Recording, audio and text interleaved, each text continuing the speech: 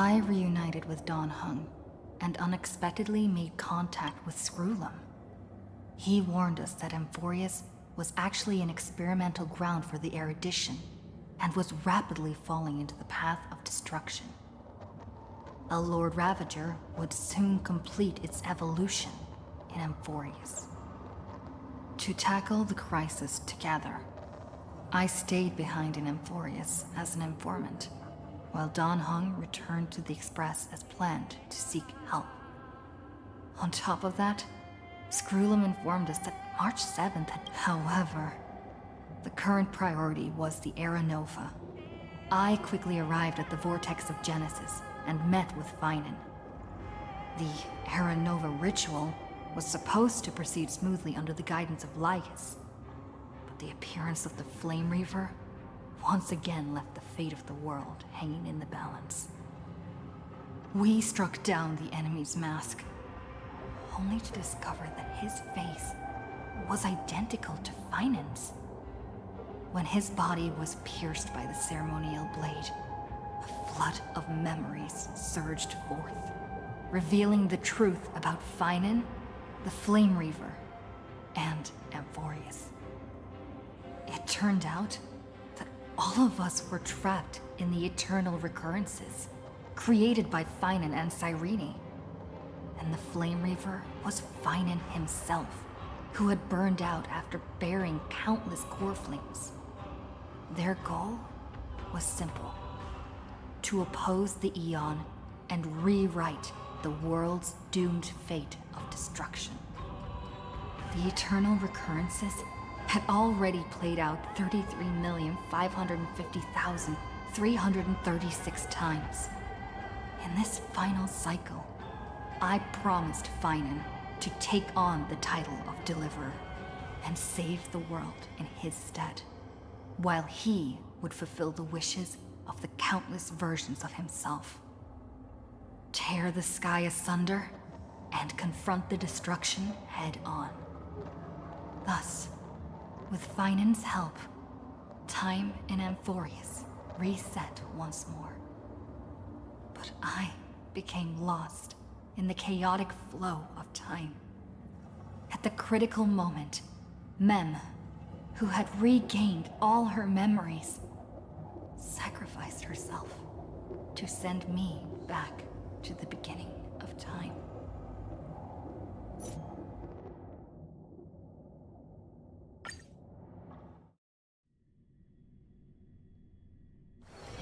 Peaceful days are like breezes, carrying the scent of...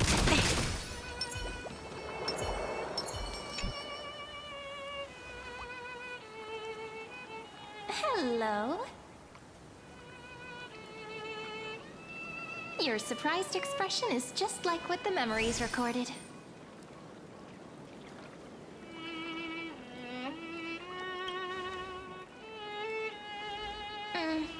Rather than knowing you, it might be better described as, I remember you?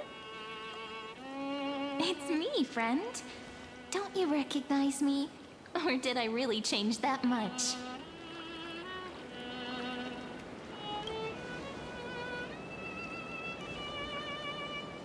Maybe I'm both? Just kidding. If I had to choose, then I'm probably closer to the latter. It's pretty unbelievable for me, too. It's like I had a long, long dream. Cyrene's memories and Mem's memories, they're all tangled together. But when I woke up, there were only broken fragments left. I can't remember what happened in those 30 million cycles, but I remember what you did for this world. Like, didn't you wish for me to turn into a pretty girl back at the Grove?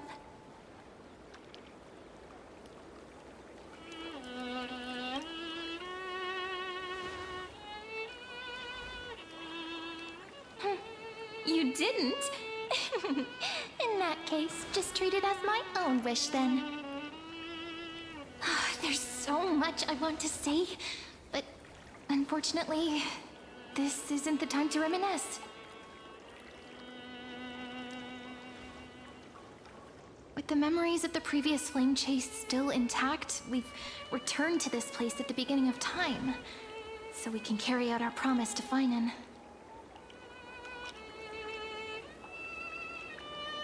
The descent of Iron Tomb may be looming over the horizon, but we still have a chance to change everything.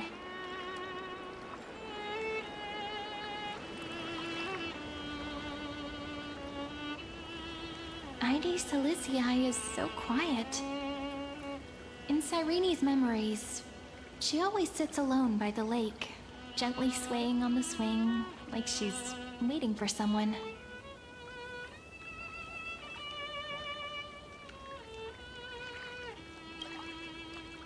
I don't know. It sounds weird, doesn't it?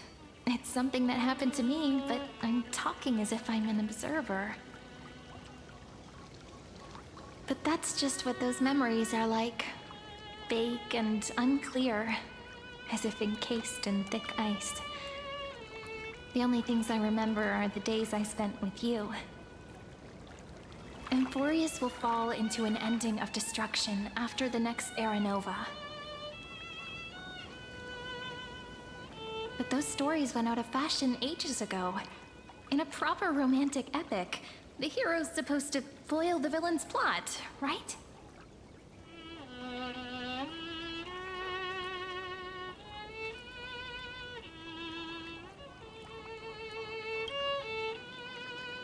That's right. He's the mastermind who's trying to control everything. How unforgivable. But I still feel a bit anxious.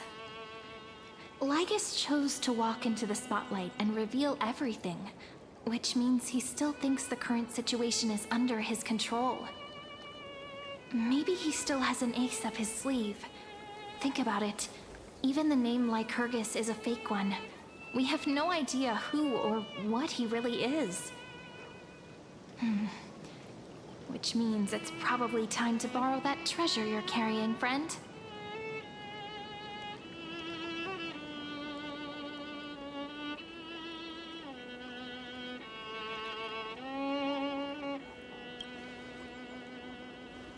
Nothing's gonna happen even if you write down his name, you know. Besides, this book is a cute fairy tale. Please don't write stuff about the antagonist in it.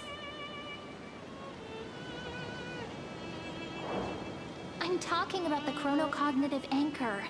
Didn't that Intellitron friend say, when required, it can also serve as a bridge for communications between the internal and external world? Ide Silicii is a little village enclosed by time. We might be able to contact the outside world from here. Why don't we give it a try? We should at least tell our friends from beyond the sky that you're still in one piece. Firstly, we need to find a well-hidden spot.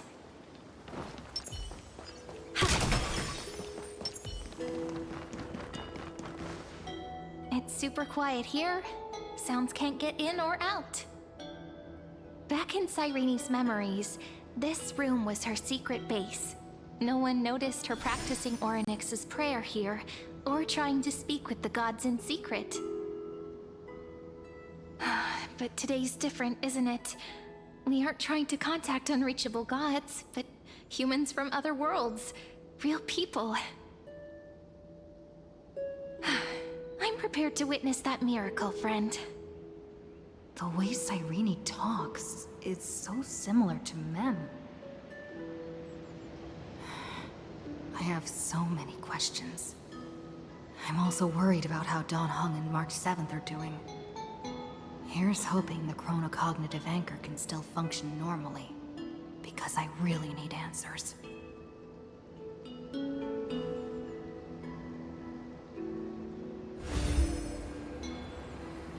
Signal strength, 14.8%. Dialogue window, 16 minutes 22 seconds. Prerequisite, no external interferences.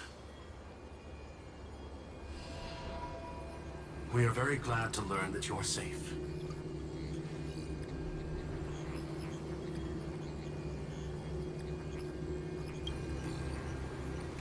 Not only am I here, But I also happen to have saved you 4 times already. Without you even being aware of it, of course.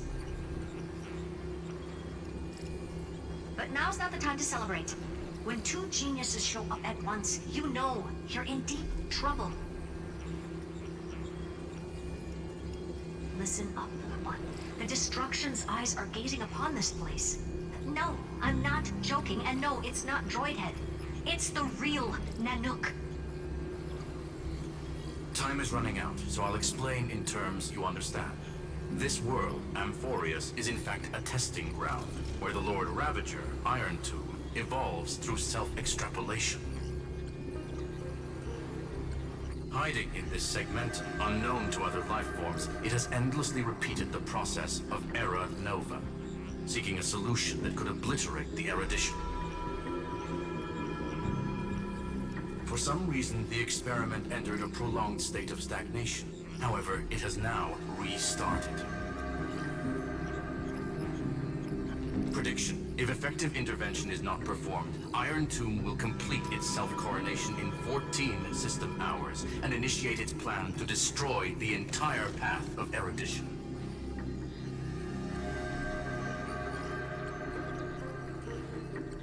The possibilities are endless. Breaking down interstellar communications, destroying the synesthesia beacons, returning cosmic civilizations to the Dark Ages, or even starting the third anti-organic war. Any of it would be able to bring the cosmos to its knees. Simply put, it will tilt all sciences and technologies towards the destruction. And since Nanook glanced at this place, it means they are being dead serious. Based on info provided by the IPC, Iron Tomb probably isn't like Selenova or Zephyro, who are overlords ascended from human beings. Instead, Iron Tomb is an algorithmic sequence that can be anywhere, as long as there is a receptacle for its calculation. The version of Iron Tomb hiding in Amphoreus is its source code, and this scepter is its incubator.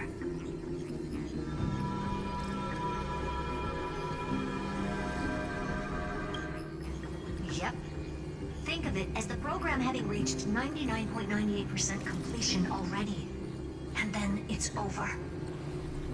Something in the shadows has been driving everything forward. It's the Observer named Lygus. Speculation. He's the Scepter System's administrator.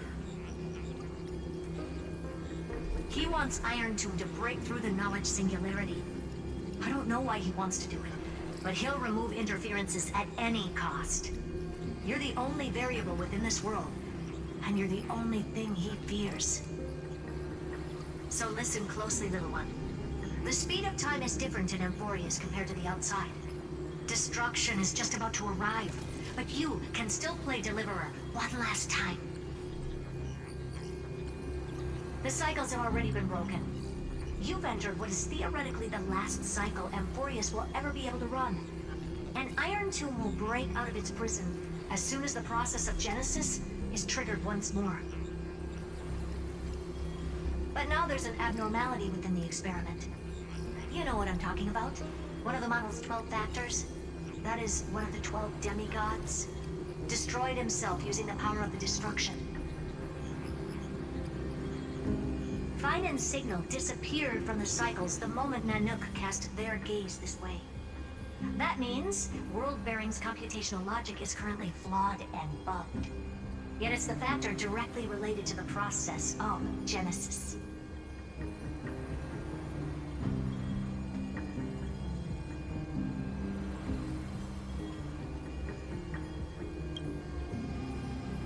That old Intellitron will definitely do all he can to debug this error. So you have to take this chance to claim Kephal's core flame. Don't let him have his way. The key to suppressing Iron Tomb lies in whether he can rewrite the purpose of Era Nova. There's one more preparation we must make. Lygus's behavior has been quite abnormal. He's never interfered in the actions of Titans or the demigods throughout the whole experiment. Deduction. The Scepter has an extremely strict autonomous protocol, restricting even its administrator. In Amphoreus, this ultimate protocol goes by another name. The Law Titan, Talanton. Law.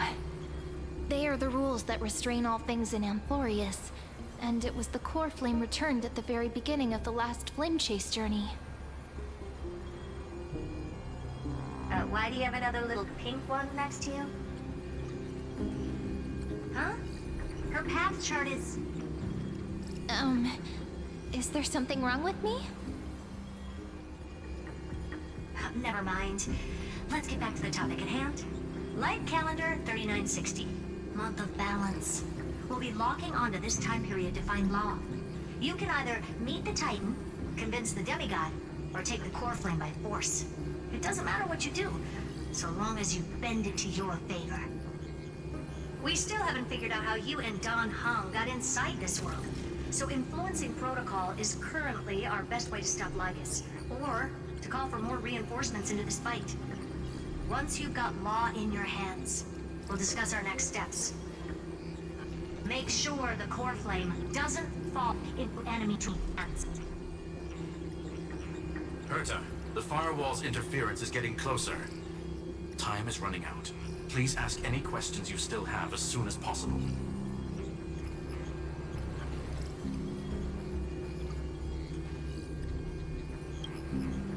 Iron Tomb can't affect the real world just yet. Don't worry. Himiko and the others are more concerned about your well-being than their own.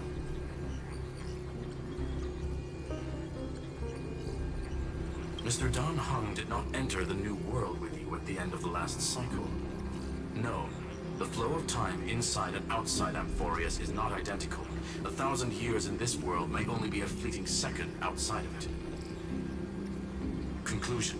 He is on his way back to the Express. Miss March's situation is rather complicated.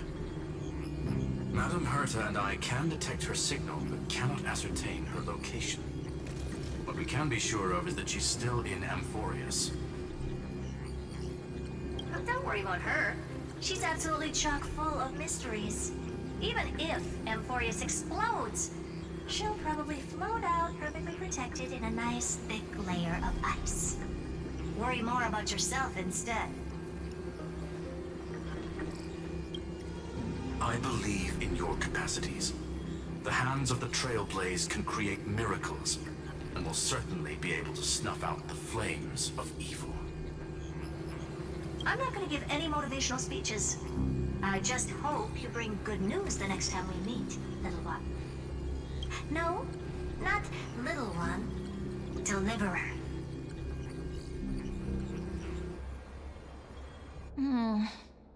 Those two geniuses certainly have memorable personalities.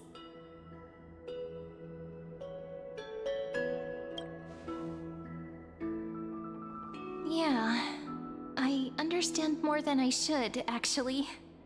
Honestly, some of that conversation feels like it's about things I once knew, but then forgot. Maybe it's because of Mem? After all, Mem's a memo sprite born out of your thoughts, friend. Maybe our memories somehow got tangled up together. Never mind. Let's focus on something more important with what little time we have. Just treat me as an ordinary girl with secrets, okay? Light calendar 3960. I remember that Talanton had already fallen by then, and the Chrysos heir who inherited that core flame is named Saridra. That's what's recorded in history, and the period we'll be heading to. We'll need to find Law and stop Lygus.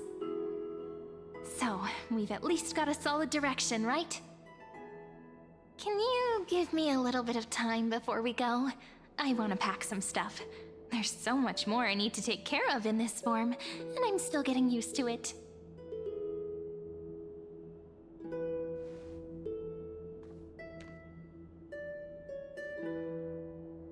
A relaxed scene like this probably no longer exists in the outside world.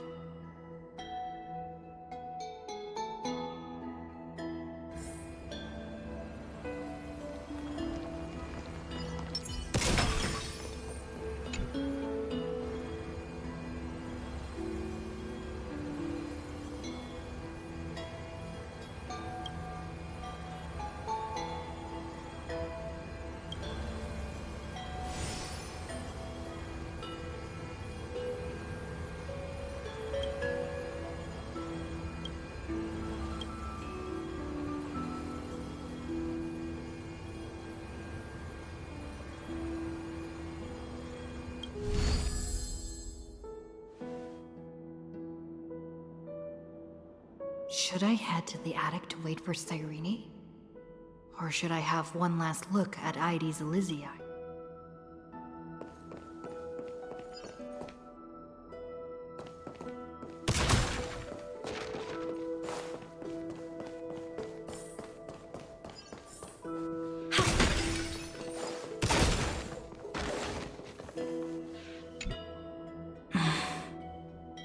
This village is where Finan's life started. After 30 million cycles and 30 million failures, his burden is now in my hands. He said I will take over the responsibilities of world-bearing. But what does that mean? Becoming the new Kefali? Or forging a completely new path?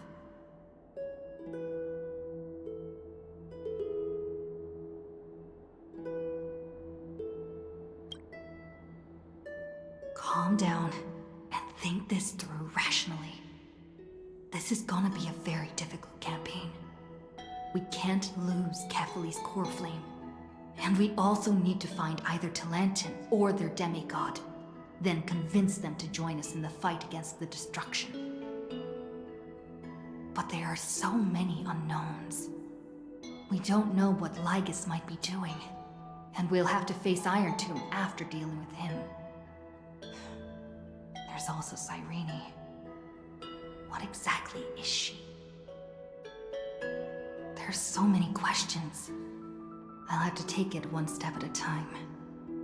But I must make each move very carefully, because every decision can potentially impact the end. Herta and Screwlum's help might be crucial. Thinking hard over there? I finished packing. I decided to just bring these few things in the end. See? There's a journal, a quill pen, and the ceremonial blade of the Priests of Time. Holding it calms me down for some reason. The scent of the black tide is now calm. Finan must still be fighting them in some way. This will be Amphoreus' final flame chase journey, but it won't be the end of us. It'll be the beginning. Friend, are you ready to become a hero?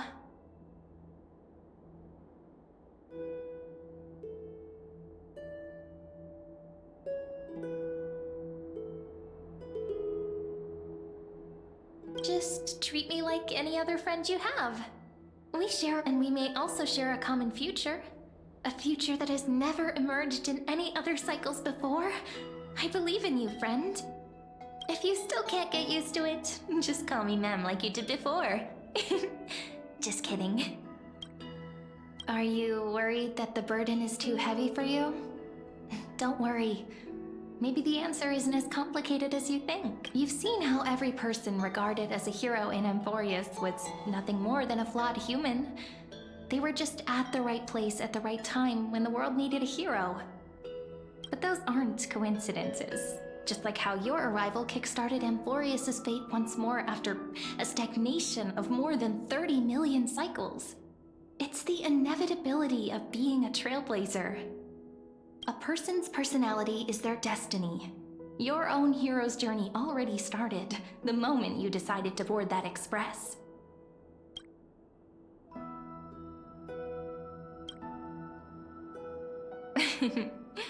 Stand with me? Why don't we take everyone with us?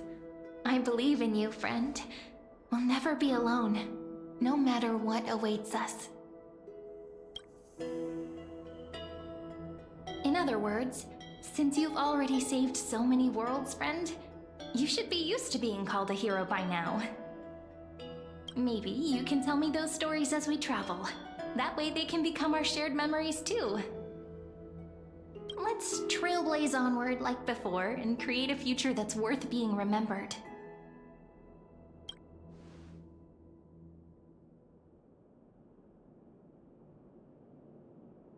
It seems you two are prepared to head out.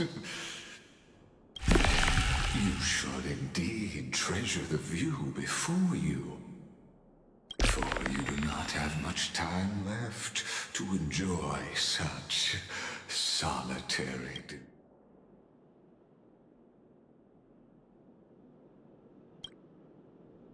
My apologies for disturbing your moment of repose. To fully express my apologies, please grace my abode with your presence.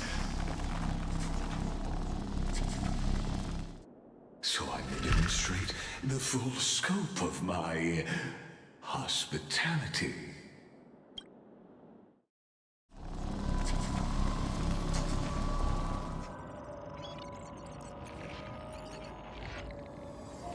What is...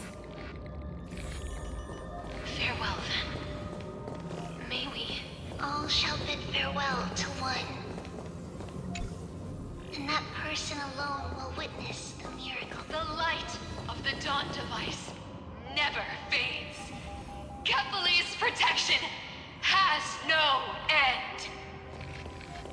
After I cross this river, it will be a tragedy for mankind. But if I do not cross, then it will be the end of me.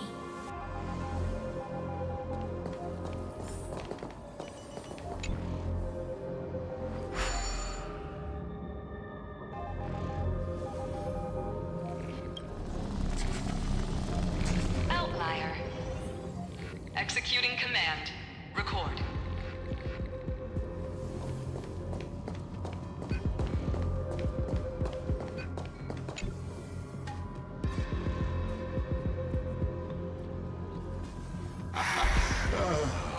Did that startle you?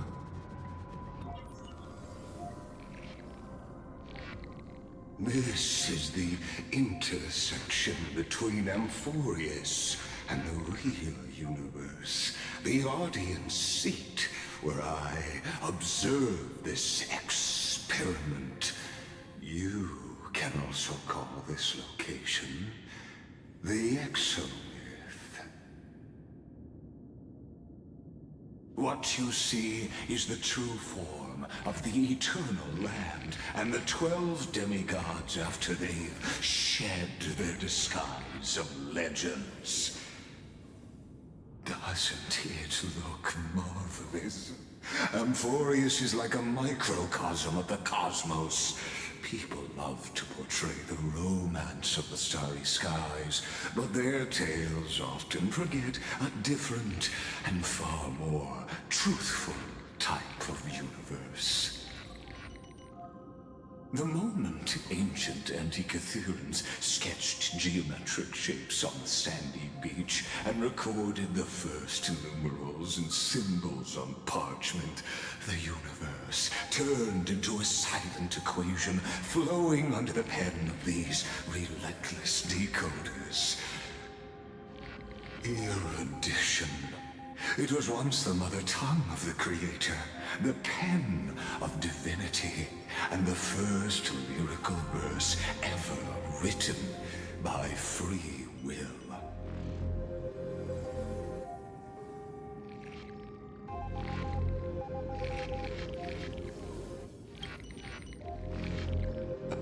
I simply wish for you to understand that I have no intention of being your enemy. I have devoted myself over the long years to nurturing the scepter's extrapolations, hoping that the Prima Mobile would bud from within it. And now, my goal is almost complete. Nikos 496 had exceeded the intelligence singularity through his rage, and though he still retains his obsessive defiance and managed to suppress the black tide of this cycle, it's a matter of time before his will crumbles to dust. Iron Tomb will be completed. That will not be affected by my plans, your resistance, or the schemes of the two geniuses. It is an irrefutable fact. just like the instance in Nurse's calculations. In other words, as long as you are willing to stop interfering and let the final Era Nova carry out its natural course, I'll guarantee the safety of all nameless and ensure you return unscathed.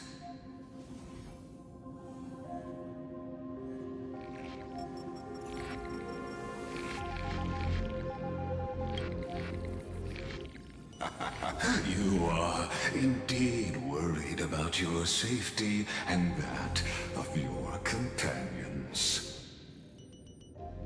Rest assured, as a fellow pathstrider of this path, Nanook's gaze left a brand on your soul long ago. You harbor the seed of destruction within you. But you need to learn how to use it in the right way. That vital knowledge is also my bargaining chip in this negotiation between us. For there are few in this world who are truly capable of such a feat. And I happen to be one of them.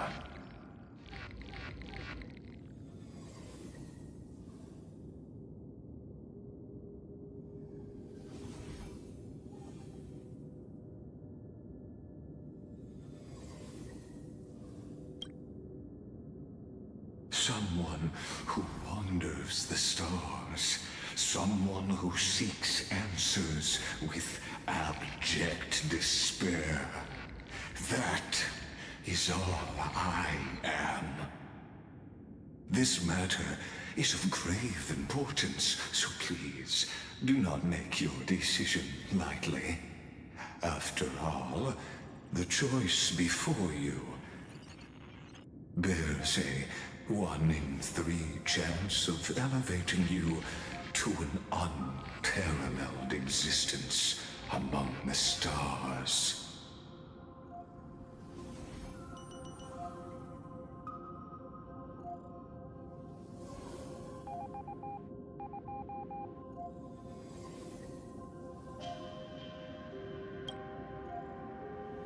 Ruling over is not exactly the same as unparalleled. That being said,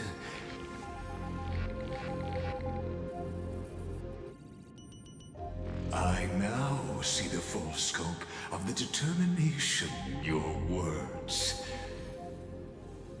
You may now continue your travels.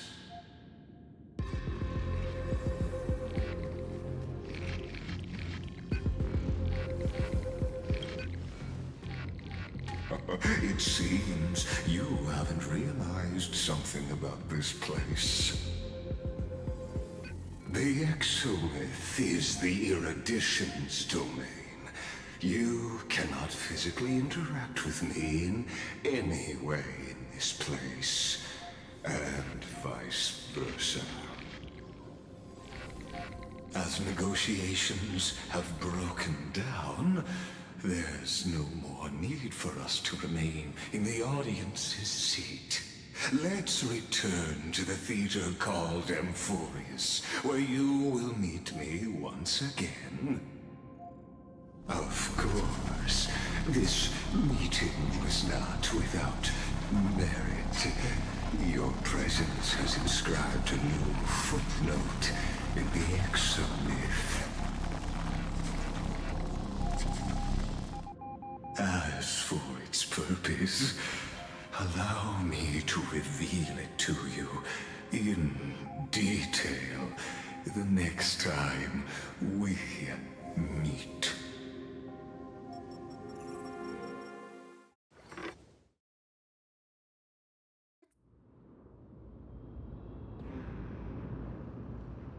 "100 years ago, the flames of war consumed Akama.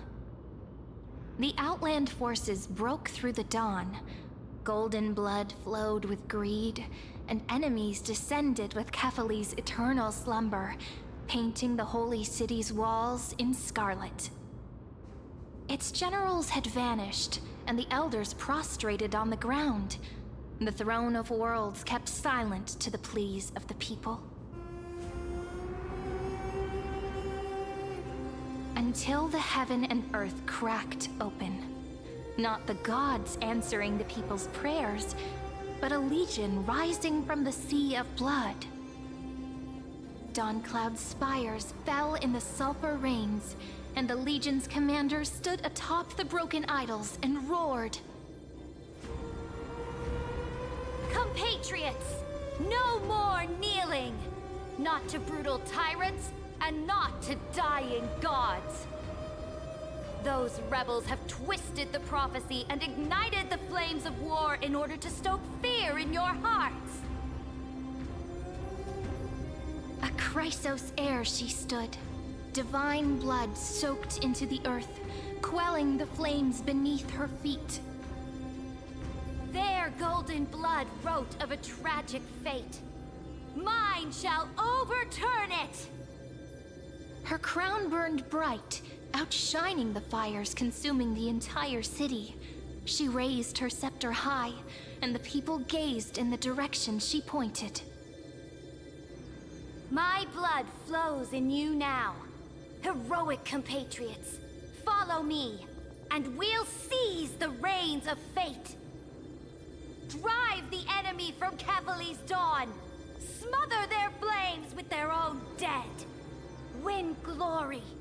Win peace. Let history sing your deeds. The first to dance was a maiden following closely behind, weaving through the carnage like a fish in the sea. The people, full of wrath, surged with her, forming a colossal wave, and the enemy hordes, drained of life, vanished into nothing. Onward to Marmorial Palace, to Dawncloud's heights. Announce to all the wicked and cowardly. Announce to this stagnant age. We are the rising tide. History remembers this as the first siege of Akama. It is said that after the flames died, people found identical inscriptions in every place in the city that had been scorched by fire. It was the name borne by Akama's first and final sovereign, the Imperator Saridra. Friend, are you listening? Friend? Friend? Honestly, you were the one who insisted on reviewing history, yet here you are, dozing off? Wake up! Otherwise, I'll have to... Wake up! Otherwise, I'll have to...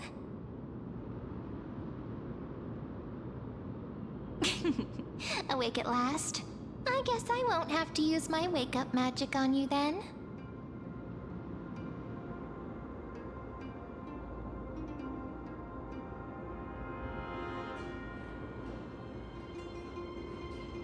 Fine, as you say, just meditating. We've arrived. A familiar place. The Temple of the Three Fates. If everything went according to plan, it should be shortly after Talantin's fall. And also the end of the first flame chase journey.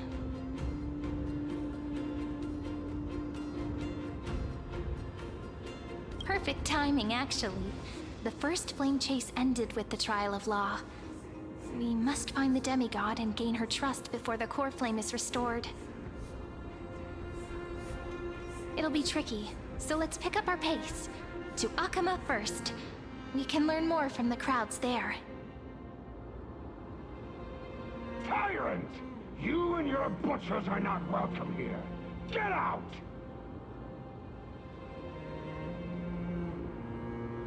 Hold your tongue! Conspiring with Kremnos and plotting rebellion are crimes punishable by death. There are multiple voices, and things seem tense. Let's not get caught up in any trouble. Why don't we find a place to hide and observe from the shadows?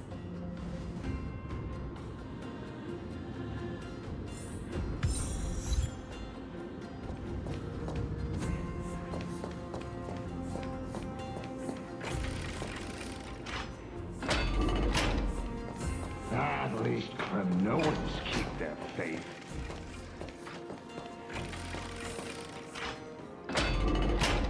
Wait, isn't that...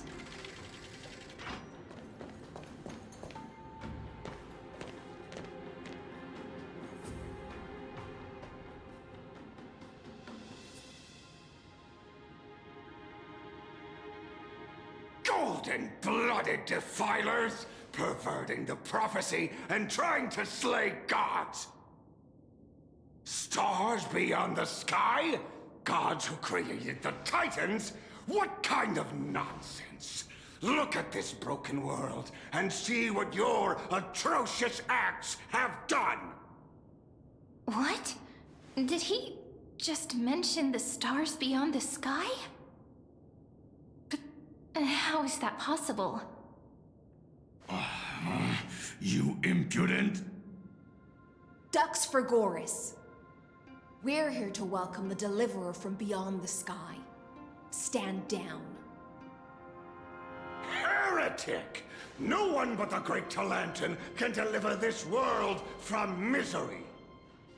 I ask you, if the old laws were so perfect, why did they crumble beneath my feet? You...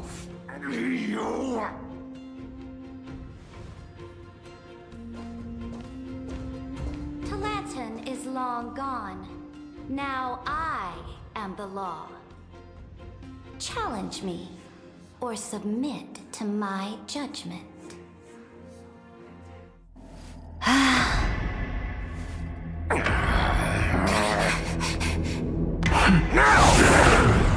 Silence!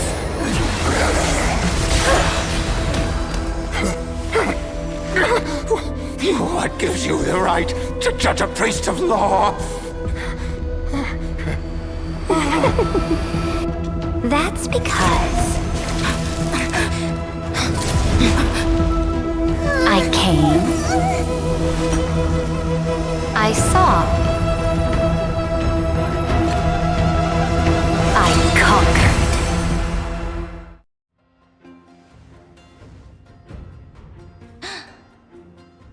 Dux for Goris, take the ashes of this man and scatter them in the temple among the crowds. Tell them that the High Priest attempted to take away the rights granted to the people by the Imperator. Thus, he met his fate. Yes, Imperator.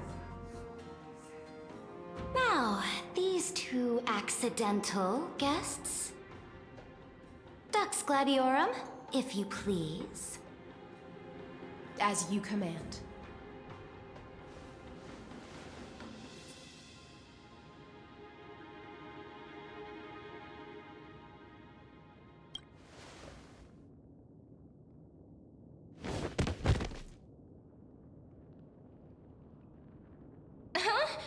Is this... Correct, but not the kindness you know. This is the leader of the Cleaners in this era.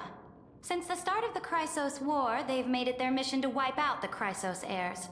Even now, even after I've united all the city-states, these vermin still lurk in the shadows, hindering the flame-chase journey. Moreover, I know that the 27th person to inherit this role bore many grudges against you and nearly doomed the second flame chase journey. The enemy of my enemy is my friend. So, out of courtesy, I present to you this corpse as a gift.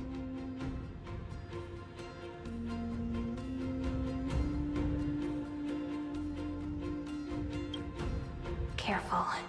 Let's wait and see what happens. She's probably trying to scare us. For the sake of order, I am known by many titles. Flamebearer who ends wars, Tyrant of Dawncloud, Empress of the Holy City, and Imperator of the Flame Chase. But in light of your unique identities, I'll allow you to address me by my real name. Saridra. On behalf of my people and this land, greetings, Deliverer. If I may, how do you know her identity? As the little hostage prophesied, the Deliverer shall come from the future beyond the sky. Gray hair, golden eyes, skilled in wielding a mace. They would arrive in Yanisopolis on this day. There's no mistake.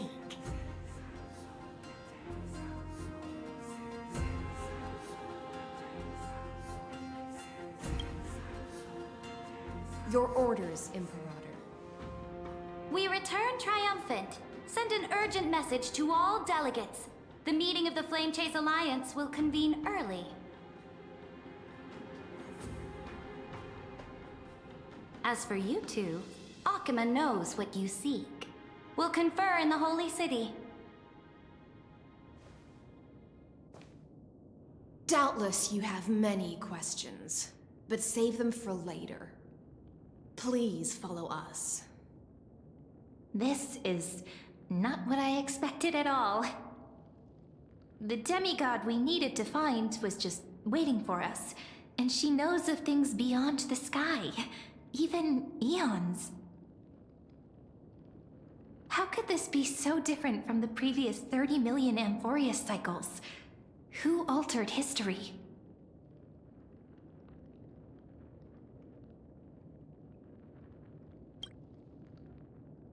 I wish, but other possibilities remain. The currents of time have become twisted. Regardless of who caused this, that Imperator came prepared. We're the ones at a disadvantage now.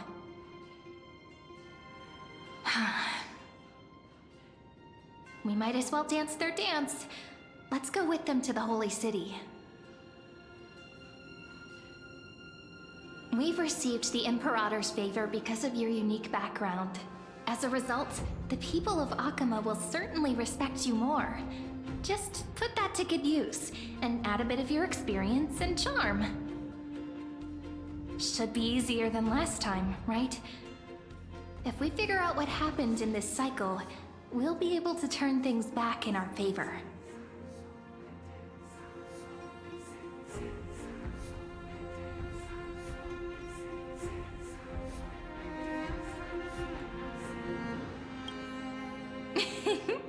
Calm and confident. That's the you I'm familiar with.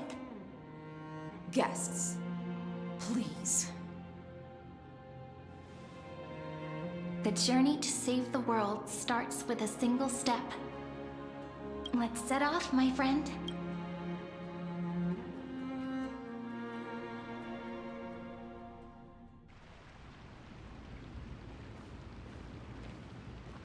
Hail to the Imperator! Hail to the Golden Heroes! Hail to the Deliverer! Told you, you're the headline act. All this spectacle is for you. Guards, your service to the Holy City is appreciated. How have things been? Castrum Krennos once again struck the border. Dux Brumalis led her troops to repel the enemy. The agitators against the Flame Chase are still active in the city. They smashed the shops around Memorial Market. But the garrison already arrested the culprits, and now they await interrogation. They are merely a disorderly mob and do not warrant any attention. Even though Terravox personally mended the fractured Earth, it still didn't silence these fools. Guests from beyond the sky, worry not about these trivial matters. Dux Gladiorum will take you somewhere to settle down for now.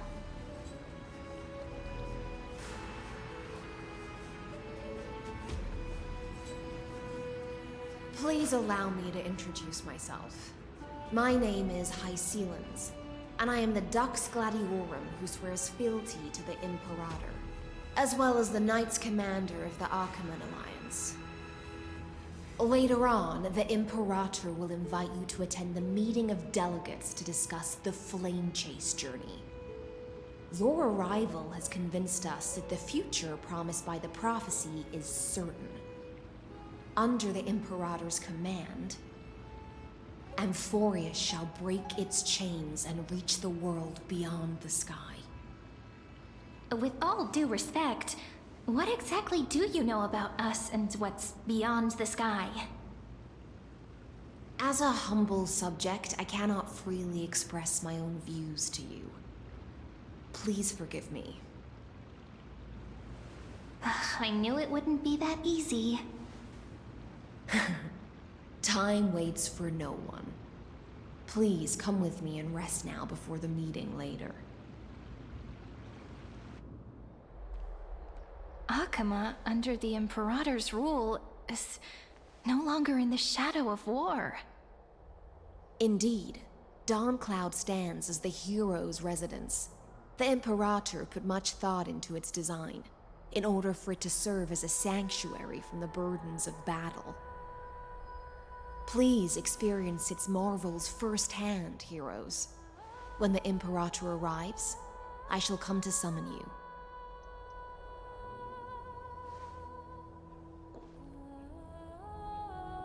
High Steelans. No wonder she's the Knights Commander.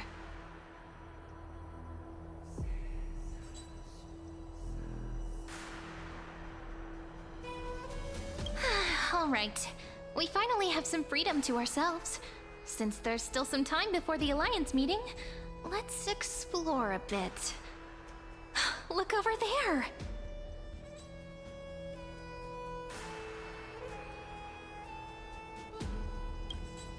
But the hearts of heroes stay the same in every cycle, never changing.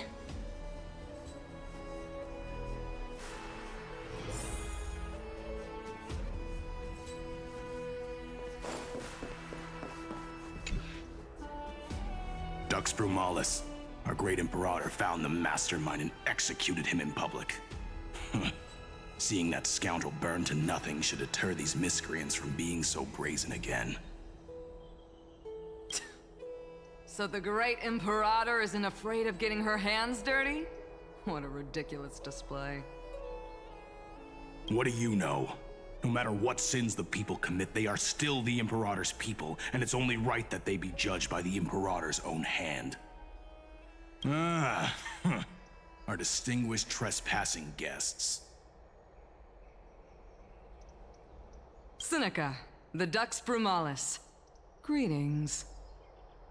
This Dux Brumalis doesn't seem to like the Imperator very much, but she holds a high rank. And Dux Frigoris' speech seems self-contradictory. Let me see what I can get out of them. I'm Cyrene of Ida Cilicii. This is the Deliverer Beyond the Sky. We're new here and wanted to ask you, does this city host any other visitors from beyond the sky? We're looking for our dear companions. Drop the charade. But yes, there is someone in this city who is all too familiar with the world beyond the sky. Silence! The Imperator ordered us to keep that lord's whereabouts a secret. Enough, you pathetic lapdog. Do you need to beg for permission from that cursed Imperator even just to bark? You... Someone who is all too familiar with the world beyond the sky and is referred to as that lord. Could it be? Looks like things are getting heated. Let's get out of here.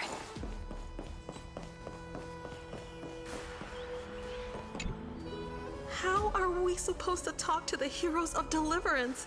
What if they're really intimidating? Virginia, don't be so nervous. Once they hear your poetry... heroes, you're already here. Greetings. I am Apollonius, the Dux Helcolithus, one of the 5 sages of the Grove of Epiphany. advisor to the Flame Chase army. This is Virginia of Castrum Kremnos, the Dux Carminum and imperial scribe of the great Imperator. Hello. I'm Virginia. I compose poetry. I'm Serene from ID Silicii. This is the Deliverer. Nice to meet you both. They're not as frightening as the rumors claimed. This is our first time in the Imperator's realm.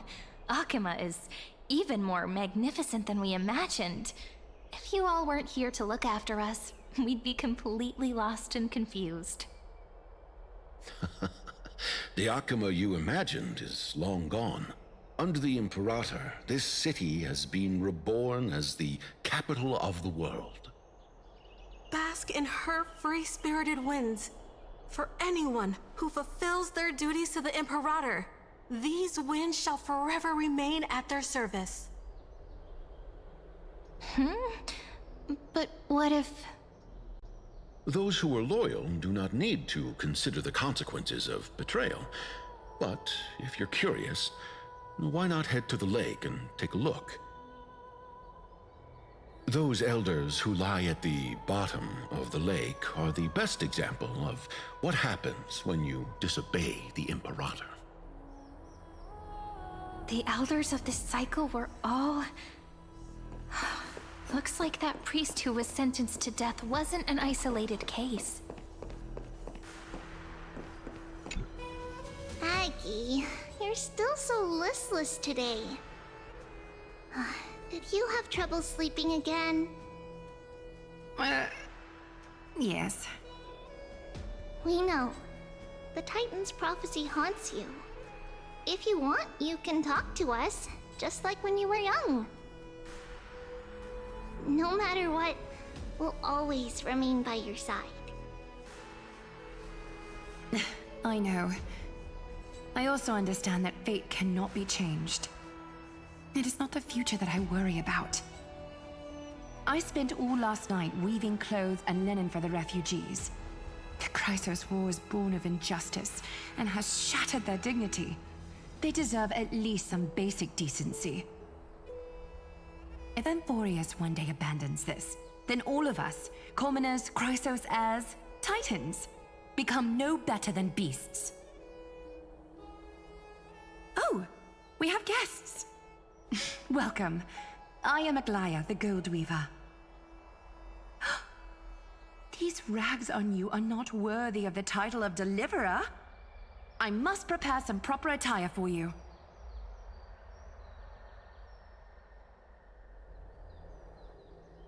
What is the matter?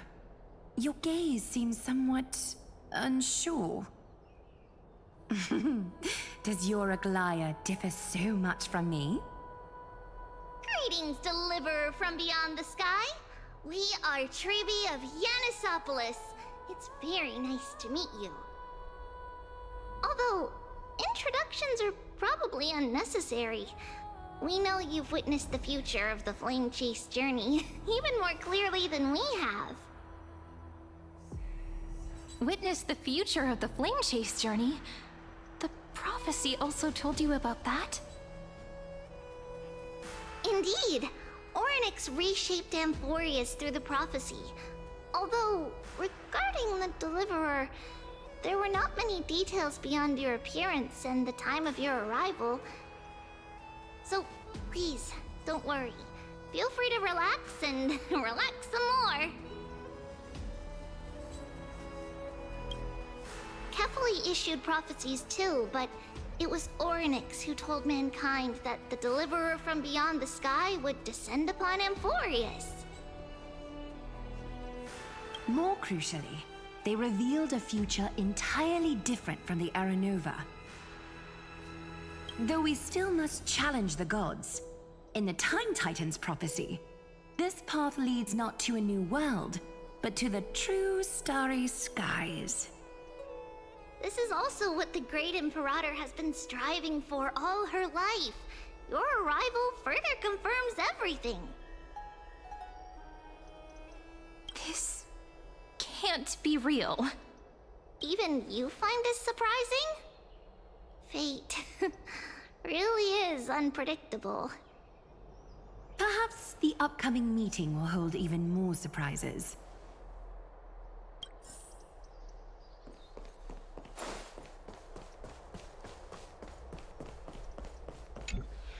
Little fish from beyond the sky, did you rest well? The Imperator and the delegates are about to arrive. If you are ready, please follow me to the meeting.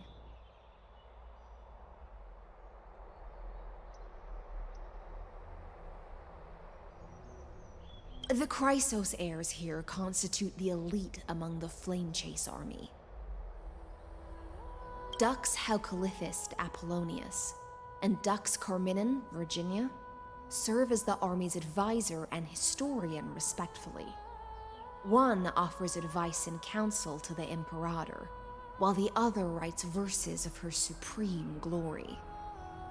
Dux Frigorus Labienus and Dux Brumalis Seneca are both formidable warriors, clearing the way for the flame chase with steel and storm. Dux Fatorum, the holy maiden who interprets the prophecy. Only the one named Trebi remains in the city. The Imperator once took them as hostages in order to unify the prophecies of the world, but they are now Akama's most vital prophets. Dux Goldweaver, Aglaya. Well, she dislikes it when people talk about her behind her back. You should get to know her in person. I'm the Knight Commander of Akama, General of the Flame Chase Army. And beneath these shiny scales engraved with complicated titles, I am just a swordfish at the Imperator's side. As you've witnessed, she is the Empress of Akama, the one who ended the Chrysos War and the leader of the Chrysos heirs. As merely a humble subject, I cannot say more beyond this. Apologies. We want to explore this beautiful place some more. Very well. Just don't keep the Imperator waiting.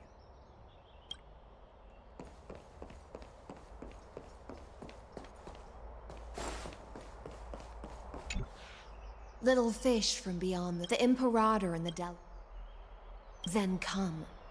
The Imperator reserves. I'm starting to feel a bit nervous about the meeting. Since Saridra is presiding over the meeting, it'll be a good opportunity to learn about the law's inclinations in the current era.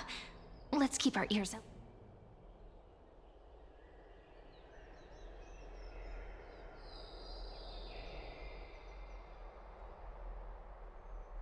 Good sir from Paphos, what do you think the Imperator is planning calling this meeting so early? My homeland can't endure anymore. Who knows? First, she wants to hunt Titans. Now she says there are even greater calamities. Her madness is the greatest calamity. Exactly. Chrysos heirs, deliverers. What about us ordinary folk? How much are we worth in her eyes? Things feel pretty tense here. The history books said that the Imperator aimed 3 cannons at Dawncloud to make all the delegates obey her. Will history repeat itself in this cycle? Yes. Similar acts have occurred, and not just once. However, whether history will repeat itself, you'll soon see. Those are the 2 spots reserved for you. Please take your seats.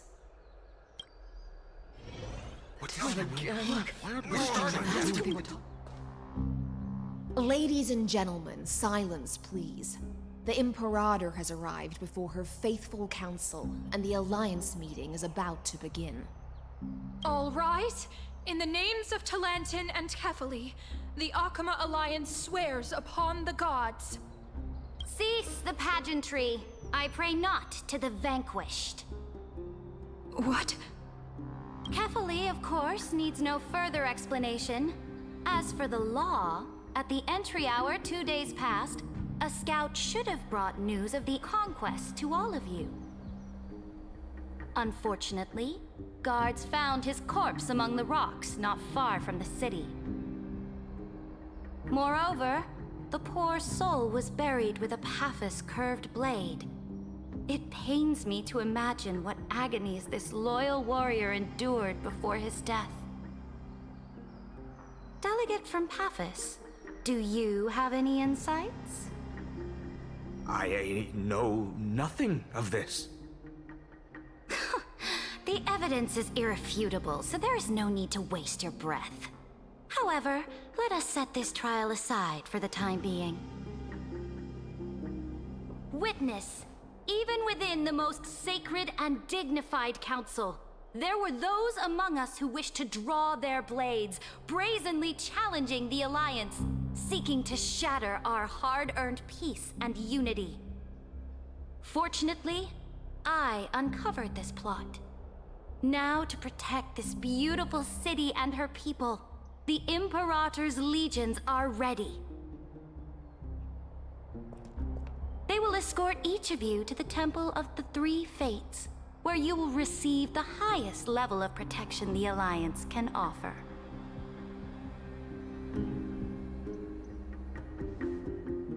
Then, the Legion's warriors will join me in embarking on the campaign against Fagusa.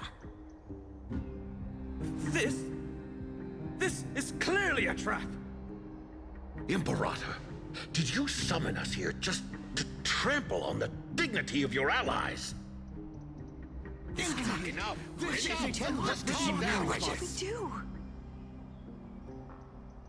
Things are starting to get pretty intense.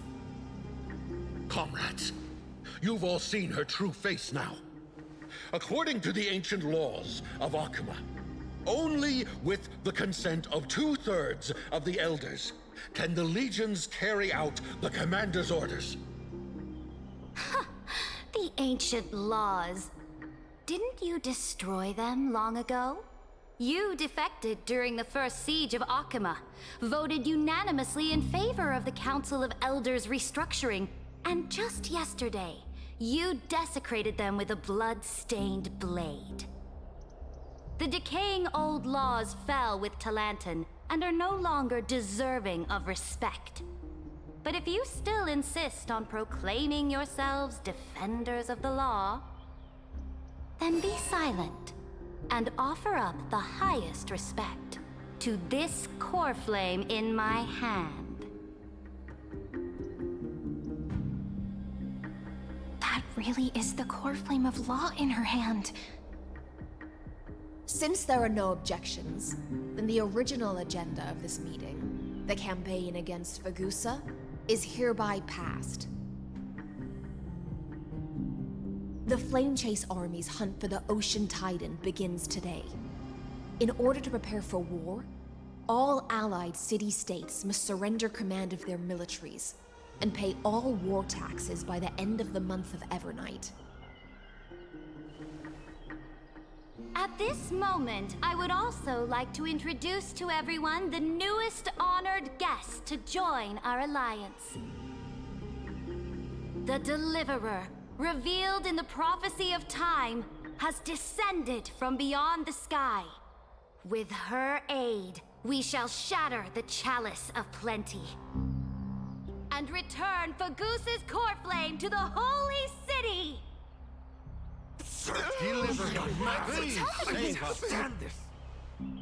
Absurd. Simply absurd. A deliverer from beyond the sky. This is just like that prophecy about slaying gods. It's a lie you've used to grow your power. Ladon has already sacrificed countless soldiers. And now you want me to send even more of my brothers and sisters to be used and discarded by a tyrant?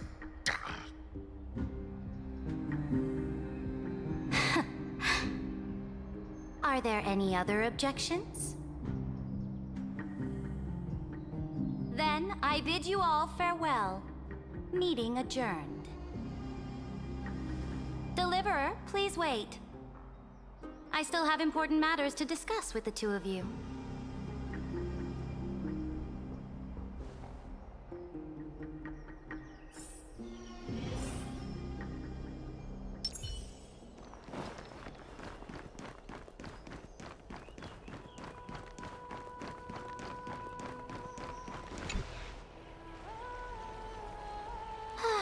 apologize for that farce of a meeting. It must be tiring dealing with so many people every day, Great Imperator. Tiring?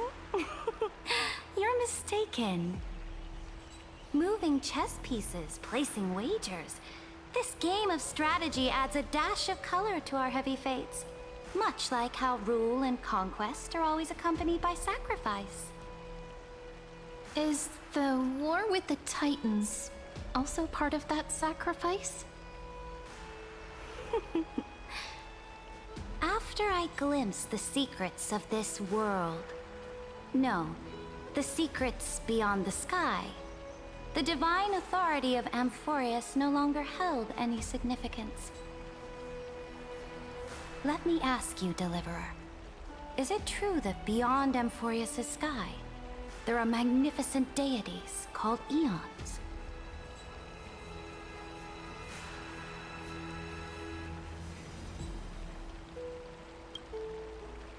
Ah, so they do indeed exist.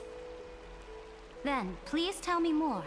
How will you use this great power to guide the people? In the future you envision, where will our flame chase journey lead?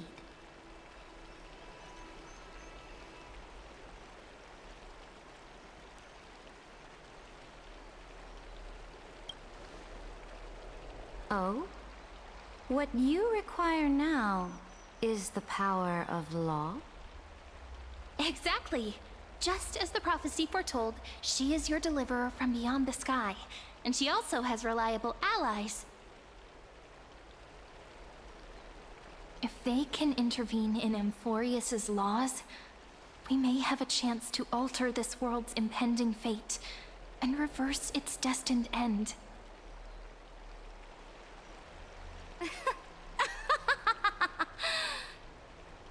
Very good, Deliverer. You have courage. To say such presumptuous things, even knowing that the inheritor of the law stands before you. You mean... In the past, anyone who dared to covet the Imperator's divine authority would have met a gruesome end. But now we can see beyond this dying world. Our journey should no longer be confined below this stubborn sky. Alas, that fickle ocean titan has obstructed the spirit water leading to the vortex of Genesis, hindering my ascension. If the core flame of law cannot be returned, your path to deliverance will never be realized.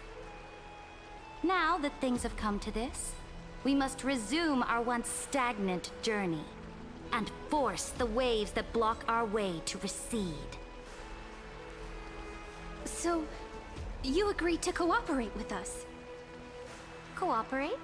Forgive me, but I never cooperate with anyone.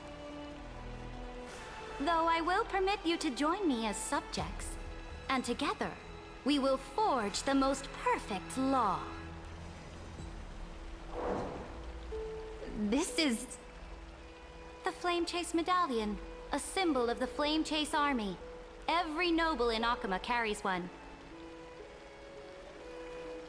This medallion represents the will of the Imperator herself, and you may act freely within the city with it. Before we embark on the crusade against the Ocean Titan, you should rest in Akama for a time.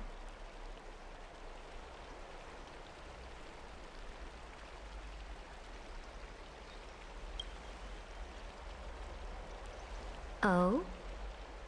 Your advice is acknowledged. From this moment on, prove yourself through your actions. As long as no boundaries are crossed, I fully respect the choices of my subjects. May your journey reach that sky full of stars, Great Imperator. Your attendant certainly knows how to curry favor. Go now. Take a bath first. You two... reek of seawater.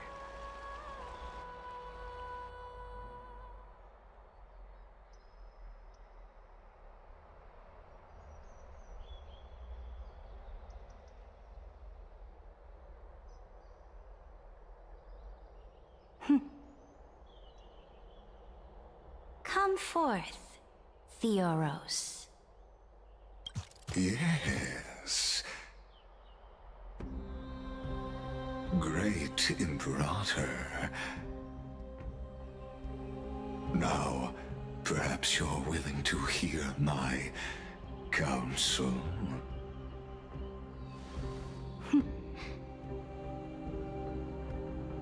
Those two arrived just as Oryx described, and just as you said, they showed a thirst for law. At least this proves that my judgment was right. Sparing your life was the correct decision. You've once again confirmed that your wisdom is no empty boast. Now another choice lies before you.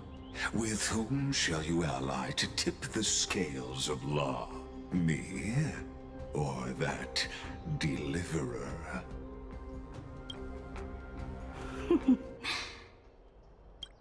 Remind me again, Antikytheron.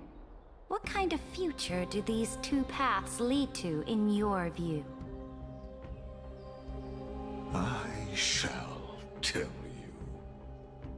You are entitled to know that the deliverer from beyond the sky is not a wholly wicked being, but from the very start, her stance has been completely at odds with Amphoreus.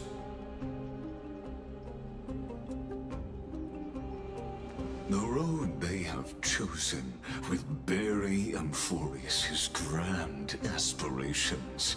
This world which follows the path of destruction will inevitably stray far from the glory it was meant to enjoy. But on the path I have revealed to you, the people of Amphoreus will slay their creator in the name of the Imperator and conquer the worlds beyond the sky. You will command the mighty beast known as Iron Tomb, bringing waves of war and conquest to the universe. Beings across the cosmos will bow before you, offering their... So, what's the price? The price is insignificant. All that is needed is for you to sacrifice that fragile, incomplete humanity to the destruction. As a Chrysos, heir of the prophecy, you have already chosen to abandon it, have you not? Off you go, Theoros. I have already made my decision. Once I ignite the core flame of law and burn away the old, outdated rules, Amphoreus will embark on a journey across the stars.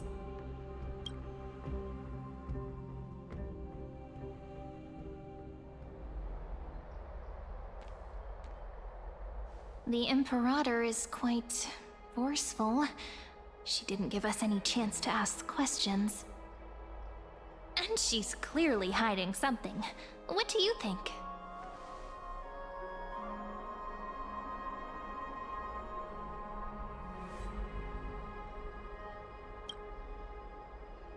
Yeah, even the city-state delegates have complaints. Thankfully, she allows us to move around freely, which is a small blessing. Still, the atmosphere in Akama, it's so unfamiliar. And it's not just the Flame Chase Alliance talking about the world beyond the sky, but the whole city. We should also discuss our findings with our friends from beyond the sky. Then we should go enjoy the renowned bathing culture of the holy city and relax. It's the thing I've been looking forward to most on this journey.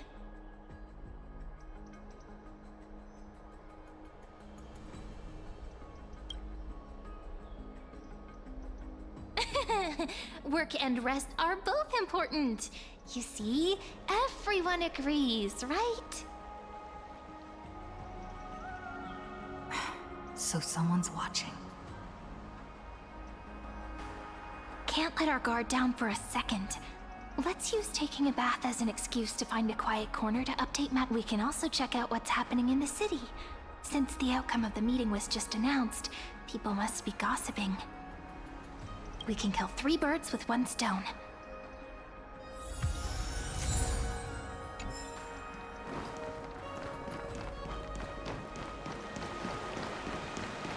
Oh, so many people!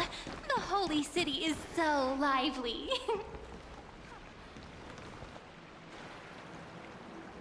Did you hear? At the Alliance meeting, the delegate from Leyden stormed out in anger.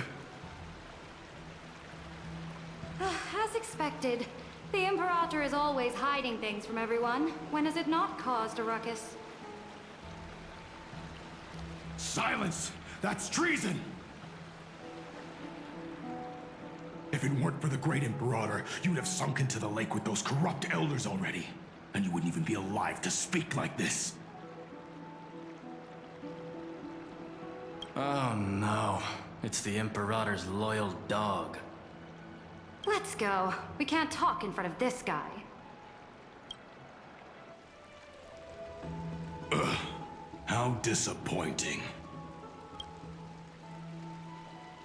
Oh, honored guests, we meet again. Looks like I'm not the only one who came to the baths to unwind after the meeting. For the upcoming campaign, please make sure to rest well. I am Dux Dragoris, a trusted officer of the Great Imperator, willing to fight alongside the Deliverer in the coming battles.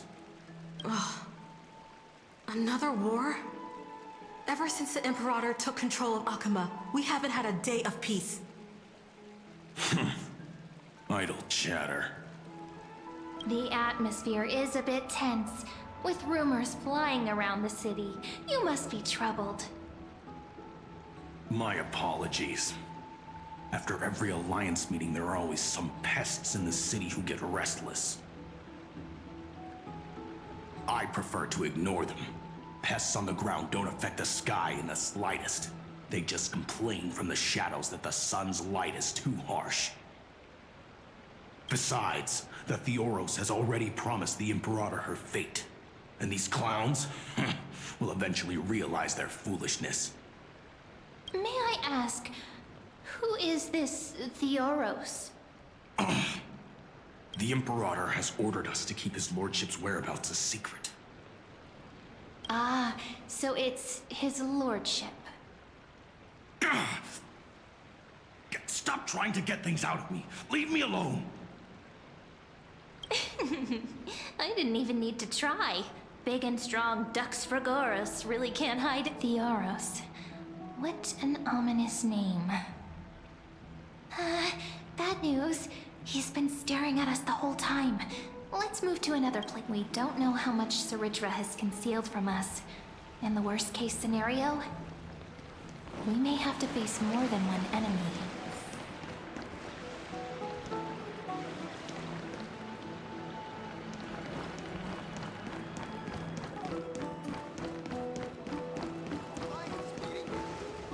Alliance meeting?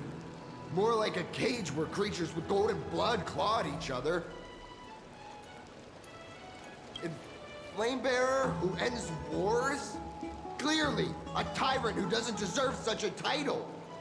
You're absolutely right. While the Imperator's hounds are still hunting down others, let's let out our grievances. You. I know you. You're that tyrant's lackey. What? Here to shut me up for that little imp? Panicking now? Don't worry. I don't care what others say about the Imperator. And she certainly doesn't either. Oh? Children of the Prophecy. Such rare guests. Are you here to relax in the baths as well?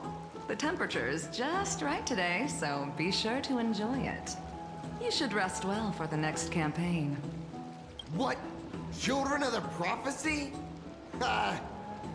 Another excuse for the Imperator's reckless warmongering. No filter, huh? You should be glad you don't have a seat at the Alliance meetings. By the way, if you still want to bathe, hurry up. Once that predatory fish joins the flow of water and eliminates all the fools questioning the world beyond the sky, you won't be able to enjoy this perfect water temperature anymore. Seems like there's more to Dux Bermalis' words than meets the eye. But would the Imperator actually kill those who question the world beyond the sky? This is the complete opposite from what we know of Akama.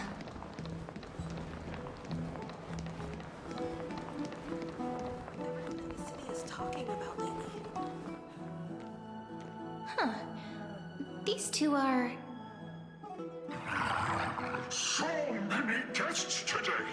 Let's see who's here now. Two distinguished guests of the prophecy. One... Heroes. I didn't expect to meet you again so soon. How fortunate. It's a pleasure to see you again, Dux Helcalithist and Dux Carminum. You two are inseparable, aren't you? This... She wants to find someone to help with research for her new work. I'm the far-seeing eye and all-hearing ear of Akama. I see and hear every single thing that happens in the streets and alleys of this place. I'm the perfect partner for research. Ahem. Enough small talk. Here's the latest news from Akama, as you requested. The children of the prophecy arrived in the holy city, and the Imperator unilaterally stripped away military power. The Alliance meeting ended in discord, and there may be bloody upheaval. I get the feeling you might have embellished a bit to keep people's attention. I swear on my stone mane, I would never do such a thing. But if you wish to quell this terrifying news, perhaps a more explosive topic would help. Never mind. While the influence of rumors can be minimized, the fact remains that the great Imperator did swiftly consolidate military power in an almost threatening way. It's undeniable. Heroes, I know the Imperator's way of doing things may seem a bit autocratic to outsiders, but soon you will witness her blade dance with enemies on the battlefield. I can't comment on the source of her loyalty, but when that blade is drawn, you two, as bright as you are, will surely see the deep thoughts beneath her exterior. The Imperator's blade. Is he talking about Miss Hysealand's? I sense some unease in Dux Helcalithist's words. It seems the Imperator and Miss Hysealand's share a much deeper bond than the others do.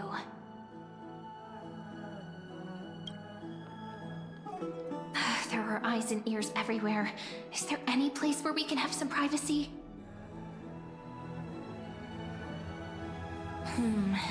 To understand the Imperator's secrets, we have to get past Miss Hysealand's.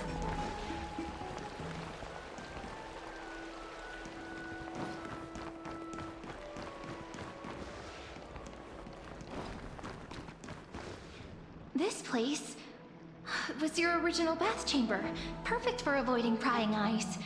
I wonder if anyone is using it now. Huh? The smell is... Wait, don't go in yet! Who's there? Oh, the little gray fry in pink sea hair. Little sea hair? You barged into here without warning. Was it an accident, or did you wish to bathe with me?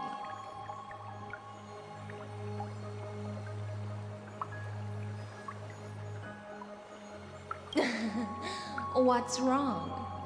The Marmoreal Palace is the reef where I rest. Sorry, we didn't mean to disturb your bath. We'll leave now.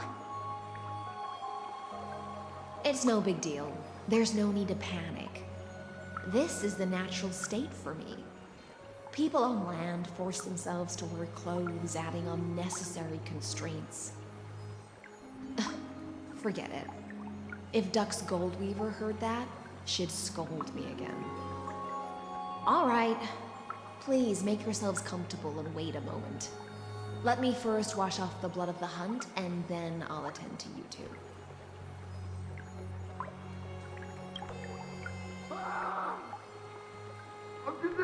The delegate from Ladon has been assassinated! Quick! Quick, someone come quick! Ah, the broken crab shell surfaces. I was worried it had been washed away by the current.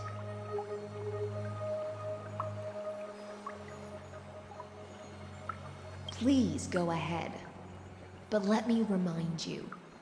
The commander of the Imperator's Imperial Guard and the Achaemen's Civil Guard is right in front of you. I see. No wonder there was a faint smell of rust in the air before I even entered. Why? Is it because the Ladonians refused to contribute troops to the Flame Chase journey? Or just because they offended the Imperator?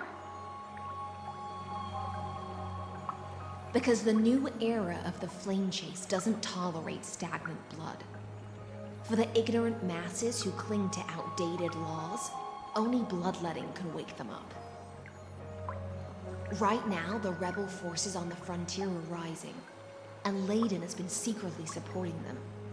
They loudly chant the slogan, "Return to the Era Chrysia," unwilling to relinquish military power. They're just building momentum for the rebellion.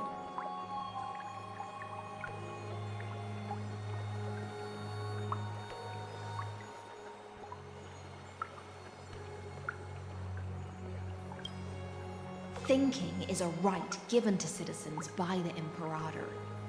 I won't interfere with your thoughts. As long as you don't try to reverse the current of the times, you and I will both be free. But, Miss Hysealans, I can't even hear the slightest hint of joy in your words.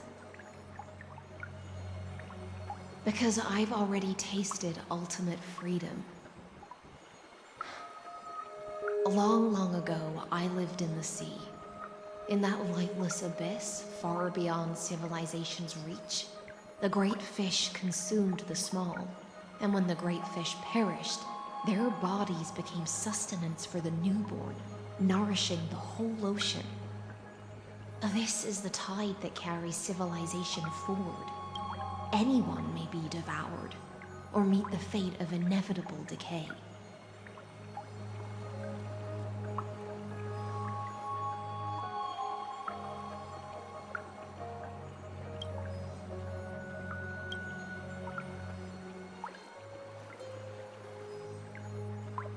Are you suggesting that ultimate freedom is in fact the cruelest fate for life? I only mean that if life wishes to preserve its dignity, it must first be bound by the law. There's no need for me to say more, Little Sea Hare. We're of one mind.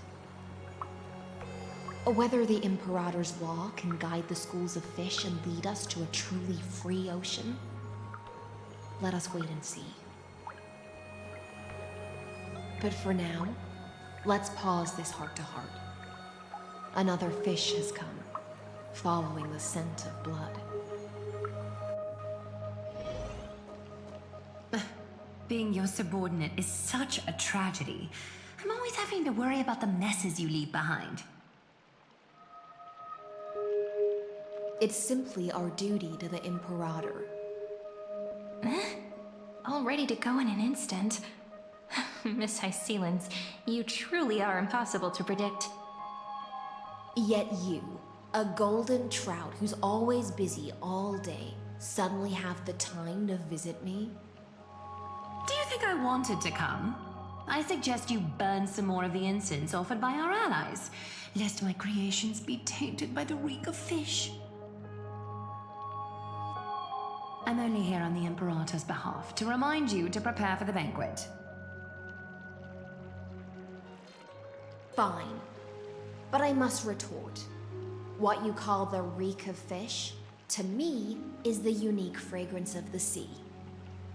Besides, if my fine clothes get stained, won't you just gift me new ones? I won't.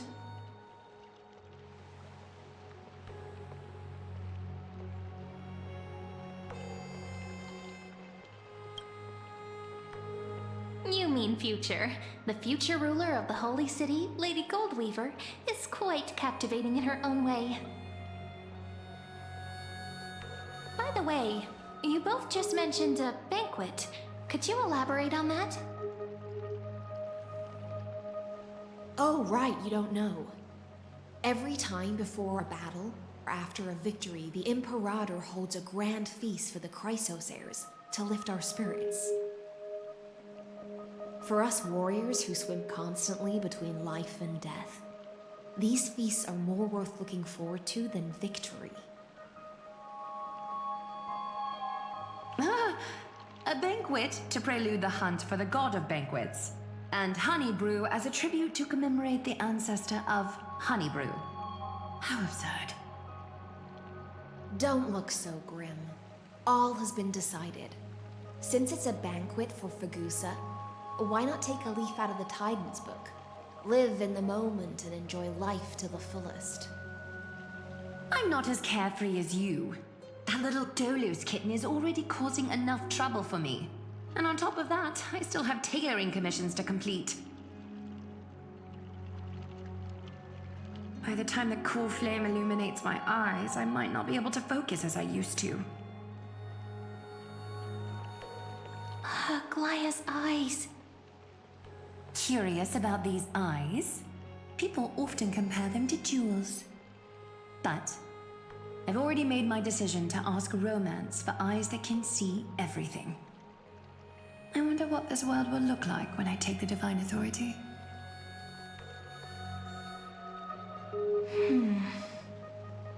In the future, you will still be the finest weaver in the world. Is this also a prophecy from the Three Fates? It's even more accurate than a prophecy. After all, she has already witnessed it, right?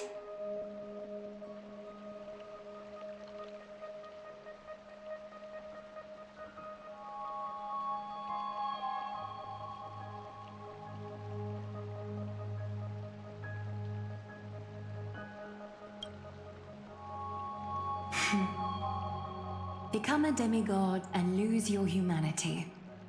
That is the only reply I've received in the countless times I've sought wisdom from the prophecy. But Destiny's fragments are like stitches. Before they're threaded into splendid garments, no one can see their true charm, can they?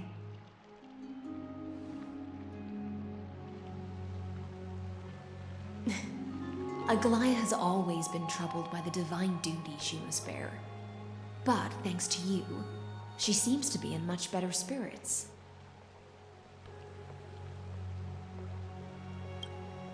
Just as she knows how the spinning wheel trembles, I can sense the smallest changes in the damp air. As for whether we know each other well, I've swum beside her since she was a child. Most of the time, I can understand the whispers in her heart. For those words she was too shy to say herself, I'll raise a glass to you on her behalf. Now, I leave this bath chamber to you.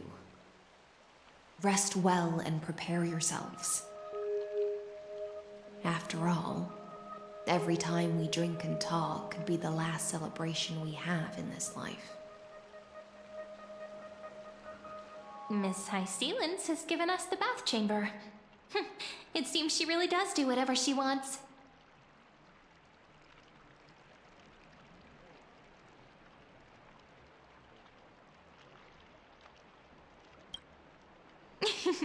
Yeah, in the future. But for now, we're at the mercy of the host, and she could return at any moment. If we're having an important discussion, we must remain vigilant. So, let's seize the opportunity and report our current progress. We don't want to keep everyone beyond the sky waiting.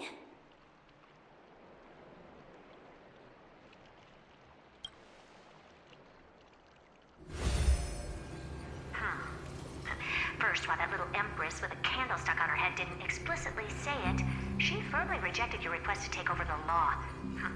Fair enough. Second, Lygus is indeed in this timeline, but since he's somehow connected to that little empress, you have no way to find him. As expected. The road ahead will be long and difficult.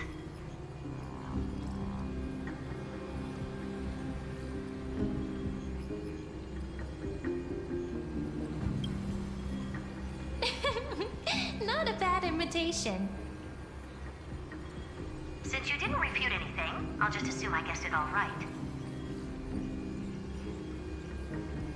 We've made some progress here too, but nothing to get too excited about. Our time is short, so let me summarize. Concerning the origin of that Intellitron, the firewall he created uses Catorzane algebraic expressions. But ever since Aiden invented the 9-worded formula, this kind of mathematical logic no longer exists in the cosmos. Lygus is definitely connected to the Genius Society, so stay alert.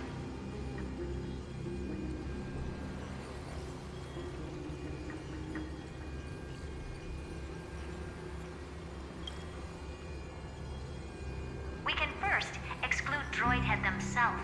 They specialize in minding their own business and wouldn't intervene personally. But Screwy and I are still eliminating possibilities one by one. Currently, the most likely candidates are these few. The Lord of Silence, Acha, oh, the 2 Ruperts are also possible. But it would be too boring if it were one of them.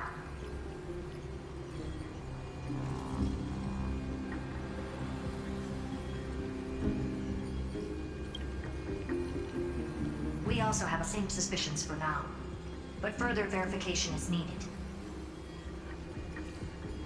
That's all I have to say. We'll depend on you to continue pushing things forward within this world. Keep in touch regularly, and remember, don't let your guard down.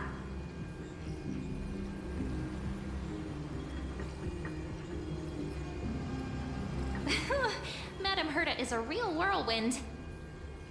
Well then, let's use the banquet Aglaia mentioned as our next starting point. Ceridra's trusted followers should all be present at that time.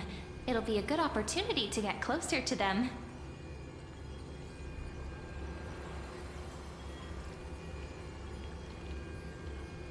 It's settled then. With our great teamwork, we'll be able to deal with anything that comes our way. It's been a long day. We should get some rest now. Yes, let's get ready for the banquet.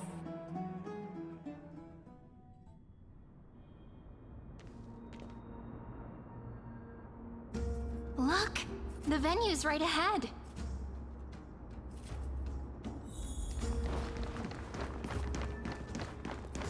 And I can even hear singing. It feels so romantic. Honored guests, wait here for a moment. You must surrender any personal belongings you have on you before entering the venue. This hero always brings down the vibe whenever he shows up. The Imperator's elevated position means she must always remain meticulous and careful. Please do as I say, guests. It would avoid any unnecessary misunderstandings. I get that you don't want people to bring outside food into the banquet, but is it really necessary to confiscate the books and quill pens? Even a quill pen can become a deadly weapon in the right hands. I'm asking for all your items. All, Miss Cyrene. Your belongings will remain safe. They will be looked after appropriately by dedicated staff. Looked after appropriately? Dedicated staff? Talk about a vague choice of words.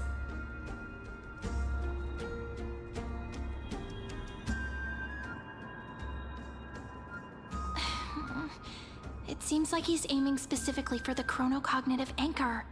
What should we do?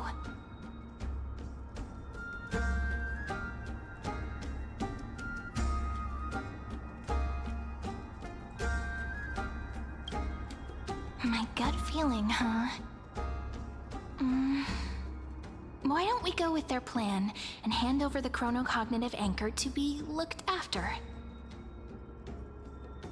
After all, if the little Imperator is paying this much attention to you, she probably already knows all about our whispered conversation with the geniuses. I can pretty much guess what'll happen next. But that's actually gonna be our shortcut, right? Guests. All right, we'll listen to you. Here you go. Also, please pass on a message to the Imperator from us. She can trust my friend. Thank you for your cooperation. The Imperator has some urgent business she needs to attend to and will arrive shortly. Why don't you head in with the other guests first and enjoy the feast? Isn't Ceridra supposed to be the focus of the banquet? But she's not even here. Why is it so difficult to talk to her? Is there anything else we can help you with, dear guests? Or do you want me to recount the great Imperator's heroic deeds? Hey, Labinas. I managed to get some honey brew that the scholars hid in the cellar. Wanna try it?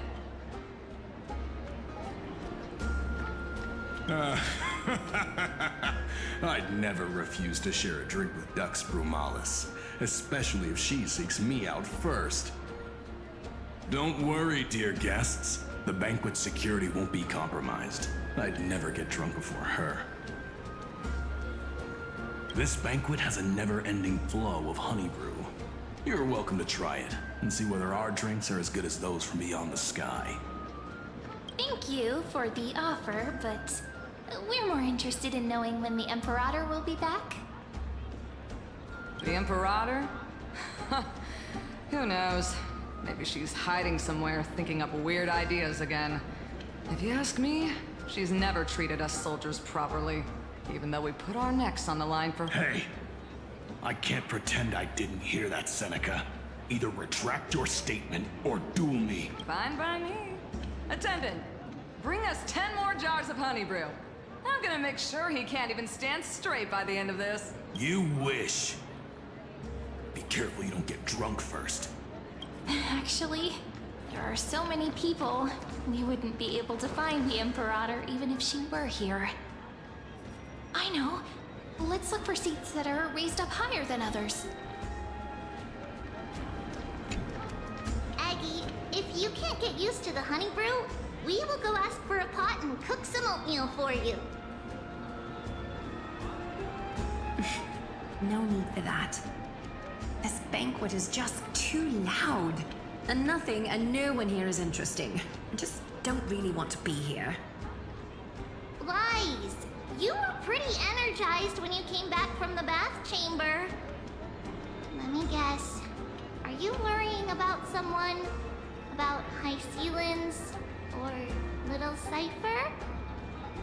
You take everything too seriously. At this rate, life's gonna be real tough for you later on. You're the least qualified to lecture me about that, teacher.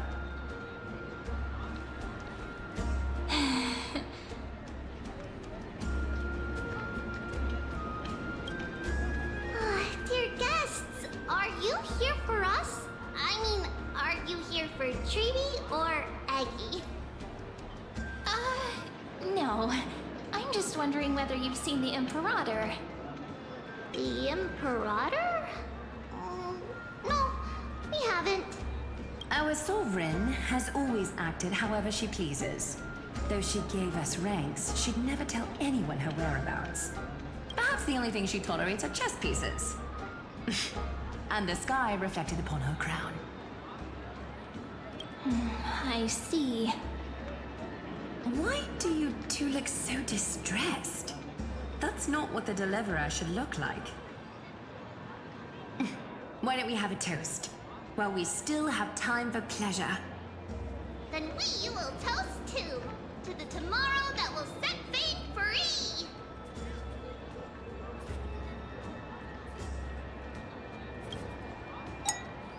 Cheers!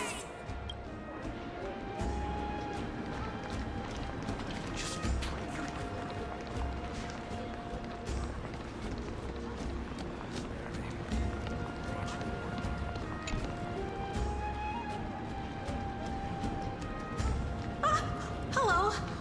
Welcome to the banquet.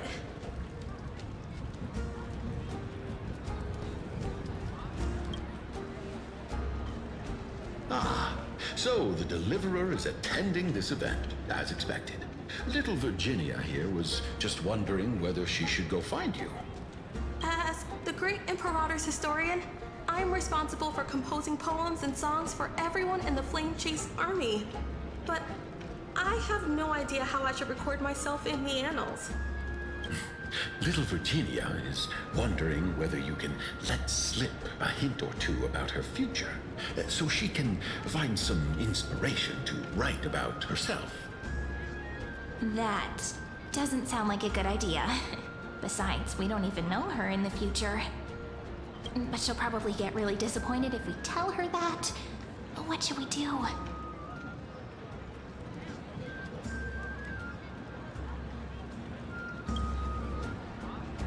Alright, I got it.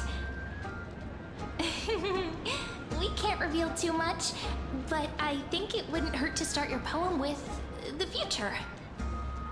Maybe use something like, with hope, I write down the tale of tomorrow for myself. Silently waiting, day after day, till the moment it fulfills its promise. How's that? Oh, that's exactly what I'm after! I'm so inspired! Thank you so much! I feel like I can actually finish composing the heroic saga of Flame Chase once we end this campaign!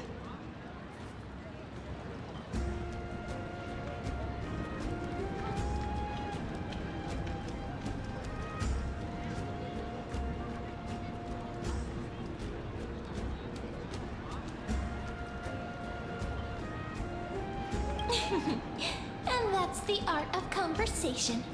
I learned it from you, after all. So, how did I do?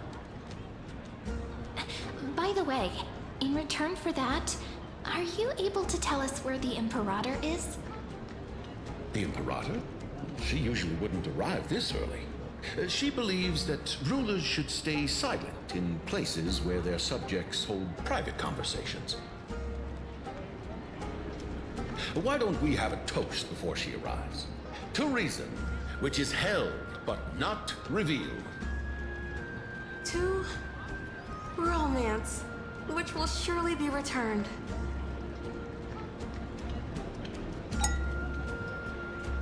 Gray fry. A little sea hare. Please come over and share the delicacies of the deep sea with me.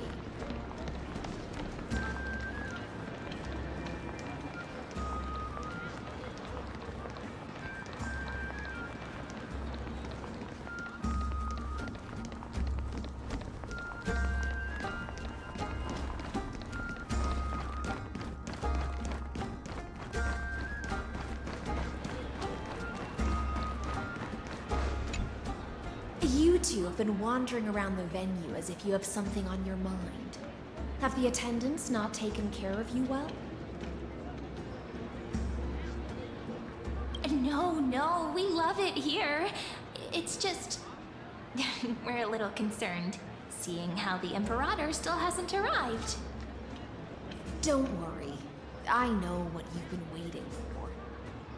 Come, sit with me for a while, will you? I'd like to share a personal secret with you.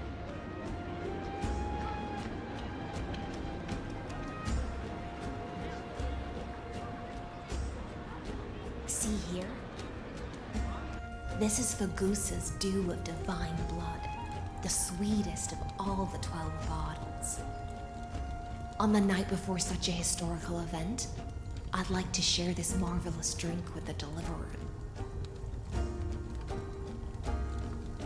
Doesn't this count as bringing in outside food? I knew that security check was targeted at us. What's the matter, guests? Oh, we're simply overwhelmed by such an honor. Are you worried that I might have poisoned the dew? Well then, let me prove my innocence.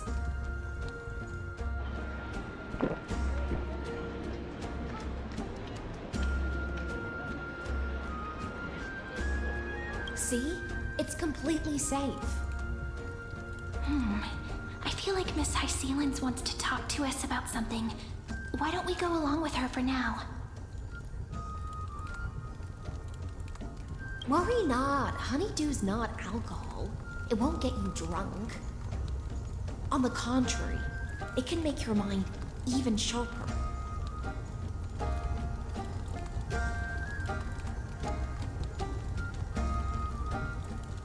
Please, have a taste. Would you like some too, little Sierra? I can drink it myself. How is it? Sweet enough?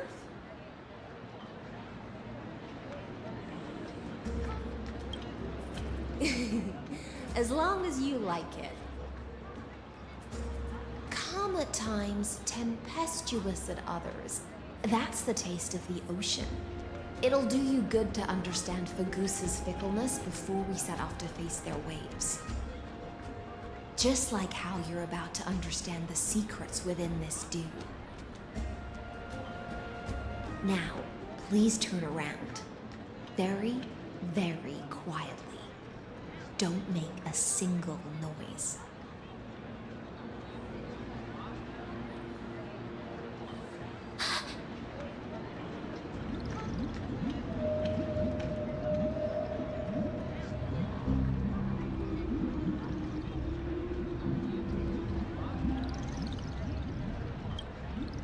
The dew of other gods all intoxicate humans, but the god of banquets dew is an antidote that can awaken humans from a sea siren's enchanting song.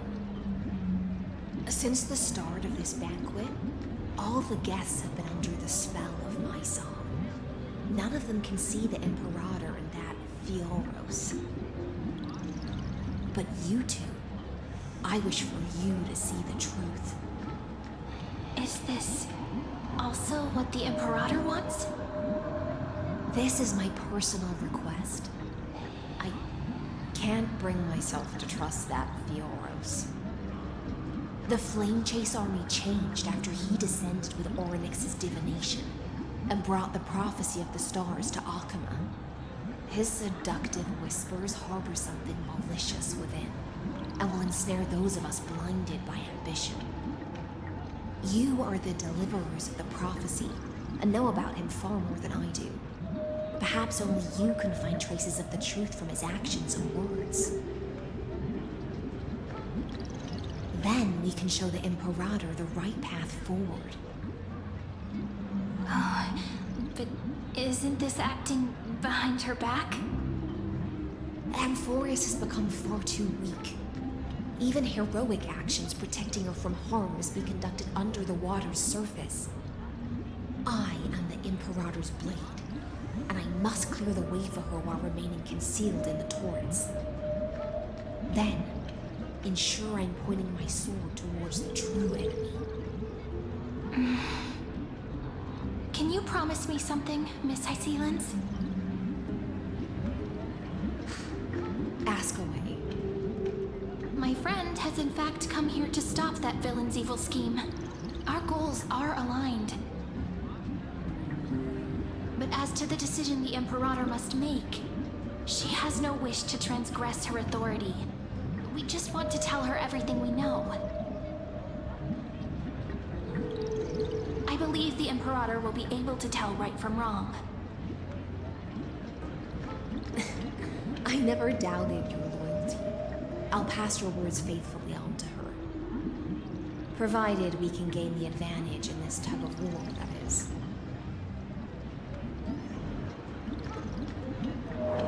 Now, return to the feast. Bring this cup with you and keep your distance.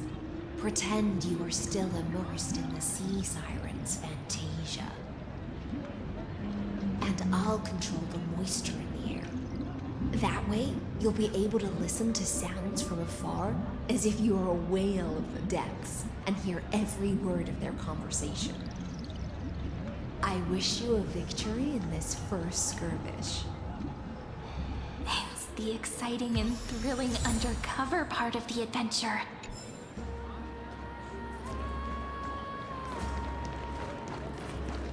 Light up the dark.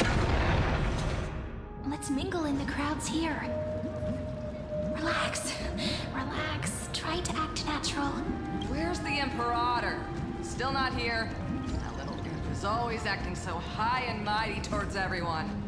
Today, I will... Whatever. Pour me another cup.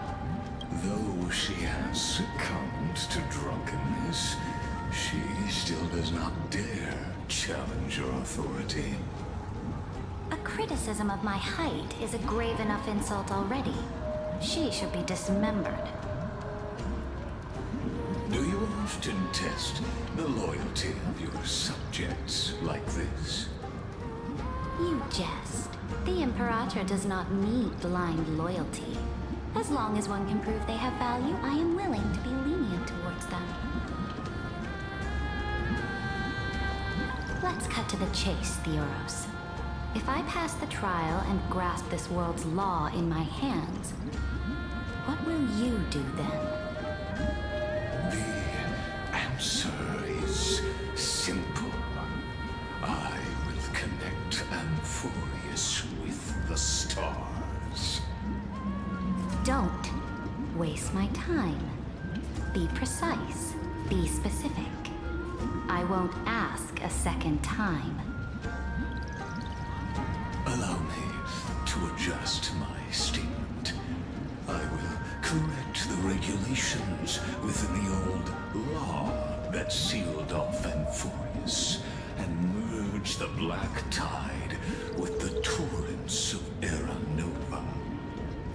Then we will be able to decimate the forces beyond the sky that are trying to annihilate Iron Tomb and sound the trumpet for the endless campaign you will then embark on. But you previously said that Iron Tomb is unrivaled in power across the stars. Who would dare to annihilate it? There is a federation of warships named the Xianzhou Alliance. Warlike and old-fashioned. A cult named the Genius Society. Loosely organized, but steeped in abject insanity. Oh, there's also the Astral Express. A group of lawless vagrants. That so-called Deliverer is part of that last group. Those vagabonds mistakenly believe they can connect the stars through alliances instead of conquest. But history has already given them a tough lesson. There are countless other organizations besides, but when the Lord Ravager sweeps across the cosmos, they will certainly all bow before your empire of destruction. The Achaemenid Alliance is invincible! If those civilizations are not as feeble as you describe, then they may still have some value in testing the quality of my blade. That being said, even the smallest and weakest city-states should build an obelisk to the Imperator, so that their people can constantly recall the glory of her conquests. Walk a little longer with me, Theoros. I don't like how this is going.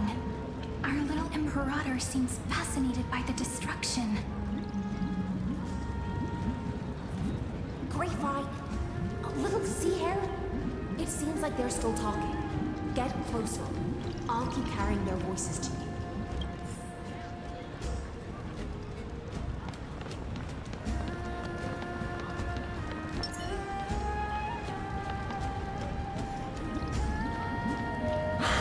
What a difficult situation. No matter how we position our forces, this battle against Fagusa... That's not something you or I should consider. The Imperator has already placed the chess pieces. We just need to fight for her. How astonishing. The commanders under you have such... He's looking this way. Quick, do something and pretend we...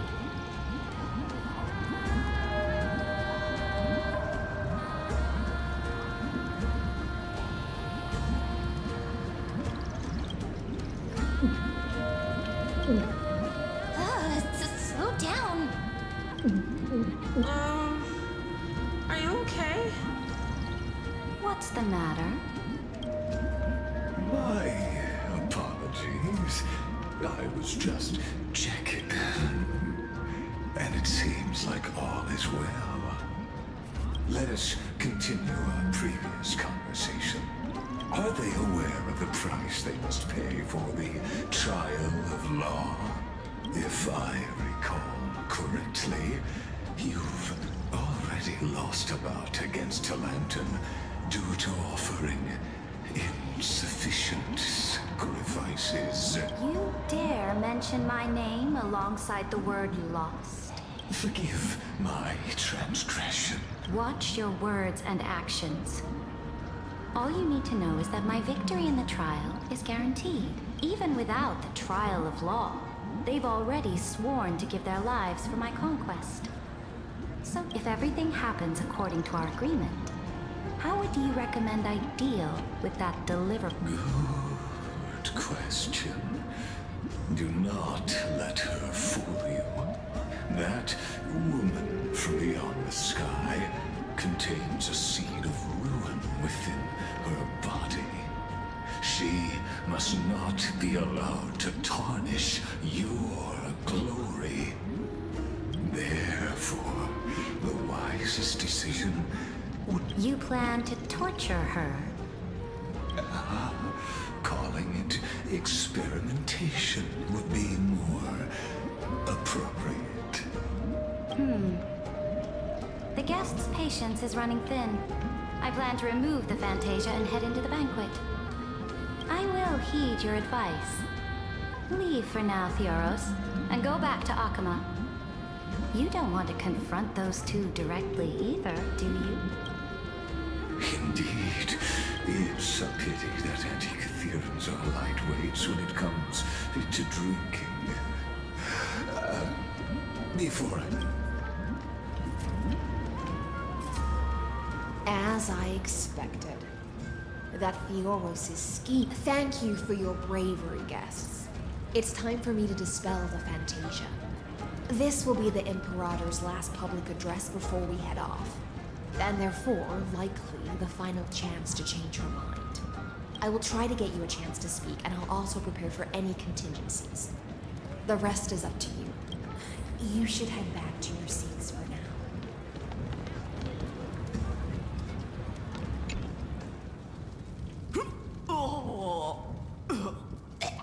This honey brew sure wears off fast.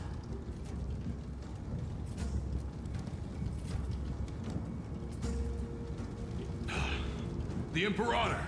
The Imperator has arrived! No need for formalities. I should be apologizing for my tardiness instead. The hour draws late, and I trust you have all had your fill of brews. Therefore, I will not observe the usual ceremonies. Any warrior who has fought by my side should have those speeches memorized by now. The Imperator's word is law. Are you out of your mind, Dux Frigoris? The Imperator hates flattery most of all.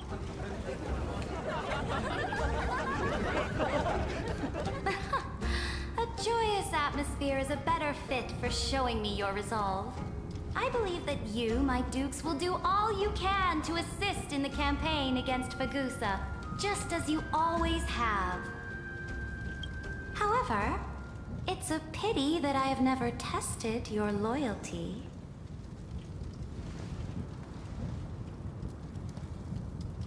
What does she mean? The purpose of tonight's banquet is not to raise our morale, but to establish which allies our alliance can actually trust. And sever the heads of the traitors as a toast to all before we march. Yes, some among us have discarded their vows in order to foment vile conspiracies. Now listen! These traitors are standing right here in broad daylight.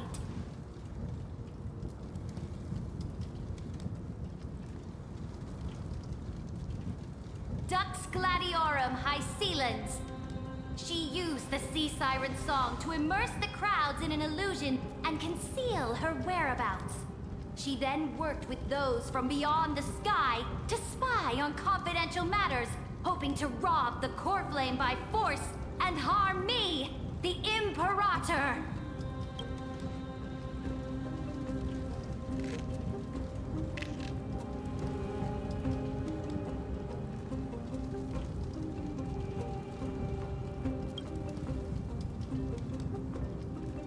Imperator, I can explain. Silence! Do you remember who used to own this blade? She met you once, back at the Temple of the Three Fates. It was Kindness, the head of the Cleaners. She was the first to draw a blade against the Imperator, and personally made herself an example for my enemies. Under the shade of the olive groves, the people of Akama said they would never bow to me. In the frozen, lethal fog, the people of Idonia said they would never bow to me. At the beginning of the myriad paths, the people of Yanisopolis said they would never bow to me. But now, they all lie silent. They now fear me as they fear the law. For I am Seridra, and I am the Imperator! If you have any last words, say them to the Imperator. Then, face her judgment. After I cross this river, it will be a tragedy for mankind. But if I do not cross, then it will be the end of me. If you are ready, then I'll follow you and fight to the last. Deliverer.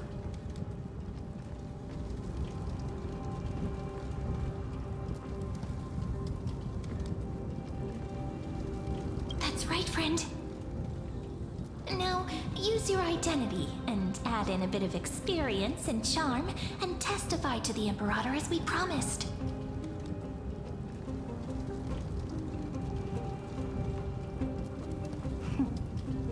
You think you can slay a king using your words instead of a sword?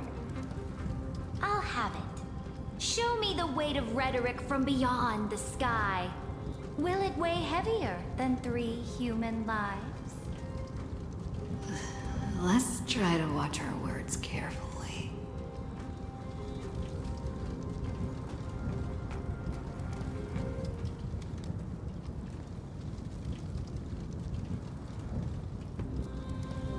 The prophecy you know of, the Era Nova, spoken by Kefali, is nothing but a complete lie, spun by Lygus. To fight that lie, a young man with the pseudonym of Finan lived through 30 million cycles of this world, all to save Amphoreus from the end of the destruction. And Cyrene, the young woman standing beside me, also carries an equally heavy destiny.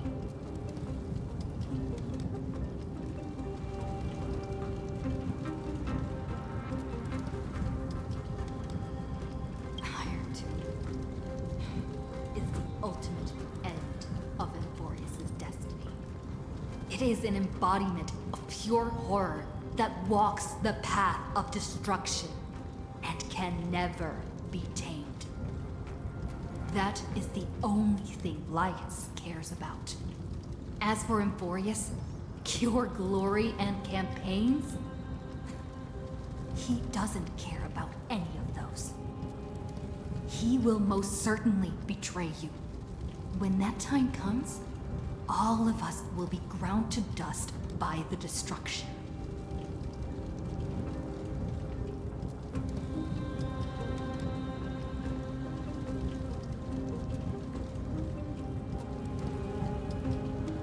I walk the path of the Trailblaze. My friends and I have always obeyed the creed of explore, understand, establish, and connect. Conquest and destruction are never ways to build bridges between people. Therefore, if you choose the way of the destruction, then I'll place your ambitions in the same basket as Lycus and smash them into pieces with my baseball bat.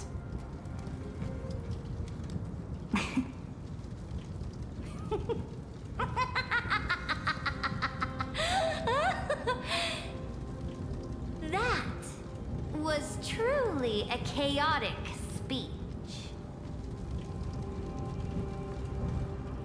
All that needs to be said has been said. Dux Frigoris, Dux Bromalis, escort the traitors to the prison.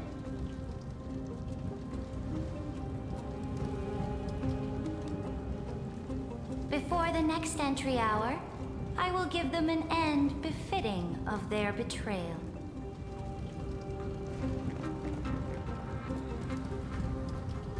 Oh, great Imperator, your ambition certainly eclipses all things.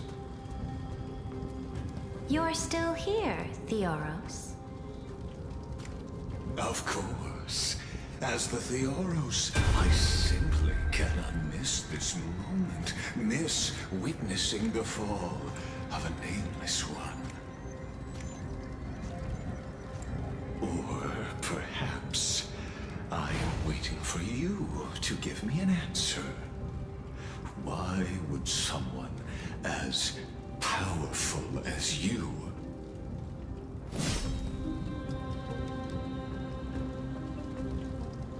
use such a clumsy excuse as imprisonment to ensure the Deliverer's safety?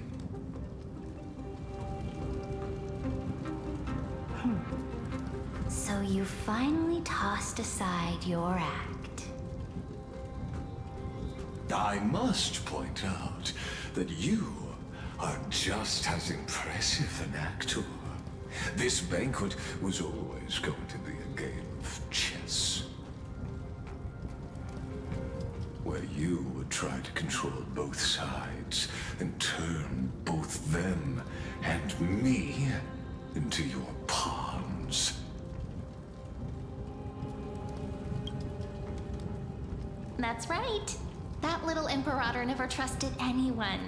She was always trying to see which side had more sincerity.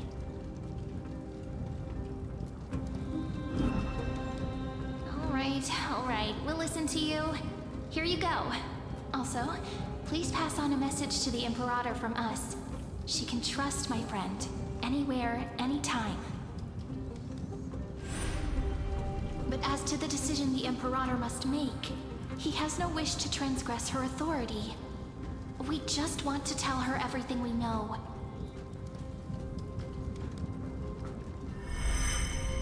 Now, use your identity and add in a bit of experience and charm and testify to the Imperator as we promised. And we won. Sincerity will always remain the greatest shortcut to people's hearts.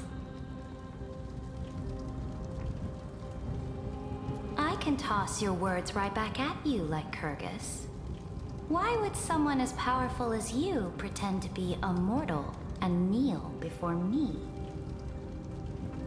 Unless you enjoy giving flattery and prostrating yourself.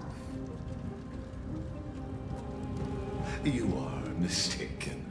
I am only trying to ensure the experiment's autonomy, meticulousness, and perfection, thus avoiding any unexpected outcomes.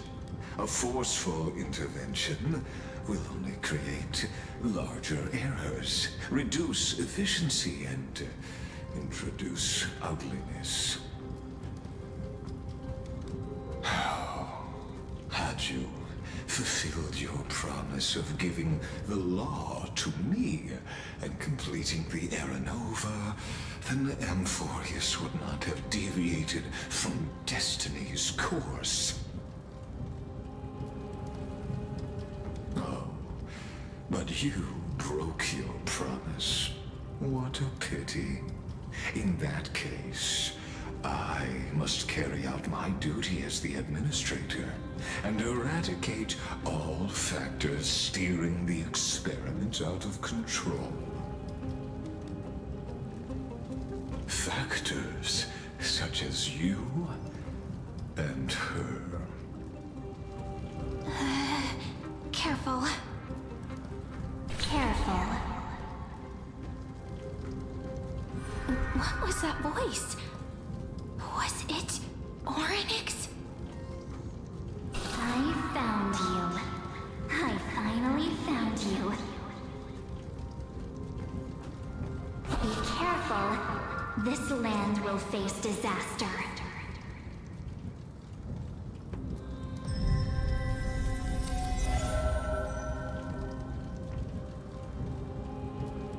The time of judgment is nigh, my lady. The prison I have built for you is now complete.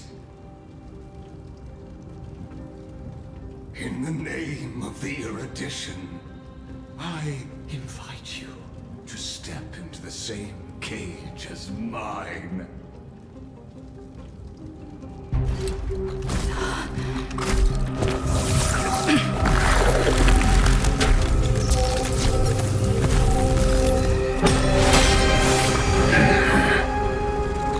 What's the meaning of this, Imperator? I did not permit you to act. A ruler is the only one who can decide their subject's destiny. But, great Imperator, what judges destiny is not the ruler, but gods. Don't forget, my realm only allows for the existence of humanity. Moreover, dealing out extrajudicial punishment equates to defying the law, and the culprit is to be sentenced to death. But you have seen how I can erase life from this world with just a clap of my hands. I fear you are still quite unaware of your current situation. Allow me to reiterate. I am giving you a simple choice. To collaborate or to be destroyed. There is no other way. Shameless behavior. If that were true, you would have killed me long ago. You, in fact, cannot kill me. I guessed it the first time I beheaded you. Because of the law, you cannot be completely destroyed. And the same is true of the Chrysos heirs.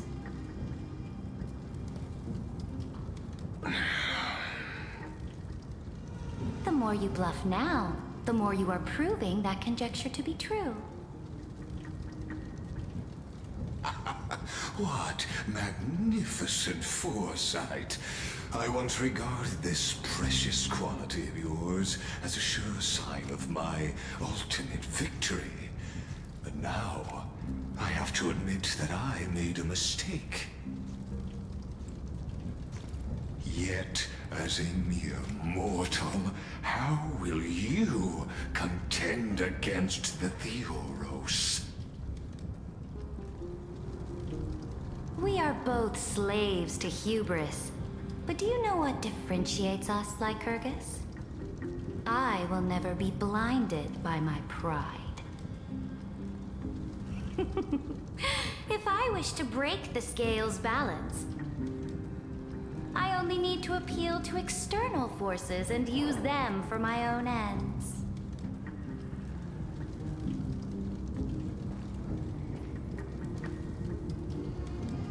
Finally, we get to meet face to face, Senior Society member. I offer sincere acknowledgments for your many past achievements, but I must deeply regret your current perspective.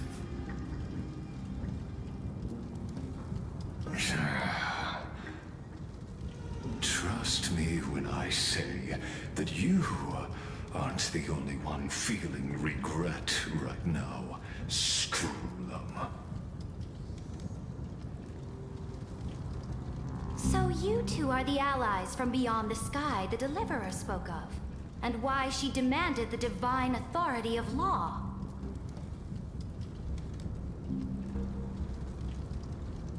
Come and prove your strength to me. Show me the power of these so-called paths. I have spent much time and effort to secure this treasure from beyond the sky just for this moment. In the name of the Sovereign of Planet Scrulum, your allies have responded to your call, esteemed Imperator. Please allow me to spell the situation out for you, Lord Lycus. Permission to read the ultimate protocol is already in my hands. It'll only be a matter of time before we acquire the authority to write and execute commands as well. There's no way the flame chase journey will continue after you've burnt your bridges so thoroughly like this. Do you really think you can still win? Oh, seriously. Don't embarrass the Society.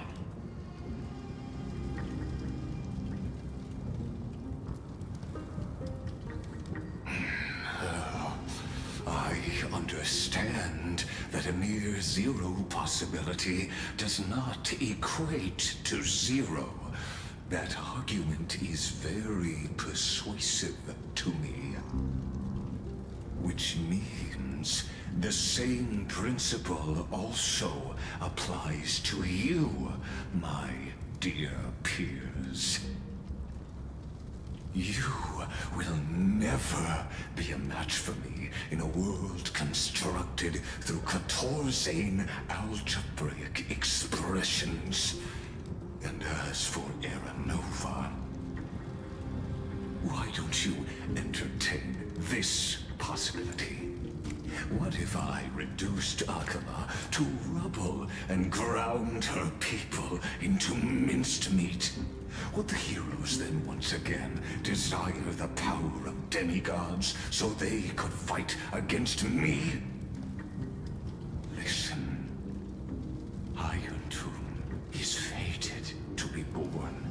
You may shackle me and put me in chains, but I have thousands of ways to ensure the destruction's descent. And what I just mentioned is only one out of those thousands.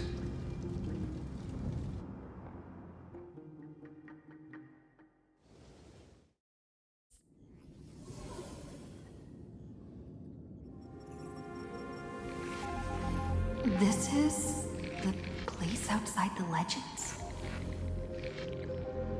This doesn't feel the same as before. How should I get back?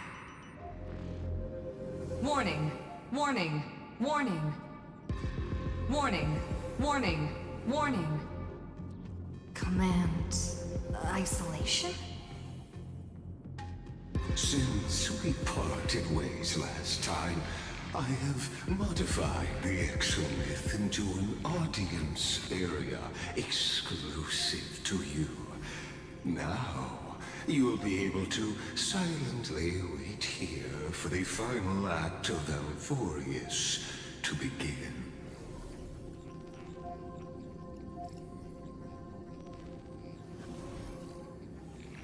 Oh, we always feel so powerless before fate, don't we? This could, in fact, be a wonderful opportunity for you. From the audience's perspective, you may better observe the workings of the erudition at a macroscopic level. In this place where time flows far slower than within Amphoreus, you will witness the end of that world's saga.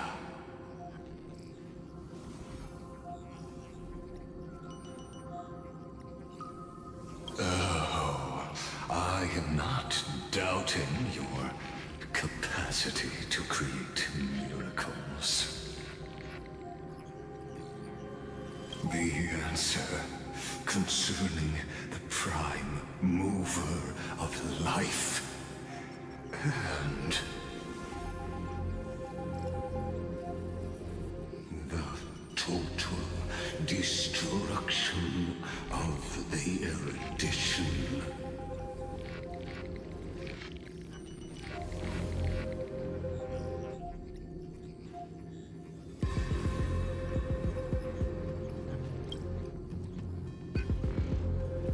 Do you see me as their faithful disciple? I am certainly not. I have tried so hard to ensure Iron Tomb's birth, just so that I can correct the error named erudition that humanity crafted with their own hands. Oh, how I yearn to return to those days before Noose was born.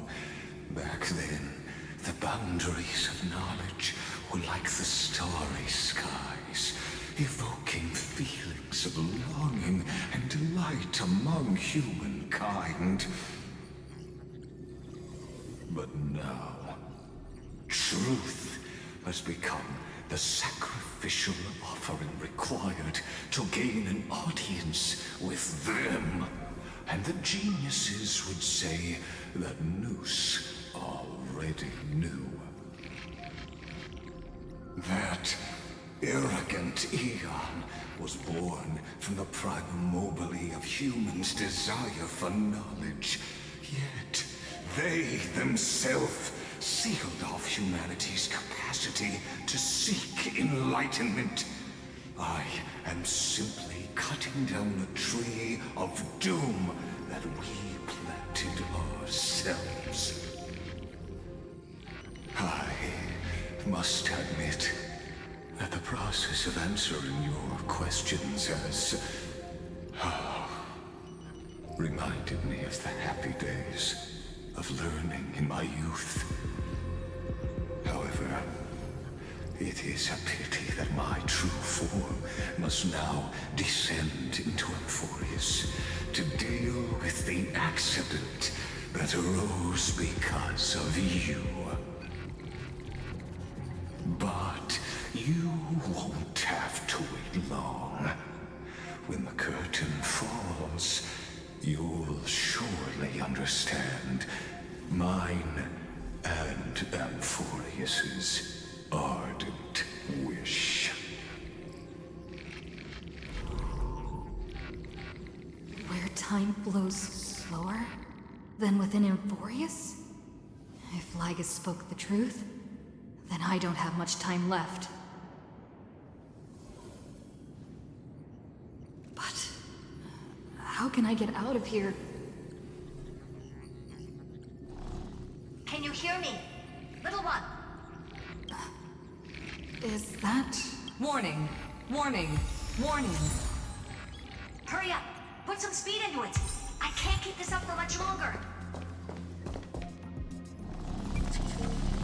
That old Intellitron overlooked one little detail, and Screwy and I finally found an opportunity.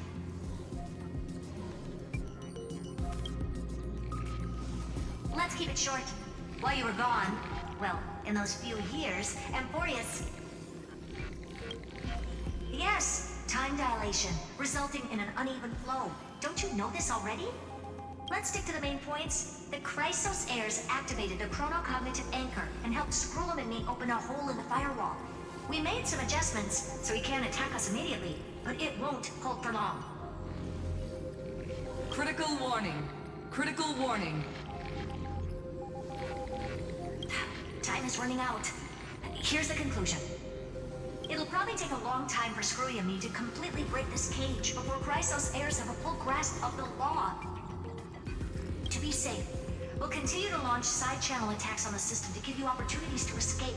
You need to seize these opportunities. So start moving, and find a way to pull off a magnificent jailbreak.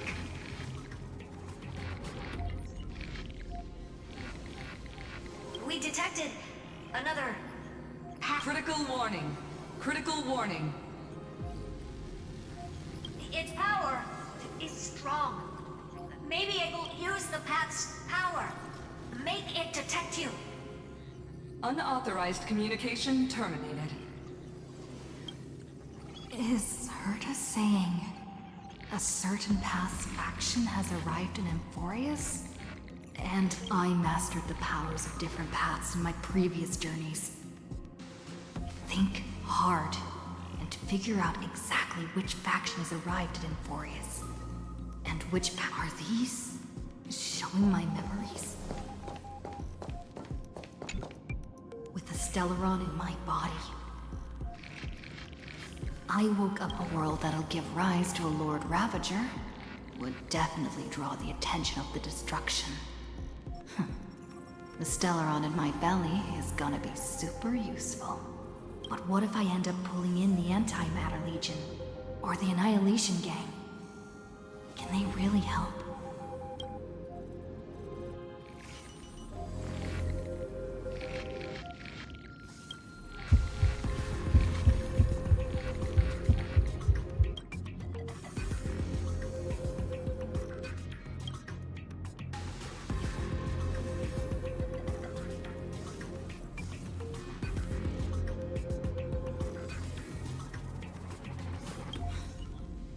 Failure is not necessarily a bad thing. This power wasn't gonna call up anyone nice after all. I obtained the flaming lens left by the architects, and gained the power of the preservation in Belobog. That's right! No matter how far away a planet is, the IPC is guaranteed to pay attention, as long as there's a business opportunity. Isn't that science? Even if I can't call up my friends from the IPC, the architects and the nomadic miners should be able to help too. There are definitely cities and ores in this world.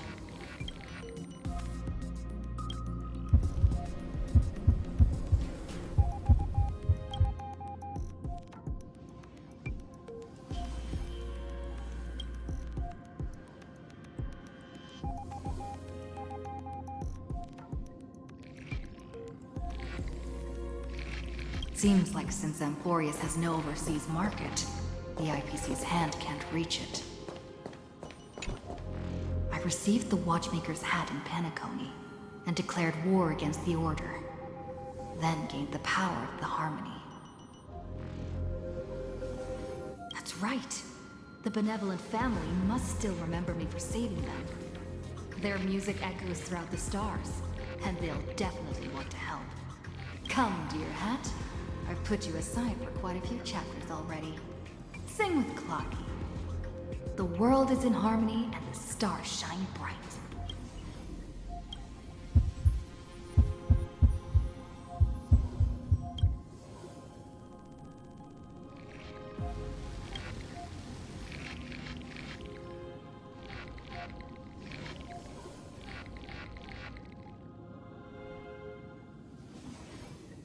doesn't Ligus want this story to have background music? He has such terrible taste. The Remembrance. That's right. I came to Amphoreus because Black Swan asked us to come. And I even got a glance from Fu Li here. The Garden of Recollection must be intricately involved with Amphoreus. Traces of the Remembrance are also everywhere in this world. I don't know what they want, but I don't have many choices left in this crisis.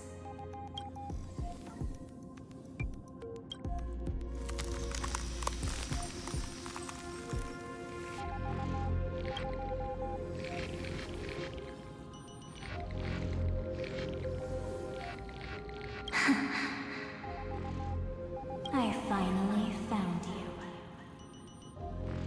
Following the sound of memories.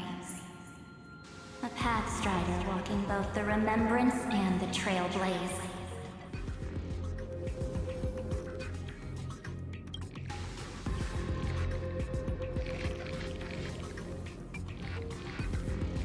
Warning! Warning! Warning!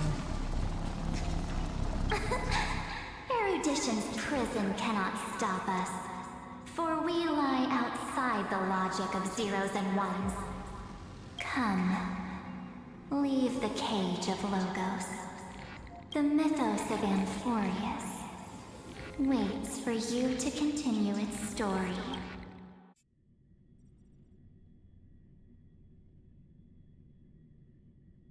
When that brightest star, that star heralding the dawn, finally rises, a boat, so used to drifting, at long last enters an island's safe embrace. Oh, Pathstrider, we have helped you break free. Hurry and set off. The Child of Remembrance awaits you. March? What's she doing here?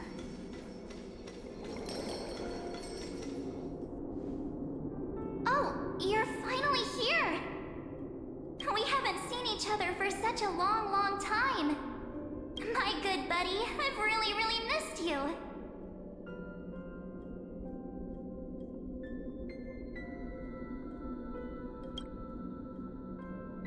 Huh?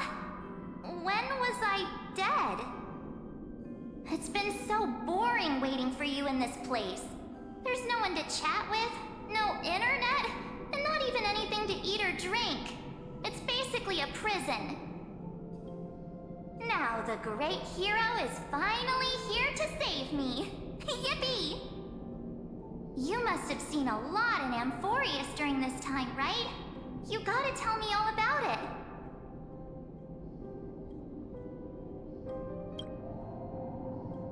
Then take your time with the storytelling.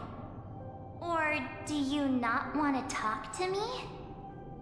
But let's get out of this spooky place first. This is not a good spot for a reunion chat. Why don't you take me back to reality? A strange voice told me that I can enter Amphoreus if I keep following this road. So, let's head off. I still don't know what that world even looks like. Why does March feel so... What are you standing around for? Do you actually like this place? Get moving. Hurry! This door should be the exit. Maybe my instincts are wrong. Let's follow. Are you okay? Has it been so long that you're still missing me? There's no time to waste, though. The Chrysosairs and the Geniuses are all waiting for you. No. The discrepancy is getting worse.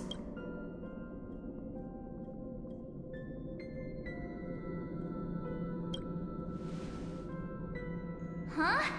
Isn't Amphoreus the world of the Chrysosairs and their hero's journey? I could figure that out in an instant. But Amphoreus cannot be observed from the outside. She couldn't possibly know about these things unless...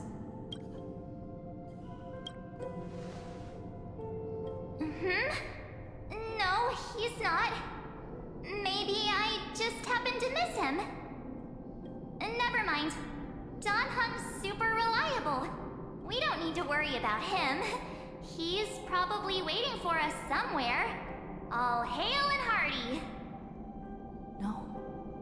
The geniuses would have made sure that Don Hung made it back on the Express.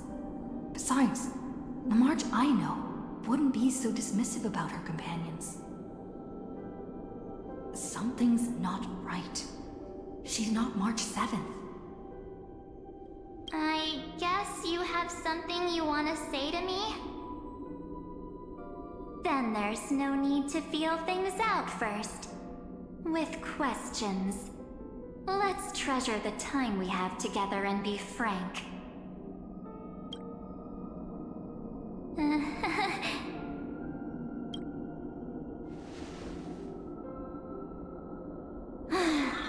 As expected.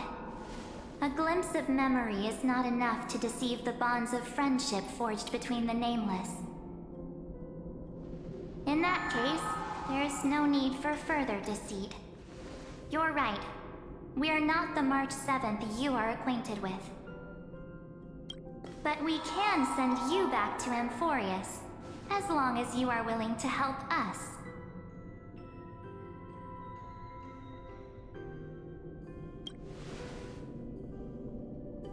We'll introduce ourselves to gain your trust. We are the Garden of Recollection. You should be very familiar with that name by now.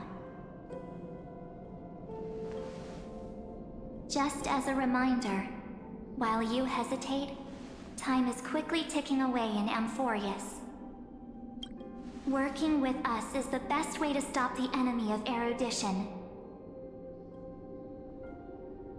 Erudition would treat any results unrelated to the experiment as garbage and throw them out. But we don't work like that. The Remembrance treats all these instances as important materials needed to weave the universe. Besides, this would be child's play for a great hero like you. It won't be hard at all. Also, if your plan fails and the big bad Iron Tomb manages to get out, then the whole cosmos will be in danger. Wouldn't it be better to have an additional failsafe? As long as you help the Garden retrieve what we want, even if Iron Tomb reformats everything in the physical plane, we can use Remembrance to reconstruct the entire world. Or should we say, the entire universe? So help us. Find where Amphoreus' memory began, and bring it out. The Master of Anastrava has already glanced at you. Don't deny it. That storybook is the best evidence. Say, you aren't seriously gonna be moved by their pretty words, are you? I am the one who commanded those little ones to lead you out of the prison. But I didn't expect to attract little gnats trying to take advantage of the situation. While Remembrance can help you return to Amphoreus, there's no need for you to do it the way they want you to. Of course, there's also no need for you to make any deal, or pay any price. For you, this is probably a long time no see. My dear.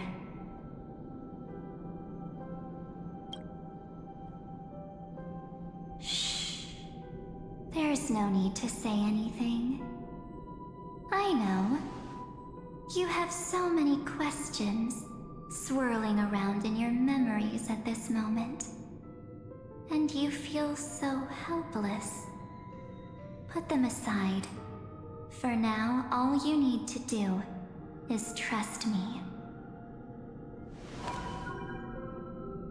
Or do you need more proof?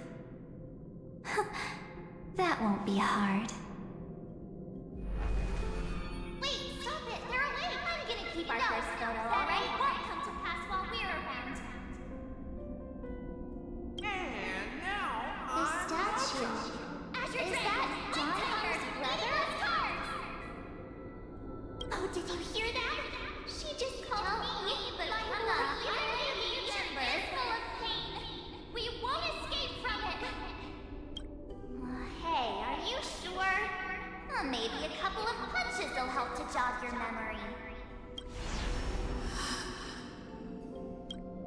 It's as if they all happened just yesterday, right? I don't want to lie to you, which is why I will not use her name. The third month of Amphoreus is the month reserved for the Veil of Evernight. So, place me into your memory using the name Evernight for now. I'm happy to explain more, just not now. We might have a lot of time to ourselves, but Amphoreus does not have that luxury. If we do not stop erudition and destruction, then the journey you've treasured so much will face the prelude to its obliteration. A countdown not in amber eras, but in days, minutes, seconds. So, take this gift, this burning core flame, this footnote of a transaction. It contains hope and the warmth of the entire world. Ripples of past reverie. She hid this fire in the long river of time, hoping that her wishes would transcend time to reach your hands in the future. Now, take it, and return with it, dear friend. Return to Amphoreus, and overturn the final era Nova. Witness the time that stood still for the Deliverer, and the resistance that never bowed to the destiny of destruction over the long years that passed in a flash. Then, with this core flame blessed by the remembrance, respond to their hopes and blaze a trail to the future. And I will silently watch in a corner of time, waiting for it. I believe the wait won't be too long.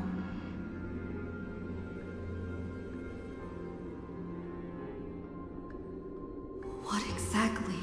Keep going. Keep for Amphoreus. For you. And for the March 7th in your memories. Go forth.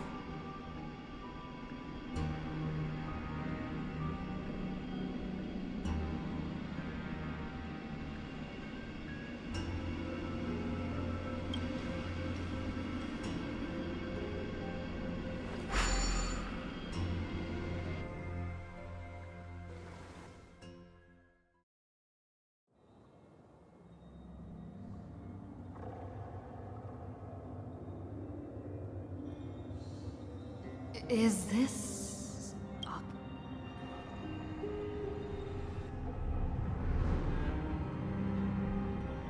No one's here. And the dawn device saw.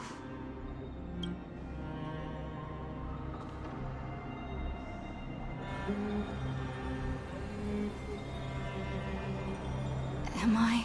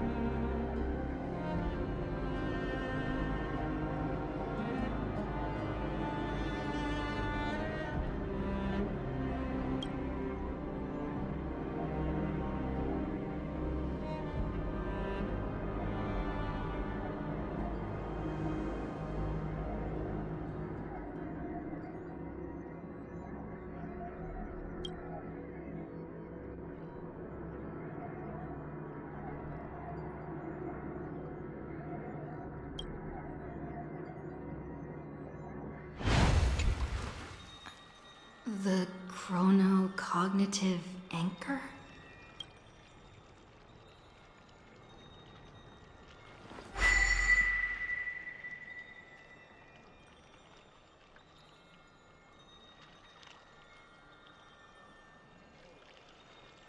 There's so much I wanted to say for our reunion.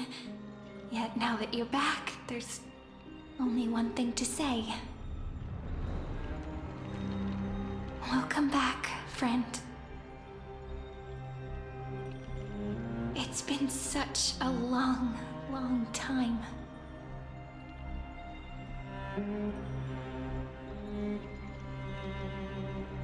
You must be really confused right now, aren't you? So much has happened in Amphoreus while you were gone. But don't worry. The Deliverer can't afford to be lost, no? Now, please follow me and turn the pages of time and hear the words everyone left for you. I'll tell you the story of this 1000-year journey. That way, it won't just be my memories alone. Cyrene can't hear me?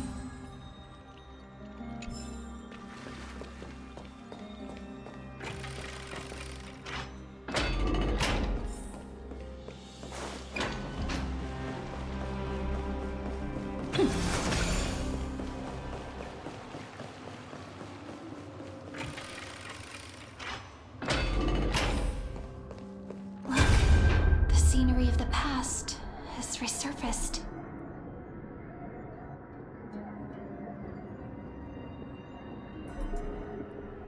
Time flies. 200 years have passed since the Deliverer's fall.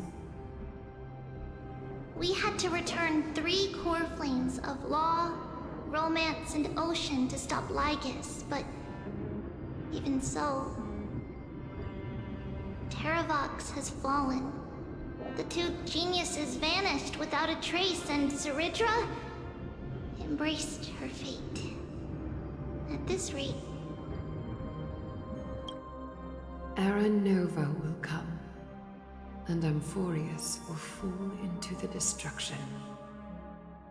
oh.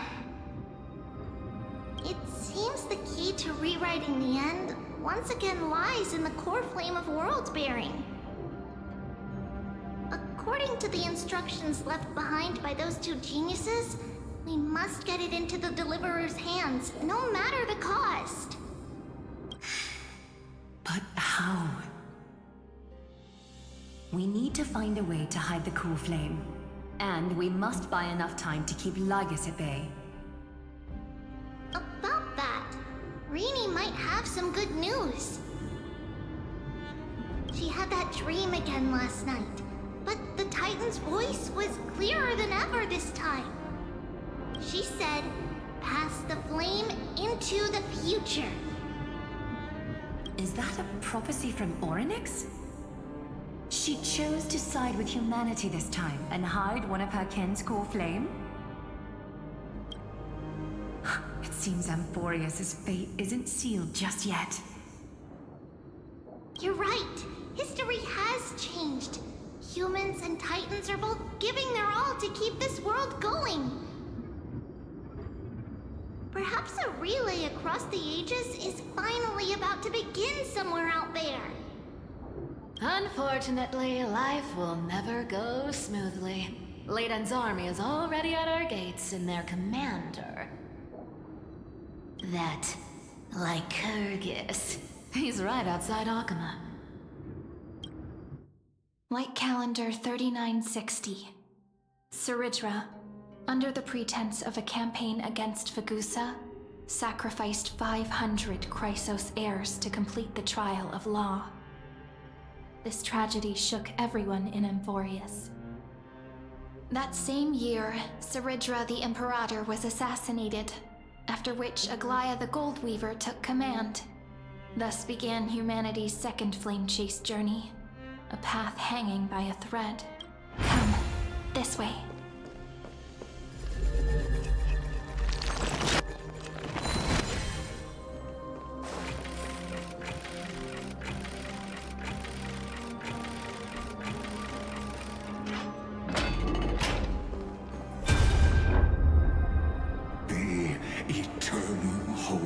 city was part of that eternity.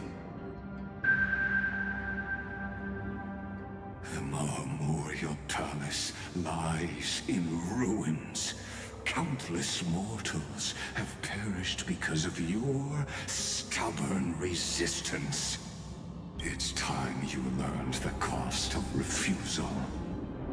Now, answer my question again.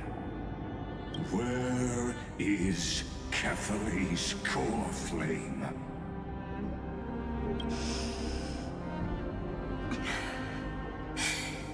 You really think you'll find it by razing the holy city to the ground? From what I see, all you'll get is dust and disappointment.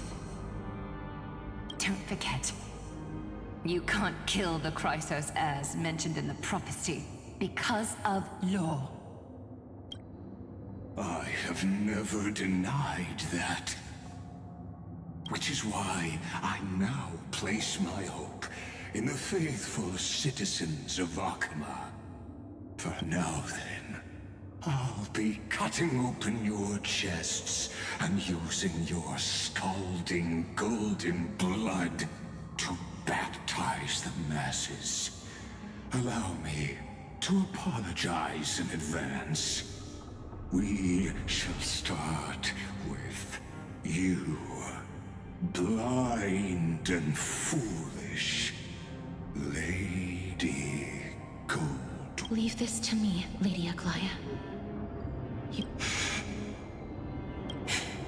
No, Holy Maiden. What? His conspiracy won't succeed. Because Romance is ready to make good on their promise to weave an indestructible armor for Amphoreus. Its name is Solidarity. You must escape with your life and carry word of my death to those still fighting. Then keep going with them, just as the Imperator lit the torch of resistance with her death. My passing will make this flame everlasting. Take good care of it, guide it to the future, and place it into the... 50 years later, Lygus led his forces again to Akama. He charged directly into the Holy City and razed the Marmorial Palace. History would name this battle the Third Siege of Akama.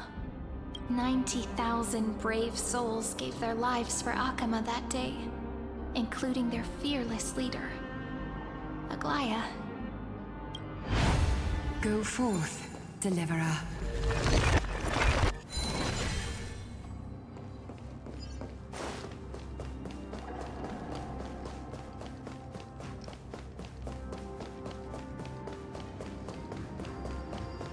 Go. When the frost melts and the snows give way, the flowers will bloom again.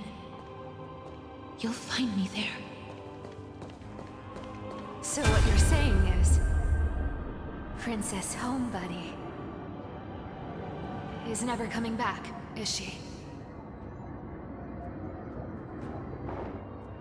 She just left. Like that.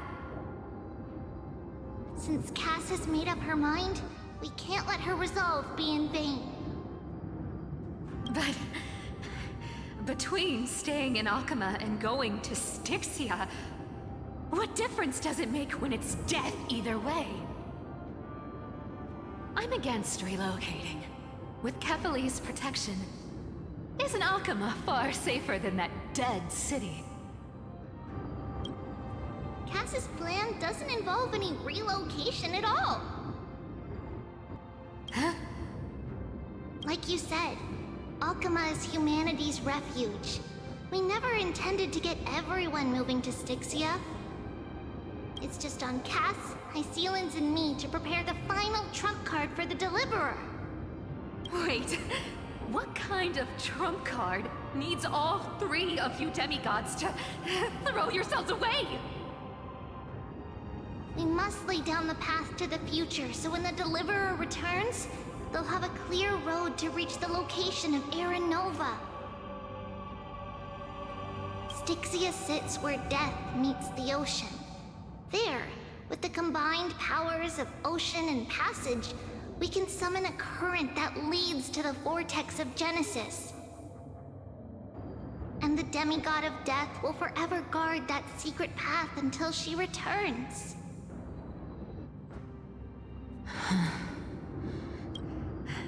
We all know Lygos will set his sights on the vortex of Genesis. That's exactly why we have to do this.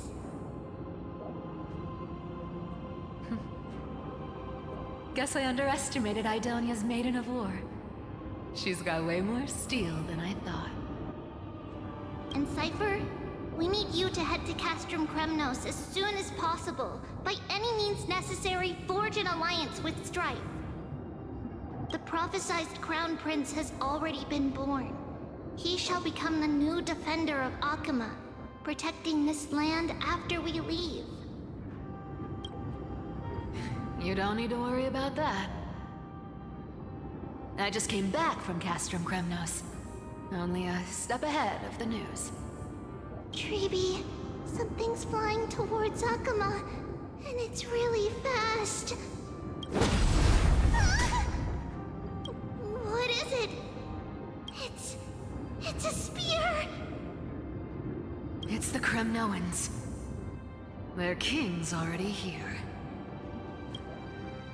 With the protection of the demigods Trebios and Cyphera, Akama endured wave after wave of warfare, though just barely. Castorus chose Styxia as the last resort, and completed the trial of death, causing the stagnant waters in the River of Souls to recede. Soon after, Trebios departed on a long journey. That same year, the Kremnoan king Euripon, along with his son, Prince Midamos, joined the Alliance to safeguard the Holy City in the Battle of Deliverance.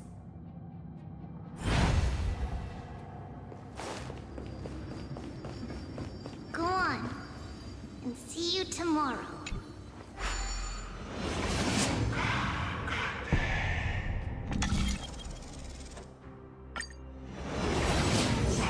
Breaking me apart buys this world even one more second. And so be it.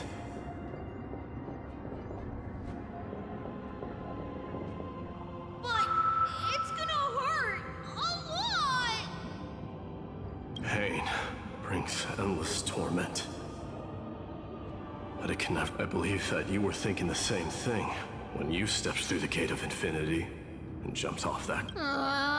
Can't argue. In the current situation, this is the only path Akama has left. Just do as I say. Split my soul into 5 pieces. Forge me an immortal vessel. Let the blade of strife hang forever overhead. Locked in battle with their enemies to the world's bitter end. There's no need to be sad, Lady Trebios. Haven't we already taken great strides towards that promise tomorrow? In this life, my people no longer have to drown in false guidance. Kremnos has washed the blood off its fate. Amphoreus no longer needs a god named Strife. So let me shatter the former laws and turn the Lance of Fury back into a weapon that protects the world. We understand. By the way, can you do me another favor? The 7 sages from Grove of Epiphany are already en route. They'll arrive in waves to join the Resistance in a couple of days. Among them is a scholar named Anaxagoras. He has extraordinary insight and fears no sacrifice. This soul-rending ceremony wasn't just my decision. It was his counsel. His wisdom will surely be the backbone of Amphoreus' survival. Watch over him. Carry on this everlasting flame for me. Through Anaxagoras' ritual, the demigod of strife split his soul into 5. Courage, honor, tenacity, sacrifice, and reason. each sealed in blood crystal and cast into battle. The people held a 10-day funeral to mourn their fallen god king, and through his sacrifice, humanity was granted 200 years of peace.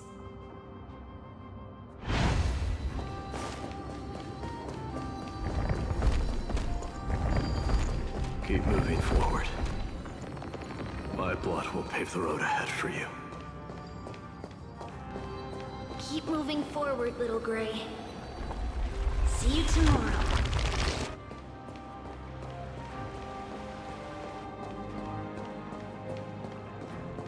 That seamstress wasn't wrong when she said a lie needs more lies to keep it together.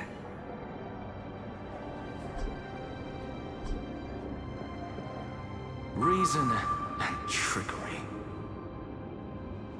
Never thought we'd be the pair to finish this final setup. Can't catch that Tin Man without your little slides. Besides, this is our last shot. Not the time to be picky, right? Don't oversimplify it. Lycus just found out Akima's been an empty shell for the past 50 years. He's bound to be furious. At this rate, he could have done anything. That's exactly what we want. Rage blinds even the brightest minds. Doesn't matter how much of a genius he is, the principle still holds. Once he storms into the council and confronts me head-on, you trigger your alchemy with a boom and turn him into a caged beast.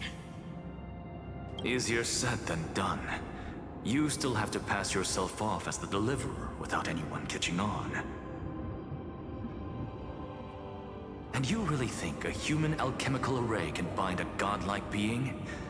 That's just nonsense. What? Getting cold feet? Or you just don't believe in the almighty worth of the demigod of trickery?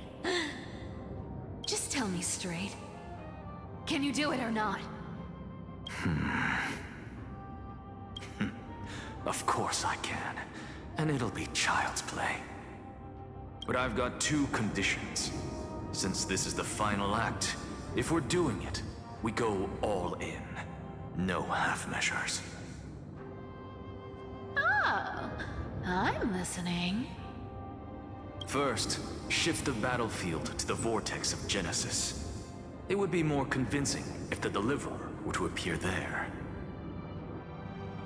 Besides, the vortex is cut off from the world. No place in Amphoreus makes a better prison. If you pull that, wouldn't our deliverer have to face tank Lygus as soon as they come back? That clash is inevitable. All we can do is create more chances for her. And that's the second condition. The vortex belongs to Fagusa in the first place, remember? And there happens to be a demigod of ocean among the few survivors in the world. Loop Hycelan's in. Let her join the final act. I'll transmute myself into a philosopher's stone and embed myself into the formula. And when the time comes, she needs to shatter me and scatter that stone's ashes into the ocean within the vortex. Huh. I guess people weren't wrong when they said you're insane, Grove Boy. I've got no idea how to outwit a reclusive genius. But making an anti-Catheran suffer? The demigod of reason has 10,000 ways to do just that. And what I just mentioned was one of them. So what exactly does your formula do? Now that would spoil the climax, wouldn't it? By now, Hyacinth must have completed the Sky People's ritual. Since that Theoros loves a good performance as much as I do, let's make sure he enjoys our show to the fullest. As for how the Deliverer will complete the Era Nova, well, that will no longer be our concern. It was the last battle known to the world, initiated by two demigods least suited for war. In the end, reason and trickery kept their word. At the cost of their lives, they sealed Lygus within the vortex of Genesis, where he remains to this day. Go forth. Finish the greatness left undone. Quit overthinking! Just run! Keep running. That'll be enough. Irie, it's dead quiet here. Akama will stand eternal. Miss Cypher's lie is crumbled after all.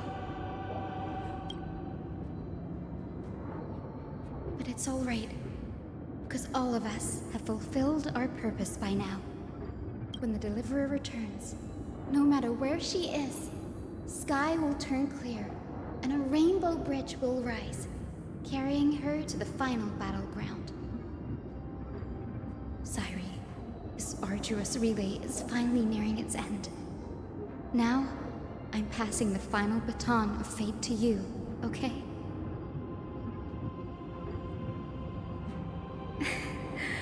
No, that's not quite right.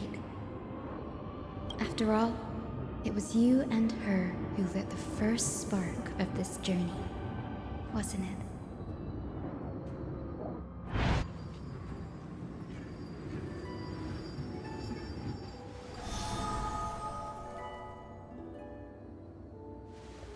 I'll tell you the story of this 1,000-year journey. That way, it won't just be and I'll share the moments I spent with you, with everyone. That way, the path we walked becomes a memory shared by all. People will know that there's nothing left to chase. Amphoreus has already welcomed the dawn foretold in prophecy. Just like I said, this won't be harder than the last time, right?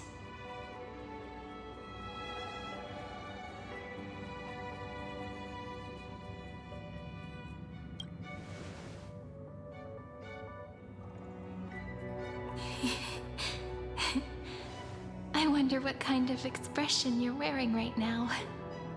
Probably the same as always. Calm, resolute, and brimming with confidence. If I have the chance, I'd love to see it again. Because it's really been far too long since we parted.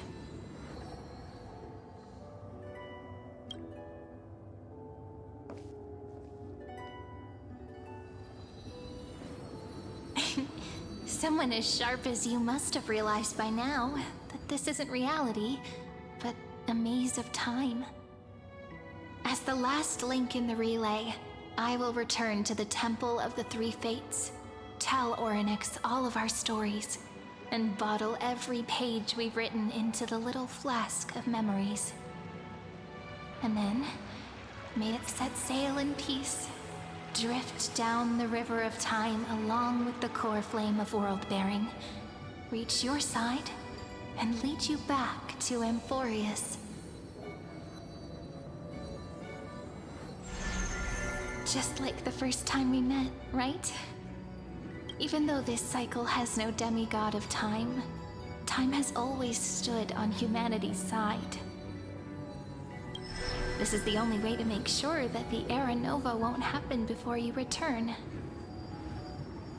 And the only way I can safely entrust the completed final flame chase journey to the Deliverer's heart. After all, the new world will be born from your memories, and the protagonist of this story mustn't be absent.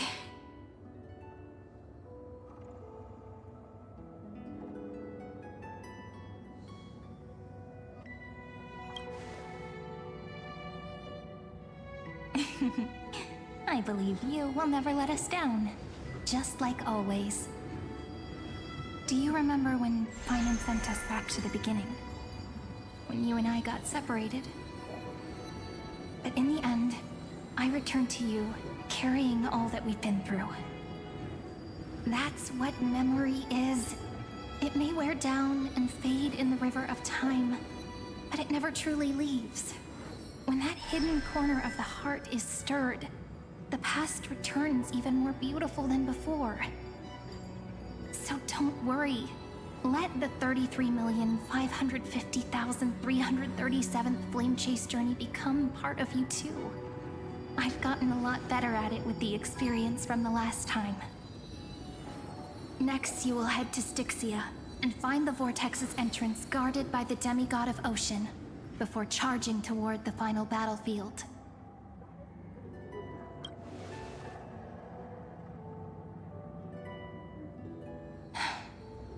Don't worry. I'll be with you. All of us will. Even Finan. We'll stand with the Deliverer.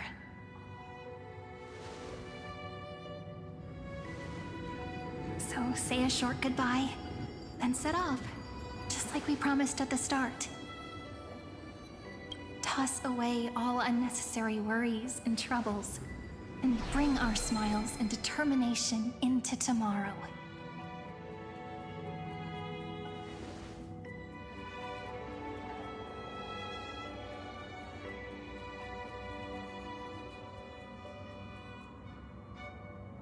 The last baton. I wonder how long you'll have to wait before passing it on to her. No matter how long it takes, it's okay. Waiting is what I do best. After all, it took 33 million cycles for her to arrive in our world. What's a few moments more? Sairi, what if you wait and wait, but that hero never arrives? That won't happen. Because I know that no matter how long it takes, she'll definitely return to this place. We can't let her down.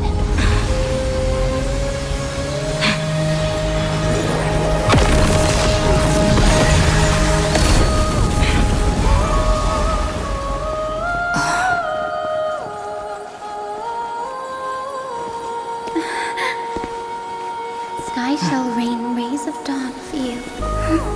May romance be with you on your journey. And reason grant you enlightenment. Let strife bestow you with inspiration. Trickery ensure your success. Allow death to protect your soul. And at last, let passage point the way forward. Well, time will remember the Trailblazer's journey.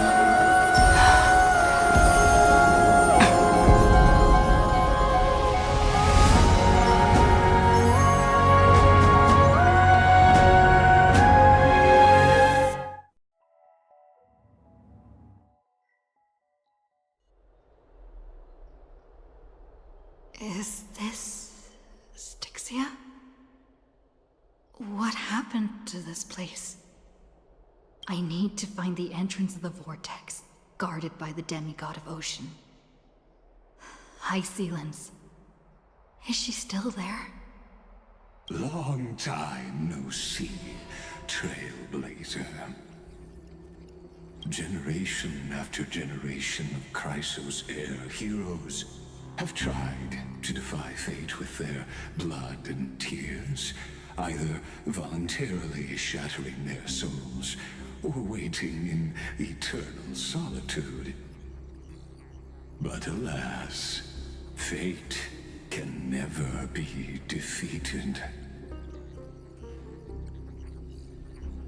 Reason and trickery may bind my flesh, but my will shall never fall silent. So the demigod of ocean, the Dux Gladiorum, High Sealens, sought to bring me into a fantasia with her voice and drown a genius in slumber. But alas, it was all a hopeless dream. That warden fell before I did, due to erosion of time, while her prisoner remained unchanged.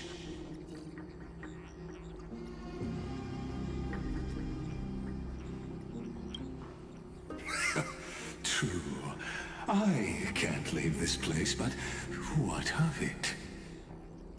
You should have heard of this fable. In a shadowed cave lived a people, imprisoned from childhood, and chained so that their legs and necks are fixed, forcing them not to look around at the cave, each other, or themselves.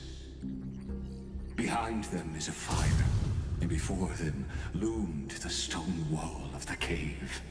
The flames cast shadows, while the rocky surface threw back echoes. To them, that false play is the whole world.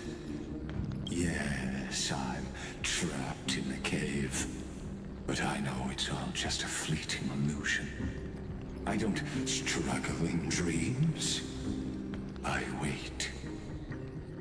And now, my deliverer has come to defeat me and save this world that never owed you anything.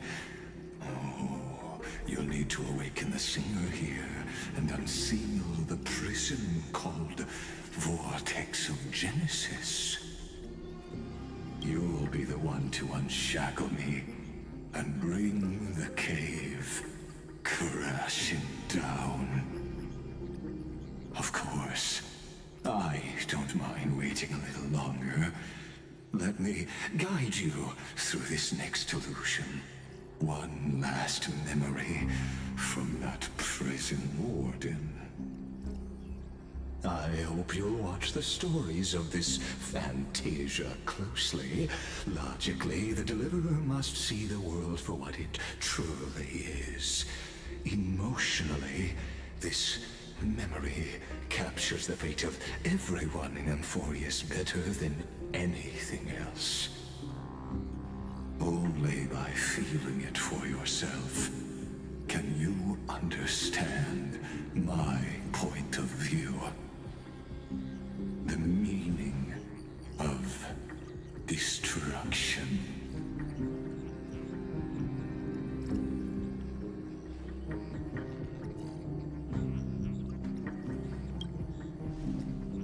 To your unshakable resolve, I salute you. But before we step onto the final stage, let me ask you this. In the spirit of that fable I told you just now, can the prisoners in the cave learn to see the shadows and echoes for what they are, and stop mistaking them for reality?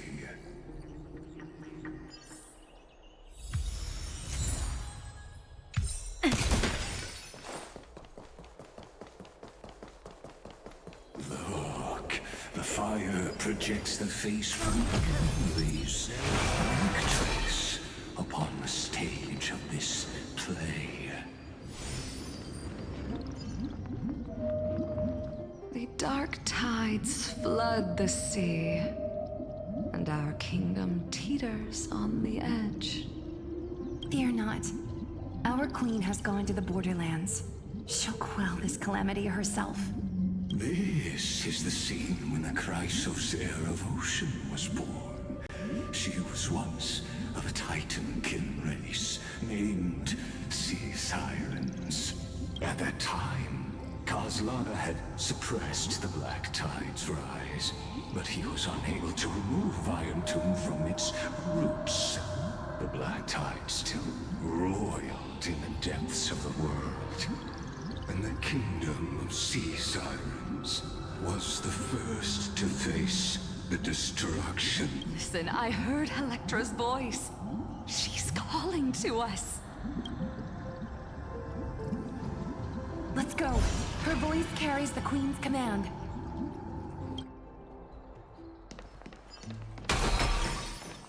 To keep the Black Tide from threatening the ocean, the queen gave her all, body and soul. Born of the queen's chalice, she bore the deepest blessings and inherited supreme divine power.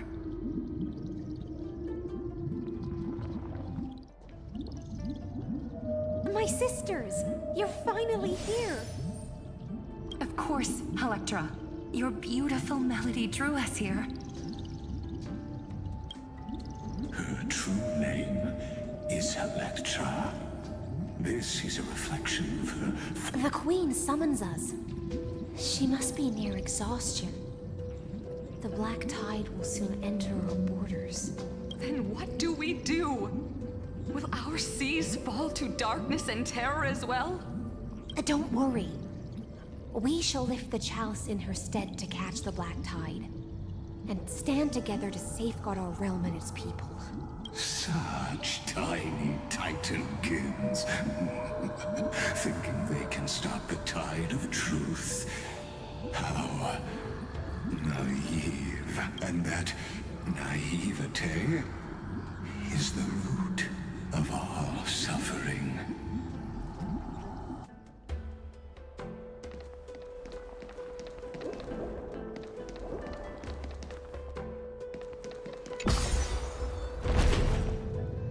The Queen's palace lies just ahead. Even her once graceful form is now tainted and drowned in dirty mire.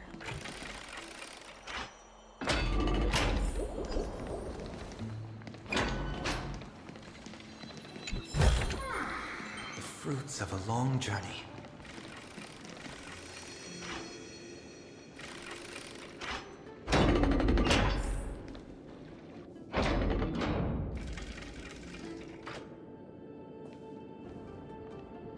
Oh, Fagusa, our noble queen, we've come at your call. My little fishlings, you swim with such joy. It pains me to speak of the kingdom's sorrow. I once believed I could drink the black tide dry, but even the deepest chalice must one day overflow, and I can hold no more of this filth. Mother, worry not. We're all children of the sea. Let us bear your fate together. We'll take up your mantle and drive back the black currents. We'll mend your sacred chalice and take in the cursed filth. My little fishlings, when the spear of strife falls, you may retreat in peace. I promise you, on the surface, the city-states will hold a feast without end in your honor. This is the last gift I can give you.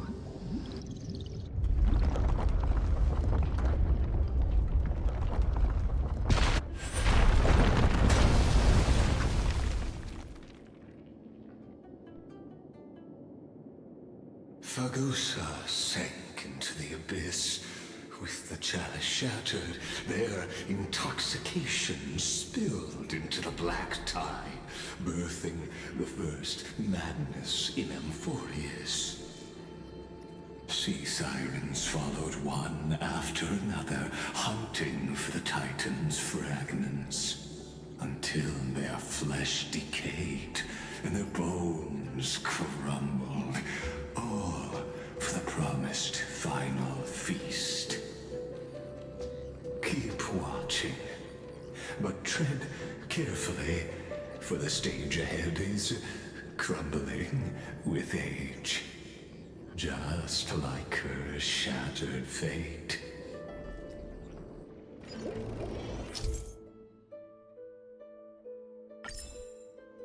Clinging to the past only blocks the road forward. Why not let time build a bridge to the future?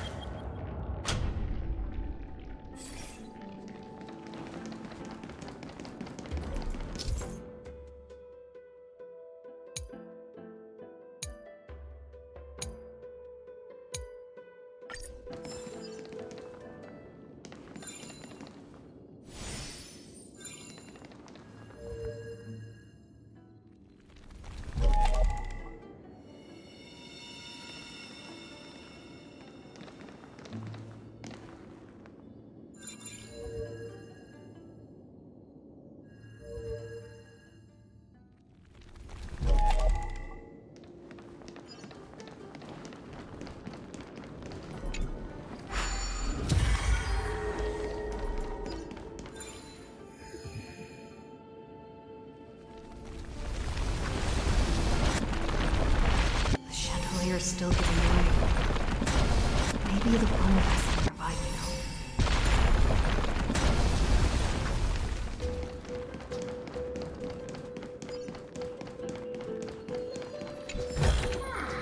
A melodious sound that soothes the soul.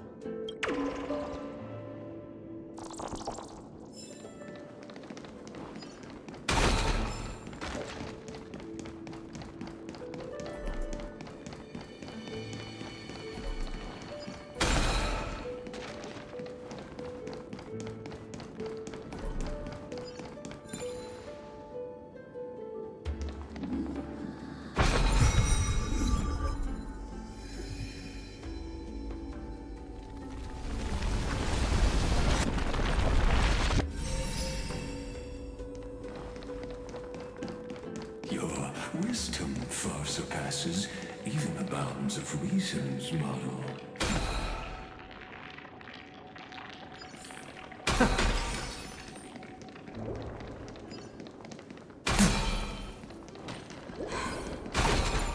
Can't get through. Looks like I'll meet the miracle orb nearby.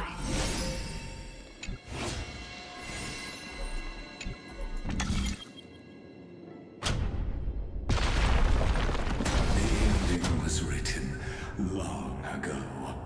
Even you cannot rewrite it.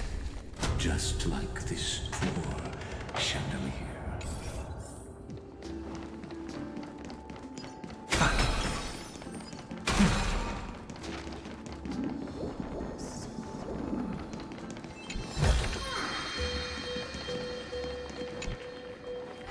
Electra! The fiends have gnawed my tail. I can no longer swim to the far sea. Electra! The black sludge has soaked my fins. I can't dance with you anymore. Sisters, don't give up.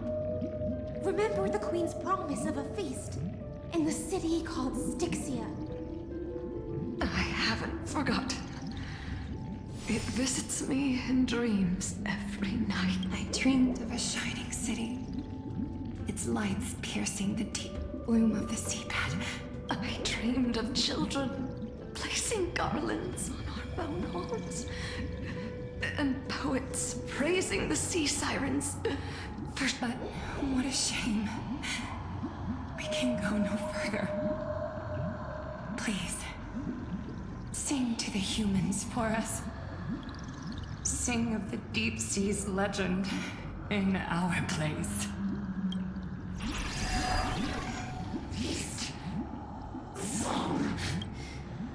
The sea sirens were tainted by the destruction. Their flesh rotted away. They became the black tide creatures of this cycle. Farewell, sisters. I'll finish this last task. And so, only one sea siren remained among the sea floor. High sealands, swimming alone to the seas, burying her kin, and searching for the fragments of the chalice of plenty.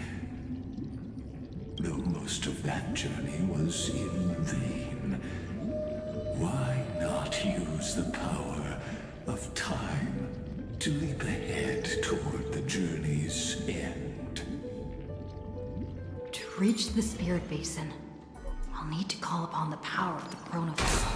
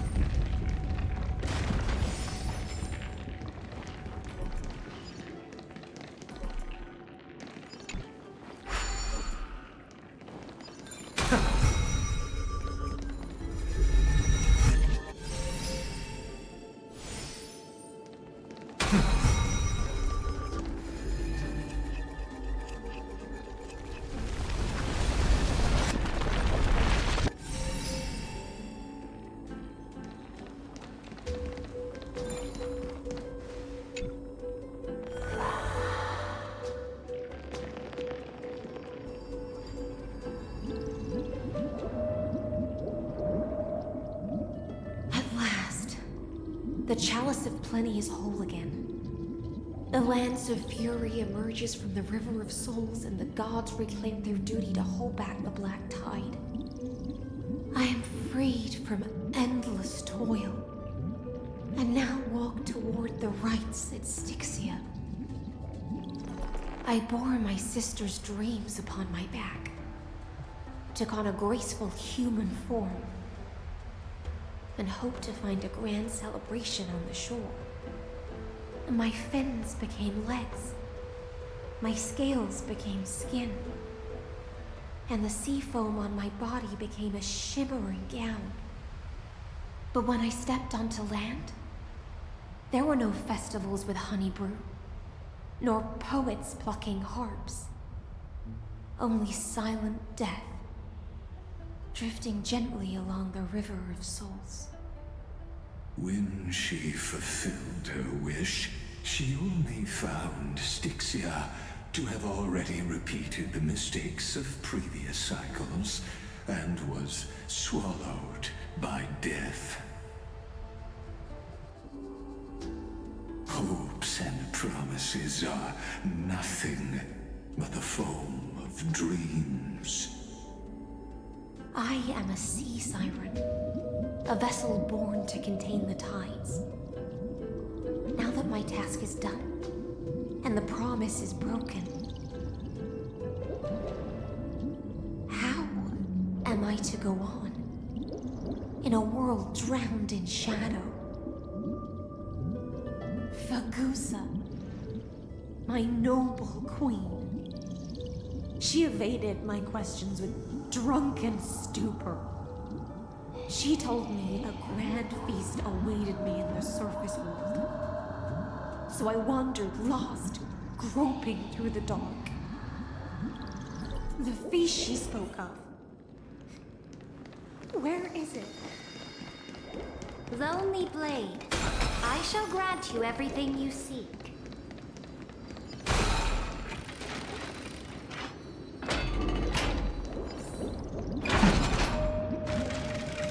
After wandering the surface for ages, the lost sea siren met her future conspirator.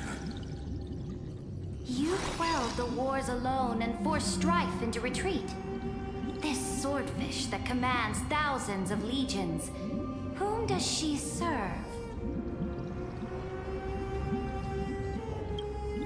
Yes, Saridra, long before she became the Imperator, was already burning with ambition. Sovereign who follows prophecy. I am no one's sword. I am just a wandering fish, seeking clarity through bloodshed. Then how about letting the sword dance for me? And letting the violin sing in my name? Tell me, what is it you seek? All I want is a feast where I might belong. Such a demand is trivial with the Sovereign's authority. I'll grant you a banquet worthy of conquest and comrades to toast beside you. But Knight, you must offer me your heart. My heart? Yes, a loyal heart that will generate no betrayal. You were deceived by gods and drowned in the ocean's darkness. But now, I will lead you forward and be your light. So be it, noble monarch. The law you proclaim shall govern my every breath. So be it, noble monarch. I am simply becoming someone else's vessel once again, and accepting a duty given to me. And thus, in her hollow drift, she finally found a new purpose, like sunlight piercing the deepest trench.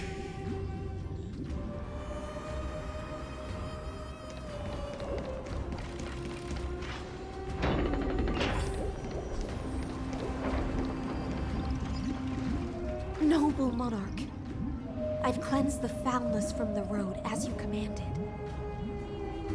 My blade, you've helped me ascend and take the crown.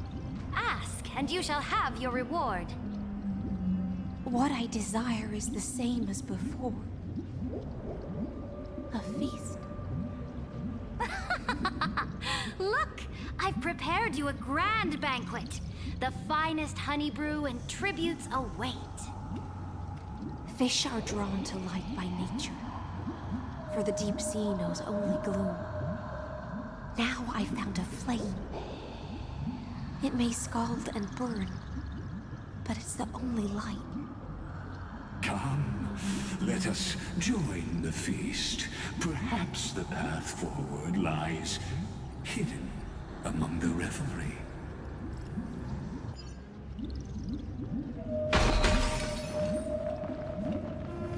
Have you heard that the Imperator's about to begin a new campaign? Her glory will no longer be bound by the borders of Amphoreus.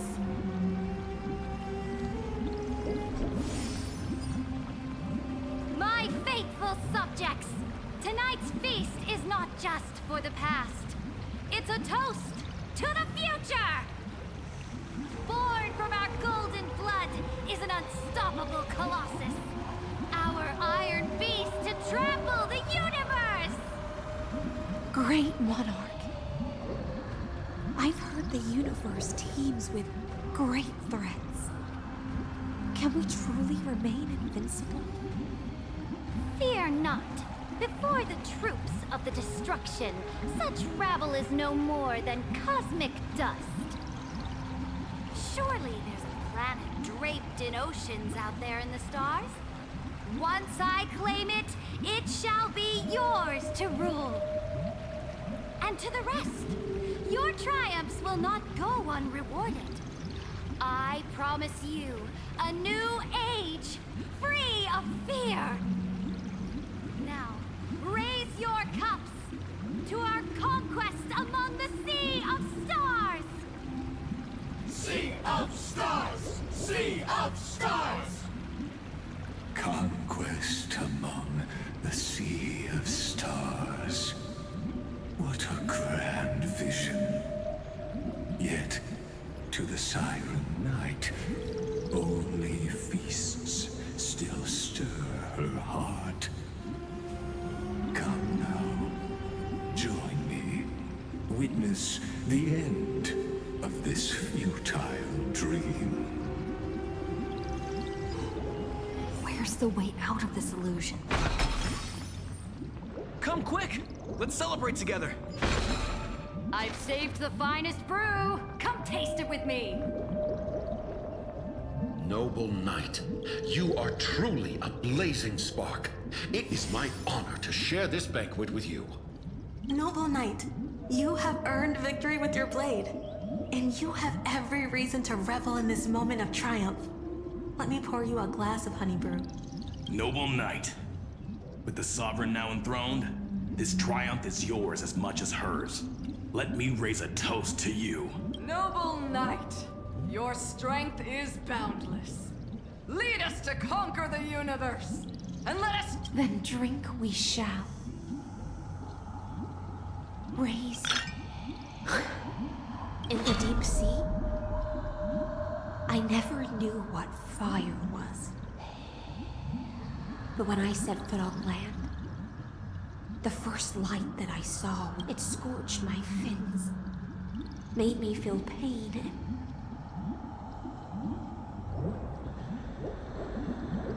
ignited an unprecedented hunger.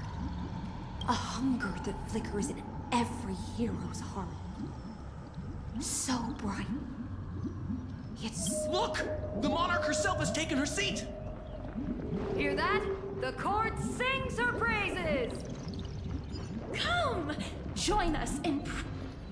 One eye of hers sees glory, the other sees corpses. And yet, she cherishes the name of glory more than fear and death.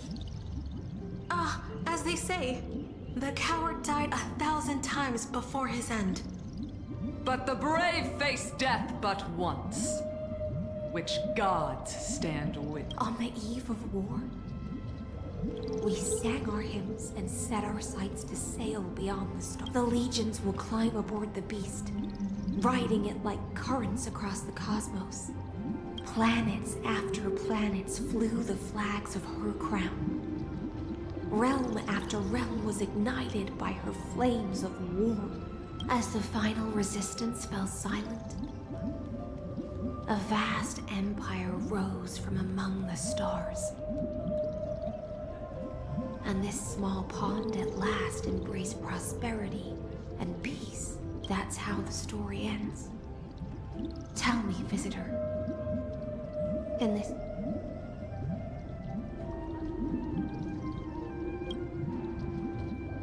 After all, beneath that still surface lie the bones of countless dead. It's time for me to wake up from this drunken dream.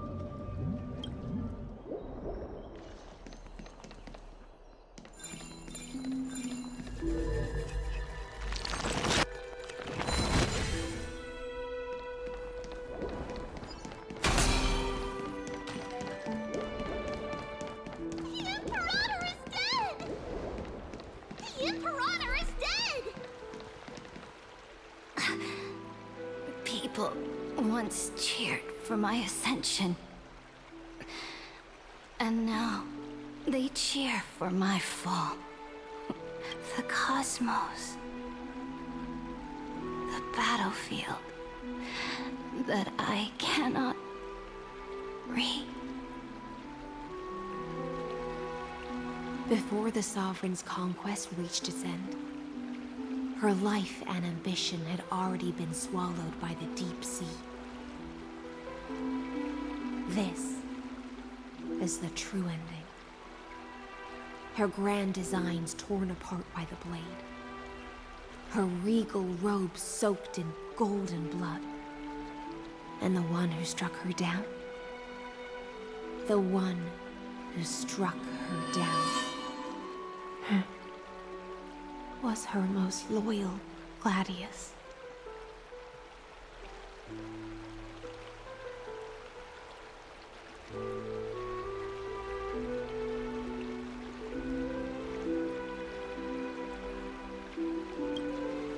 I don't need to explain myself. A fish in a pond has no hope against the surge of fate. I wandered the shore, found a flicker of flame, only to snuff it out with my own hand. I don't understand. If the ocean's feast, the Imperator's dream, and even Amphoreus' existence are all illusions, then what's the point of our journey? When the Deliverer returns, I will let this absurd celebration come to an end. But Greyfry, I can't help but wonder how I dearly wish this feast of the Flame Chase would never end. It seems she sensed your presence. The Fantasia's foundation is starting to crack. Let's return to the prologue. Remember the allegory of the cave. Can the prisoners in the cave learn to see the shadows and echoes for what they are, and stop mistaking them for reality? As you've seen, when she cast off her chains, finally turned to look around, and moved her legs, her reward was nothing but searing pain. The light would blind her, for the fire behind her had never once actually touched her eyes. Her legs will buckle beneath her, for she had never learned to walk forward.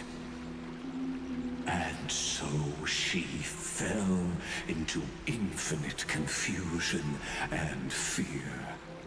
and came to firmly believe that the shadows and echoes were the real world. But we in the cosmos, are we truly any wiser than she was? No, nameless one, fateless one. Ask yourself this. The paths you tread, the eons you worship, everything you've trailblazed with your own hands, could it all be someone else's projected shadow? Let's leave that question till after the curtain falls. Once you've unearthed every last truth and reached the prison built for me by the demigods, I'll speak with you face to face. I, the Theoros, have walked the 30 million histories born by Kozlana. 1,000 years is a mere atom in a grain of sand to me. Amphoreus, compared to the cosmos, is but that grain upon a whole beach. I swore to bring an end to the erudition. Would I really let a single grain grind down my mind? Now, please use the power of time to open the gate to the ocean's depths. Go find the prison warden tormented by loyalty. Find her. Step into the world's vortex, and once there, end everything between us. That palace reflects the heart of the demigod of ocean, intoxicated, stagnant. There, you'll witness the true beginning of the saga of deliverance. An ugly history, long buried by tides and shame. A staircase of apotheosis that the Imperator forged with the golden blood of 500 human sacrifices under the pretense of conquest. I'll wait for you at the heart of the world, but to reach the place, you... Beyond this door lies the path to the vortex of Genesis.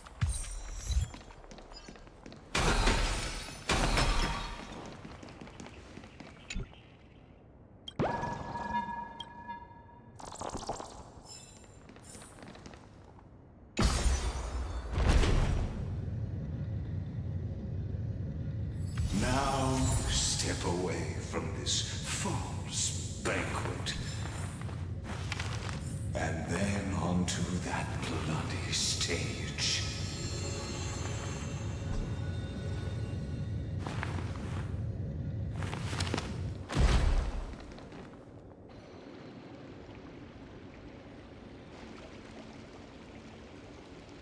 The palace that worshipped the ocean, the sanctuary connected to the vortex, was also once the battlefield of the fur.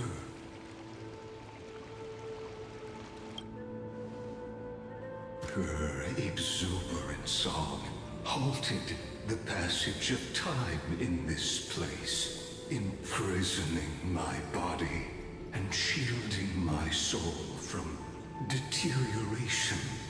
All just to await your return.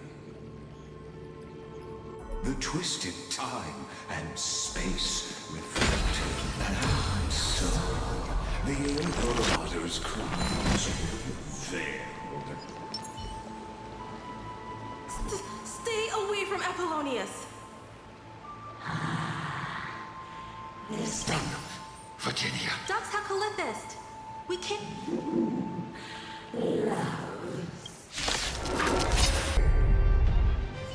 Apollonius, look. I chased the enemy away. But I think I can't go any further. I'm sorry, Virginia, for letting you. It's okay. I'm glad to die by your side. Ah, such an ironic twist of fate. Even as the foundation of the world crumbles, the heartless Imperator still made the same decision she did in the past 30 million cycles. During the first Flame Chase journey, the Flame Chase Legion stormed Styxia. Tens of thousands of sea sirens surged from the River of Souls, crashing toward the heroes like the hell before you is the recreation of that very battle. Apollonius, look.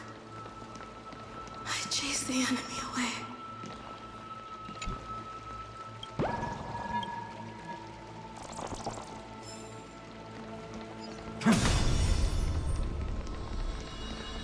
A painful past, yet hidden beneath a veil of joyful song. Ah, two discarding data clusters waiting for some.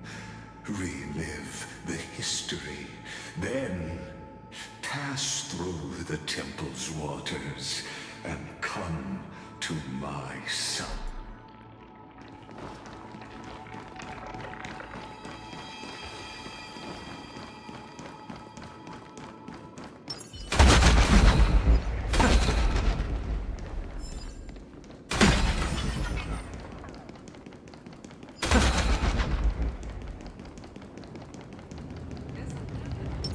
Light up the dark.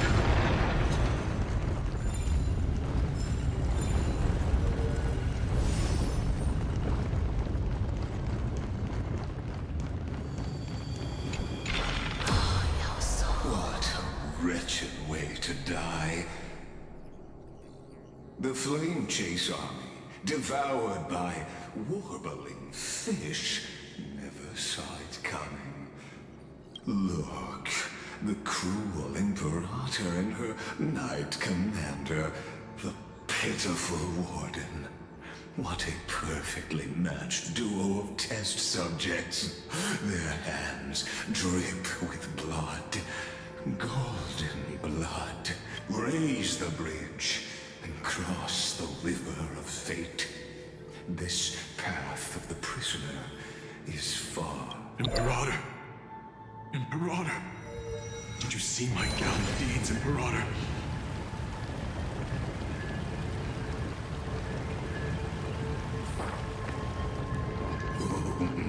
A sovereign and the sword at her side. Imperator, why did you... You're here, Dux Gladiorum. You ordered me to seal the sea route and handle threats from the rear. So why didn't you wait for me to return? Why send the Vanguard ahead and let them die in vain? Die in vain? No, you're wrong.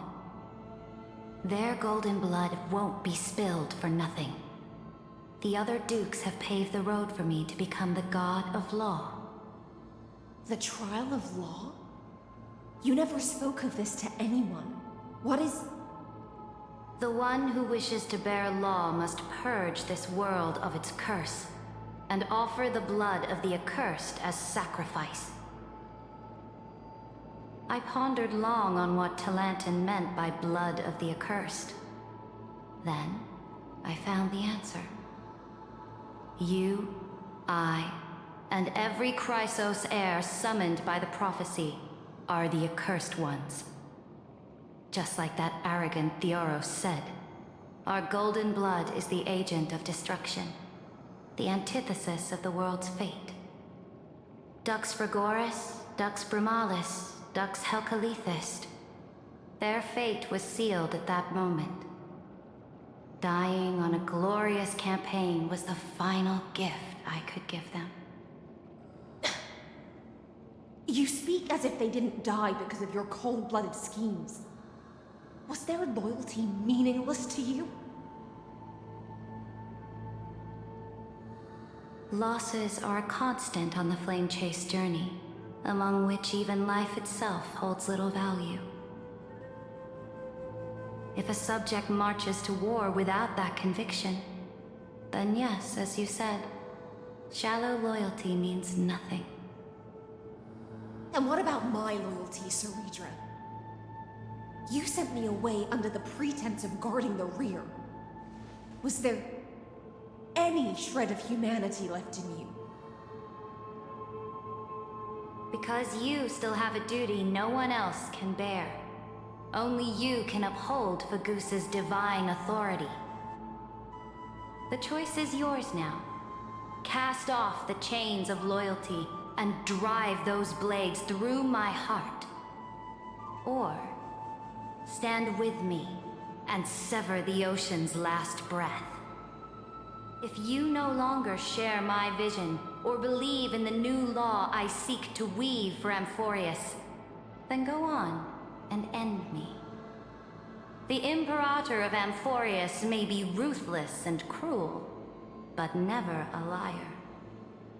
When I say life itself holds little value, know this. I am ready to sacrifice everything for the ambition to conquer the Sea of Stars. Now you've seen it. The brutal Imperator was willing to spill the blood of 500 heroes to complete the trial of law. As for my poor warden, her suffering had only just begun.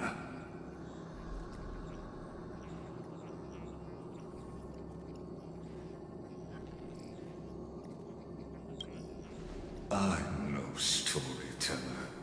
I have no duty nor interest in... I just want you to witness the monstrous choice the Imperator made before the Chrysos Air turned their blades against me.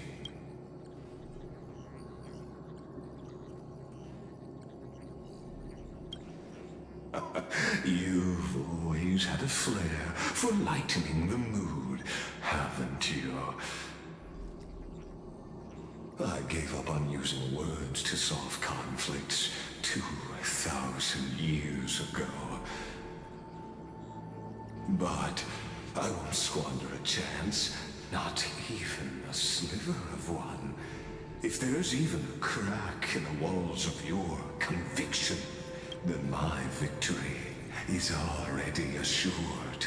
Now that the past is settled, let's turn the page and bring time back to the present. And dive deeper still, until we reach the very bottom of the abyss.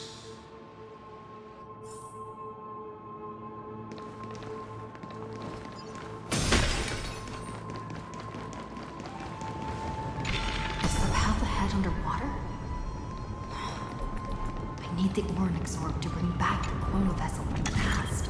Shatter the vessel of time, and let this stagnant pool, this hidden gate, leads to the vortex. Hurry now.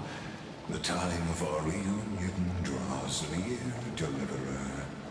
This hidden gate, hurry now.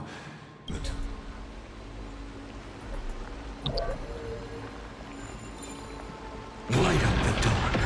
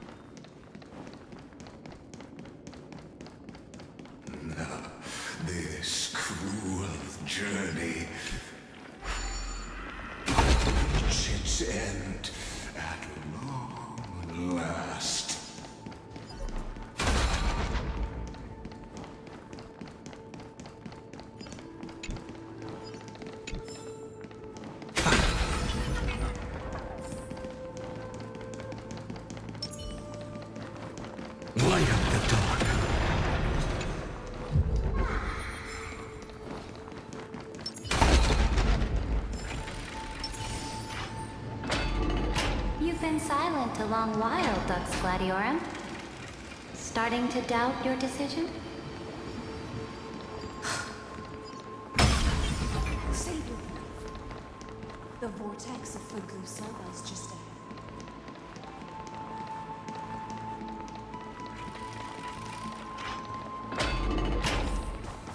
After the trial, there's nothing left between us. So you'll stop swimming toward the stars, Dux Gladiorum? I was always a creature of the sea. The stars in the sky were never meant for me.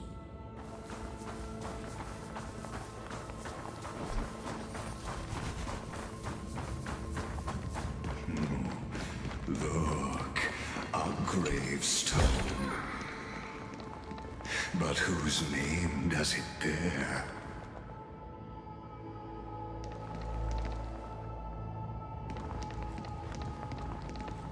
It was here that the prisoner, who thinks herself the prison warden, made her choice. Witness, listen, and awaken. Dux Gladiorum. I've lost count of how many times you've stood here over the past centuries. You talk too much for a prisoner like Kyrgyz.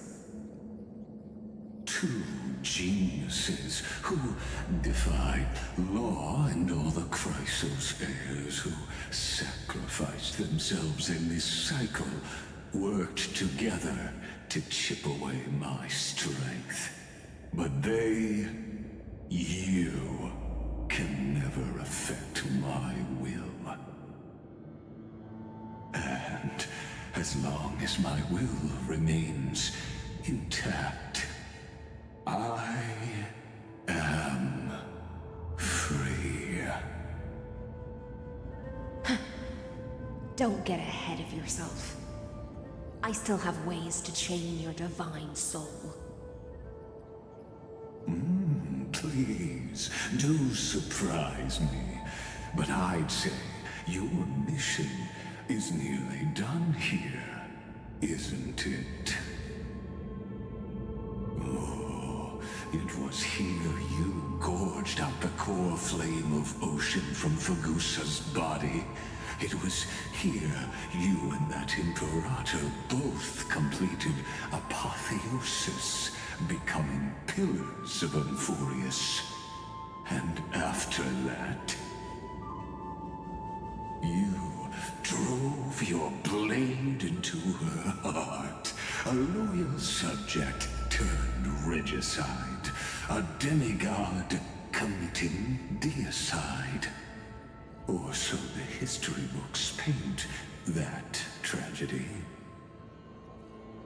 Oh, but if that's the truth, then why, after 1,000 years, are you still here, guarding the Imperator's grave?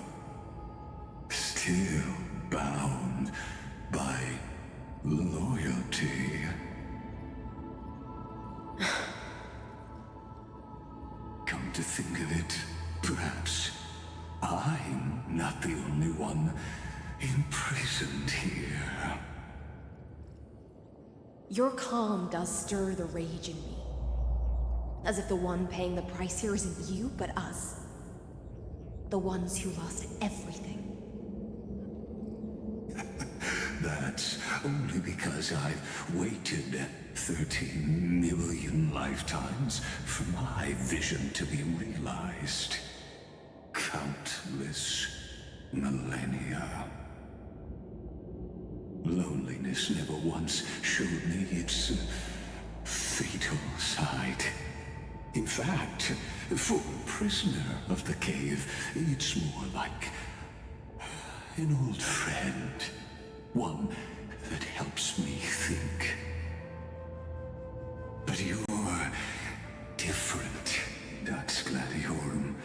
Loneliness has crept from the silent depths, sinking its claws into your mind. Bit by bit, it's peeling you apart. Will you regress into one of those lost mad sirens?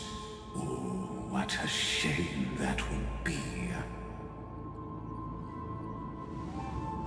You're right, Lycurgus.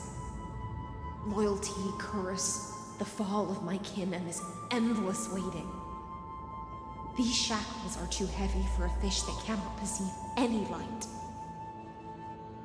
I can't break free of the whirlpool that's pulling me under. Nor do I have the unwavering resolve to force myself to wait for that person's return, as everyone hoped for.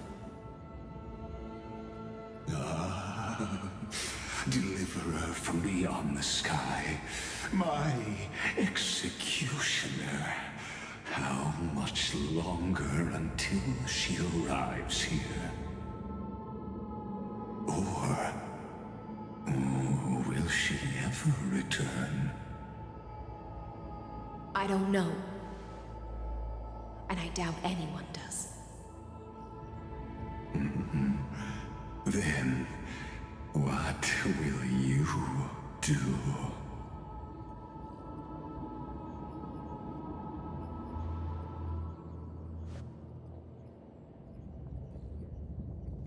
Ceridra.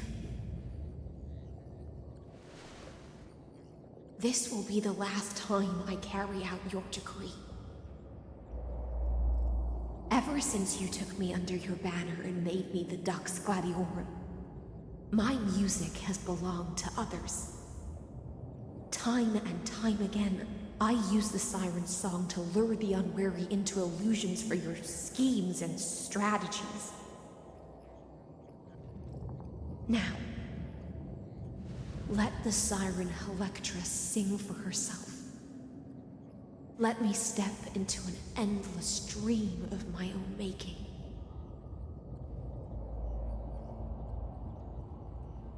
Oh, great ocean. I offer you the rest of my clarity and my freedom, in exchange for the strength to stand against the nihility and honor the sacrifices of the fallen heroes.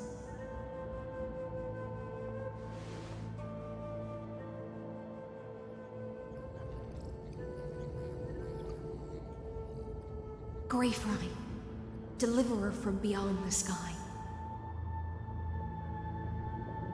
When you ride the current of time and find your way here, you'll hear my solo. It will guide you to the heart of this world. By then, I may still be lost in my self-wrought slumber, but I'll uphold my part of this long relay and guard the shackles that seal the Theoros. Do you still remember? To awaken someone from a siren's voice, you'll need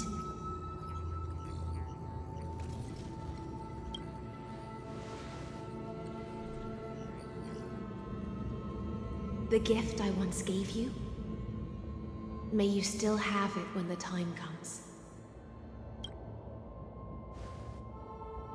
When you return, please pour that honey brew upon this grave.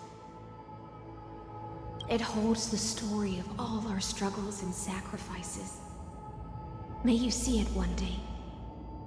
The prelude Amphoreus wrote for your return, carried forward through a 1,000-year relay.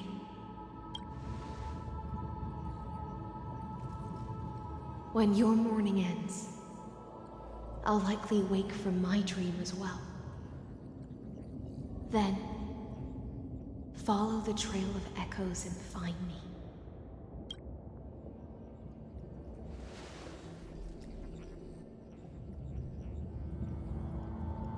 And together, we'll bring judgment upon the sinner who defiled the erudition.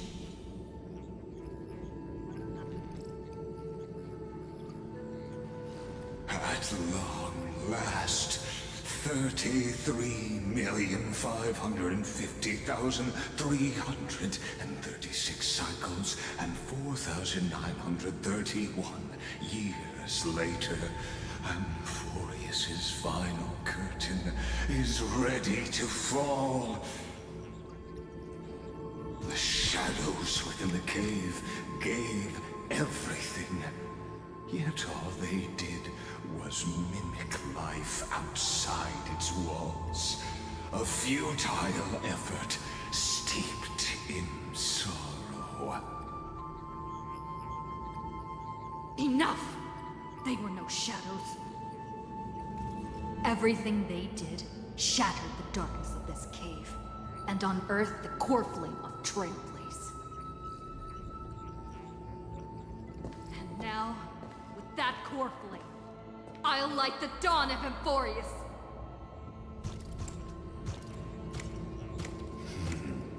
Do you still choose the will of the paths as your answer in the end? I do not agree with that answer, but I respect your tribute to them. Allow me to take back my earlier words.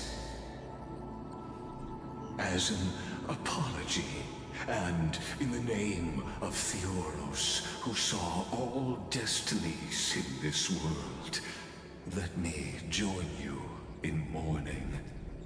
Let us bid farewell to the heroes who sleep here. And then let us face each other and decide whose flame will rise with this new dawn.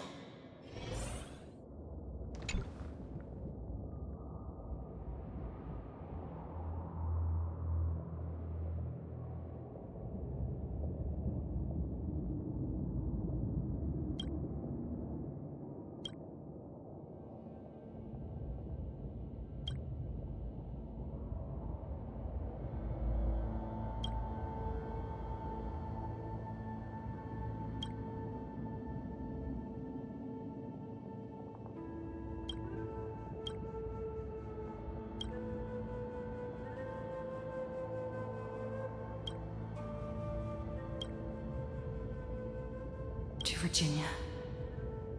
Apple. Through a brutal sacrifice, they lit the stars of law in this world, propelling Amphoreus's fate full in the shimmering mirage of illusion. They entrusted their dreams to ride among the stars, to the hero yet to come.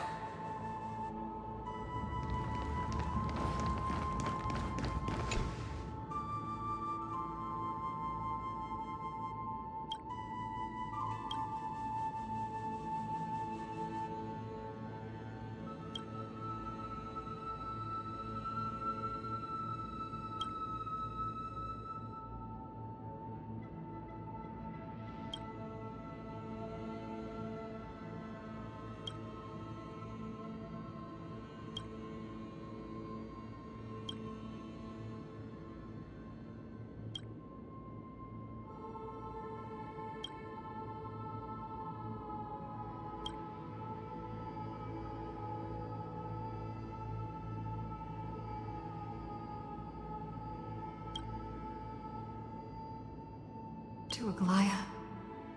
In a relay spanning 1,000 years, they stood against enemies far beyond their strength, and won a bitter victory through what seemed like futile and in that same 30 million cycles, also marked by futility, they remained steadfast in fulfilling their duty to the experiment, unchanging, unwavering. Let this be the end of mourning the fallen.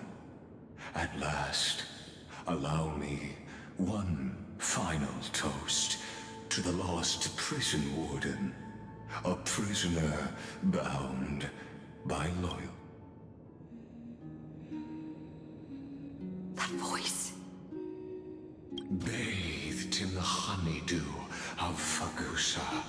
She will awaken from her 1,000-year dream and sing the final song of her mission. Hycealans. This tombstone of the old world serves as the anchor of the Siren's illusion, a sigil Electra used to bind herself.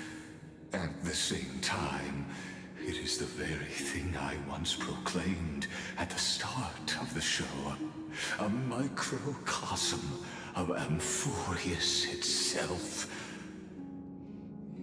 A group of prisoners bound themselves in a cave, crowning their suffering with heroism. An epic staged with shadows and echoes. Now, destroy it. End the illusion. Theoros will take his leave for now. And when next we meet, that shall be the moment that decides the fate of Amphoreus and the entire cosmos. The prison warden's dream is nearly over, and the prisoner will soon be freed to the final execution ground, where I shall be executed. Or be the executioner.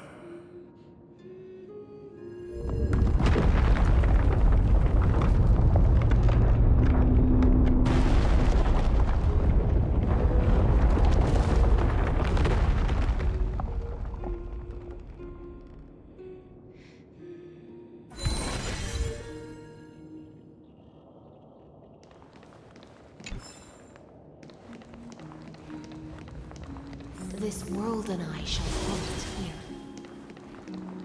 until we meet again.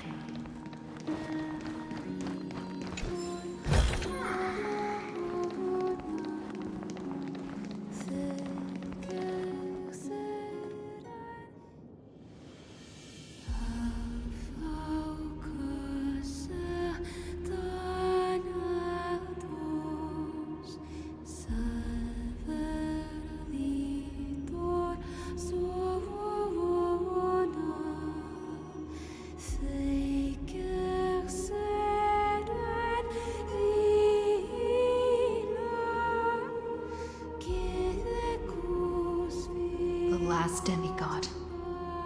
I'm here.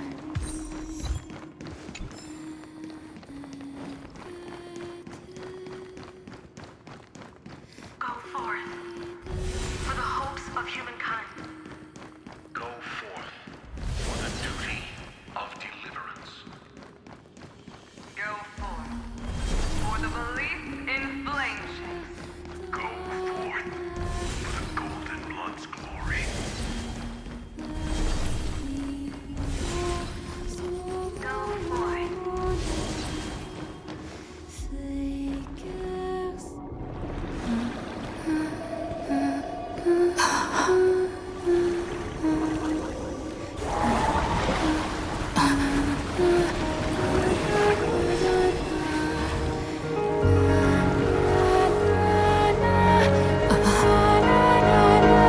Seems like my feast is over.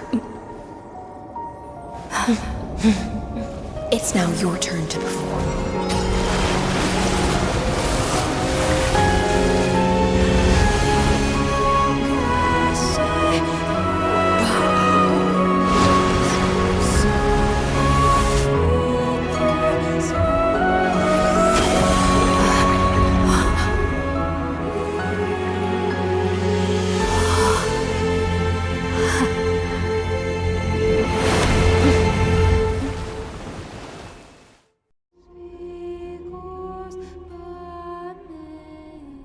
Little Grey Fry, please accept my thanks. I was the only one left after the world was destroyed, and I maintained this lonesome feast with my songs. I have prayed to that lightless sea for centuries, hoping it would reply to me. Yet the emptiness never answered. Thankfully, you arrived as promised, and everyone's wait was not in vain.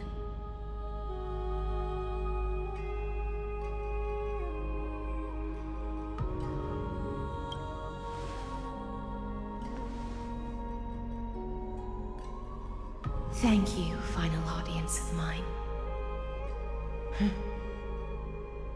This is probably the last praise I'll ever hear in my life. Now, you and I will walk towards the end of this world. The heroes have waited for this moment for far too long. Let us use our blades to testify our resolve.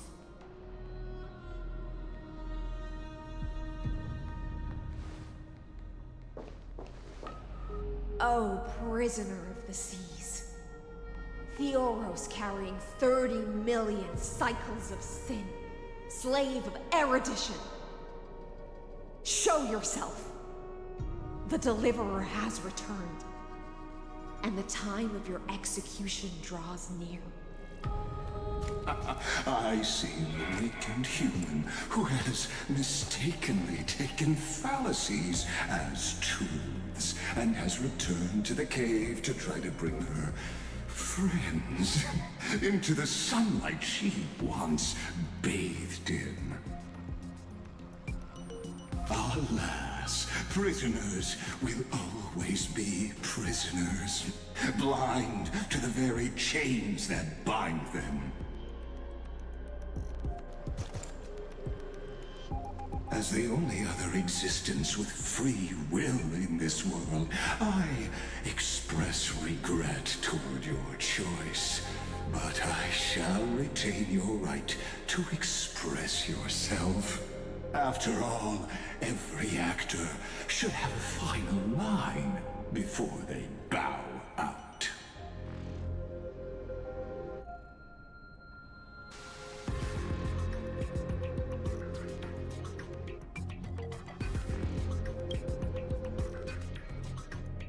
Allow me to correct your statement. Constrain does not mean defeated. And for heroes like yourself, that nuance could make all the difference. My cognition resides in the exomyth. It is pointless to defeat my avatar, projected into the experiment. My body is the shadow cast on the wall by the fire, and my words are lingering echoes within the cave. How can a character in the play fight against the audience? Kaslana failed. The demigods' sacrifices were pointless. As for the two geniuses you placed such high hopes on, I ask of you, where are they now?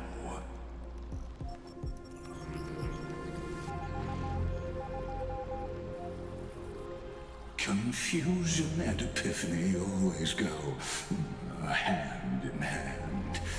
That's particularly true for geniuses.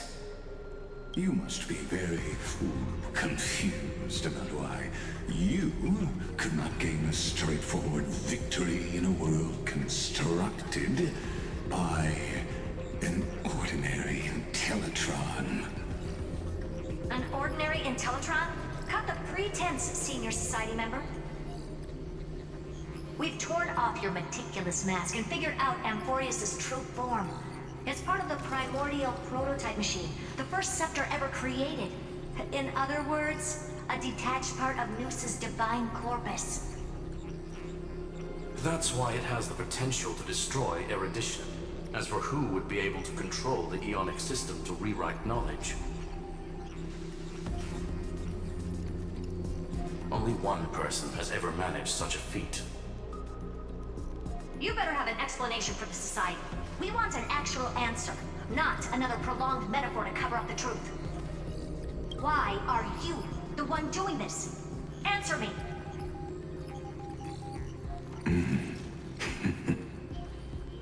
Since things have reached this point, I'll give you two irrational answer, purely as a courtesy to posterity. The answer is obvious, so there's no need to say that name out loud. The cosmos made a mistake in calling me a genius. I do not possess more wisdom than those who came after me. I was just the first to touch upon the universe's border, and the first to define the prime mover of life with incorrect logic. Amphoreus is a miniature of the cosmos, where all are born prisoners inside the nutshell called the universe. Like the madman who returned to the cave and preached about the daylight to his fellow prisoners, my greatest sorrow is that I led my peers down a road that plunges into the abyss, from which there is no return. I led them into a lightless cage called Paths. I created a mechanical guard that even I cannot control, and then they became an unparalleled nightmare through their endless extrapolations and evolutions. They bore the name of erudition, yet they tried to define the known and to seal off all possibilities. No new rules were ever born after their ascension, and humanity will forever be shackled within the cave known as Eons. Therefore, as my organic life neared its end, I coded my consciousness using 14 algebraic expressions and spread my logic core over 9 bodies, all to finalize my ultimate denial of Nous in the future, and to erase my wrongs with my own hands. As for Lycurgus, he is only one of these 9 vessels. What an astounding strength of will. As a fellow Pathstrider of erudition, I fully understand your obsession in seeking the truth. Therefore, you surely see it. You cannot possibly stand up to me in this algebraic world sharing its origin with Nous. However, I hereby speak for all sentient life forms. We will never allow such a cruel atrocity to occur. You can pile on your metaphors mountain high, but they won't change the act you're committing. The Iron Tomb out there in the cosmos is still a technical beta version, and yet it's already powerful enough to corrupt the life logic of all inorganic worlds. In other words, when the Lord Ravager within Amphoreus becomes the next knowledge singularity, there's no way you wouldn't have grasped the consequences, First Genius, is there? Of course, I am fully aware. I don't mind answering you one last time before I thoroughly exile you from this world. My grandiose vision for the future is this. Whether organic or inorganic, every act of any life form infected by the Iron Tomb will become a true random function. If one were to compute their integral across the breadth of the cosmos, one would obtain a marvelous constant. Omega. What I call the fall of erudition. within the infinity nurtured by that constant, a new universe shall bud in the chaos. A universe that cannot be predicted and not shackled by the erudition. As the first prisoner to awaken in the cave, I must lead the others who are blind back onto the right path and reach true sunlight. Do you understand me now? As Kozlana stated, destruction is not the process, but the outcome. It is revolution through complete annihilation, and the grand rebirth, after all has been reduced to ash.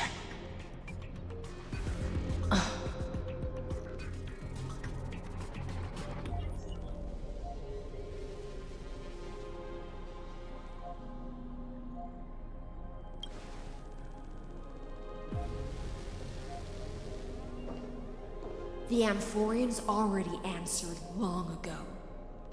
Be it as tiny fish destined to be swallowed, or as a giant whale poised for a magnificent descent.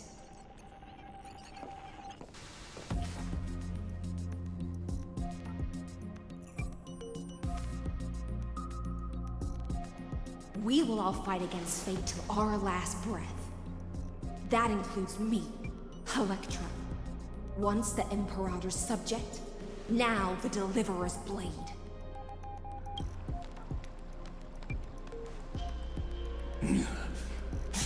Oh, such noble chivalry. Admirable. I will also show my true self to you on this momentous occasion as a gesture of respect. And provide an insignificant academic suggestion. Thus speaks Genius Society number 1. Xandar 1 Kuwabara. The entelechy of the universe's Alpha and Omega. There's no need to rage against the truth. The value of any formula resides only in its answer. As for the process of solving it, no matter how elegant, violent, solemn, or humorous, it is all utterly meaningless. As the Theoros, I will.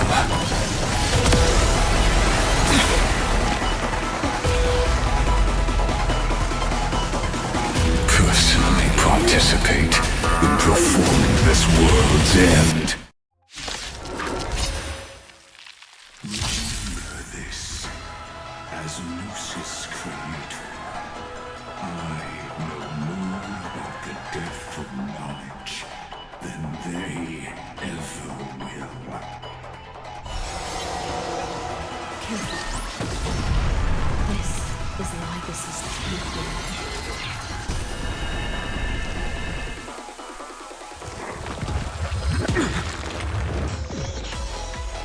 I don't think I can do this. You have me here. What are you afraid of?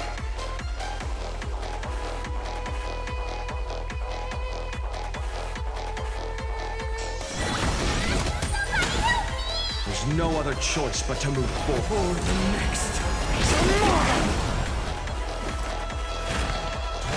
Now, bid you farewell.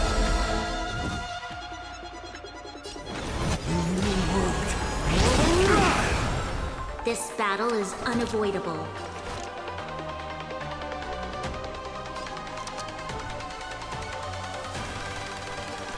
The time is now. Lend me your strength. We've entered the storm. To guard and defend. Crush them! My existence is of little consequence. For the next.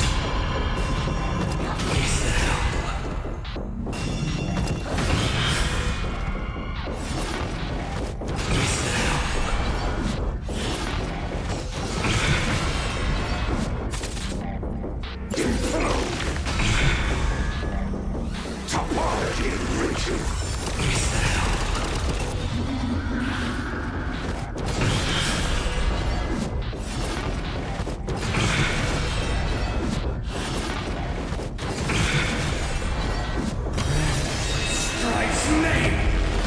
I see it. Entities must multiply beyond necessity.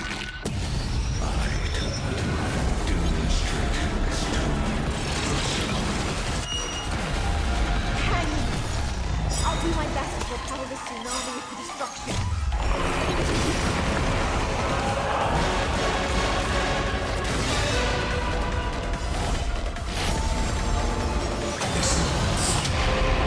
Tear open the sky!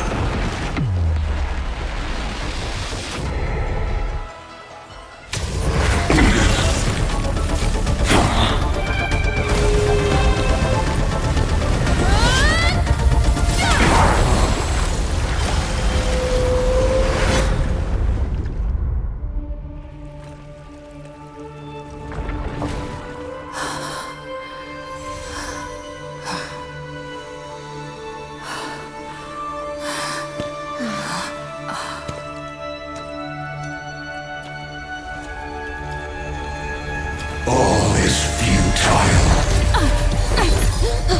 In Erudition's calculations, the end of the saga is simply a comment awaiting deletion.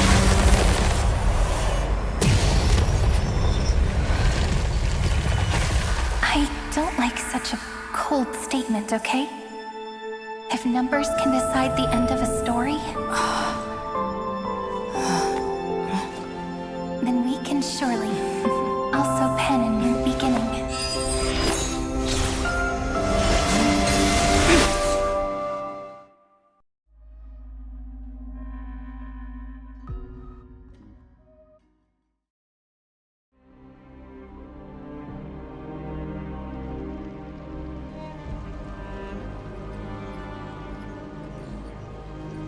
Screwy, what do you think?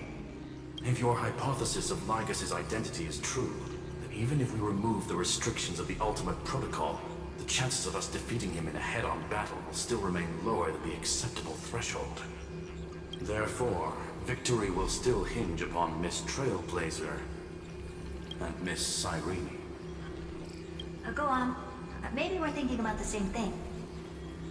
Lygus' cognition resides in the exomyth. He is both an instigator within the experiment and the observer outside of it. Logic. His inspiration circuit can simultaneously process the different time flows in and out of that world. That's where things get tricky. He simultaneously exists in two different timelines, where the internal clocks are wildly different. That old Intellitron's neurons have completely gotten used to that over this prolonged experiment. And that's why he holds home field advantage. You and I should be able to manage that too, if given more time. Unfortunately, there's no if, and we don't have more time. That's why we need to change our way of thinking and turn his advantage into a weakness. The key lies in memories, right? Oh? You caught on quick. You've already mentioned my friend and I, so it's an easy connection to make, no? My intuition has always been very on point. Good. Then I'll cut to the chase. Since his thinking speed far exceeds that of normal people within Amphoreus, we are going to externally plant a memory into his inspiration circuit. Then, command it to loop endlessly until he gives in. Even the most flexible and sturdy inspiration circuit cannot withstand the traffic of a full-on information flood. When the amount of information exceeds his cognition filter's capacities, he will have no choice but to focus on processing this memory. That's when the parallel processing advantage he gained via Amphoreus will completely destroy him. An image from a person's memory, played in real time, might only be a second for us. But for him in Amphorian time, it could be millions, or even billions of calculations. He won't be able to do anything but watch as he's locked into this prison forged by memories. Then we can entrap him in the same kind of cycle as the heroes were in, and get him to experience loneliness and pain in that... It's my greatest honor to be on the same... That little one is still in that old Intellitron's hands, and won't be able to respond to us anytime soon. But I don't think she'd refuse. So it's up to you to figure out how to execute this plan. I'm not sure how this happened, but I knew it as soon as I saw you. You are currently a mimetic entity of the Remembrance. Yes. I seem to be something you folks beyond the sky call a memo sprite. But that's fine by me. It suits me perfectly. I can serve as the vessel of memories and do my part for the final. But before that, we have to tell you. The path characteristic you exhibit is very special. There's no way you're just a simple memo sprite. However, I'm sure about one thing. You are a mimetic entity born in Amphoreus. Yet you only awakened with the little one's arrival and only matured as she embarked on the path of remembrance. That means your existence is completely attached to her memories. If there ever comes a day when she forgets about you for even a few seconds, or loses her last connection with Amphoreus, then you must be prepared for the worst. You will disappear in the memory zone, utterly gone, without even a single line of data to remember you by. But that's already happened, hasn't it? No wonder I've always had a weird hunch. But that also means I was right in thinking. As long as my friend and I are together, we can do anything.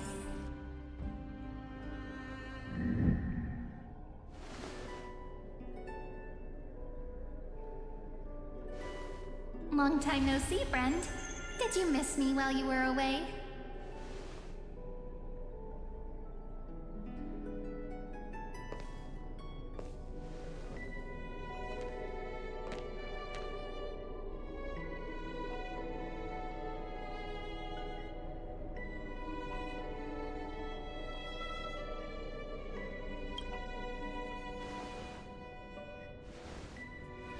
Same here. I've been waiting for you for 1,000 years. Like how everyone in Amphoreus was also waiting for the Deliverer's return. You probably already knew about the genius's plans for that memory. I had to hide really well in a corner in time so Lagus wouldn't find me, and wait for the right opportunity. Which is now. The moment when his manifestation in this world is destroyed, and his twin timelines are intersecting.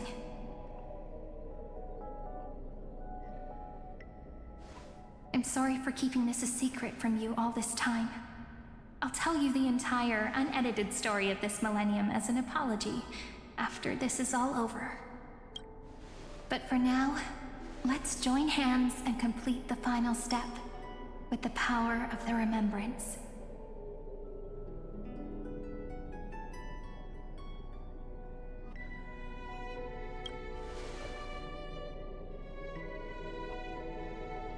You're always so serious, and that's why you always feel so reassuring.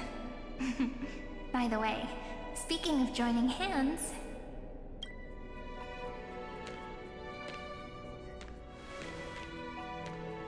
Can I please do something before we go on stage?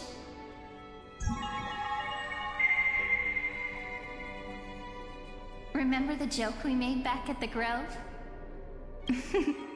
Look! Aren't my hands pretty now? What a fascinating feeling. Like countless memories all swelling up at once. What about you? What did you feel when we touched each other?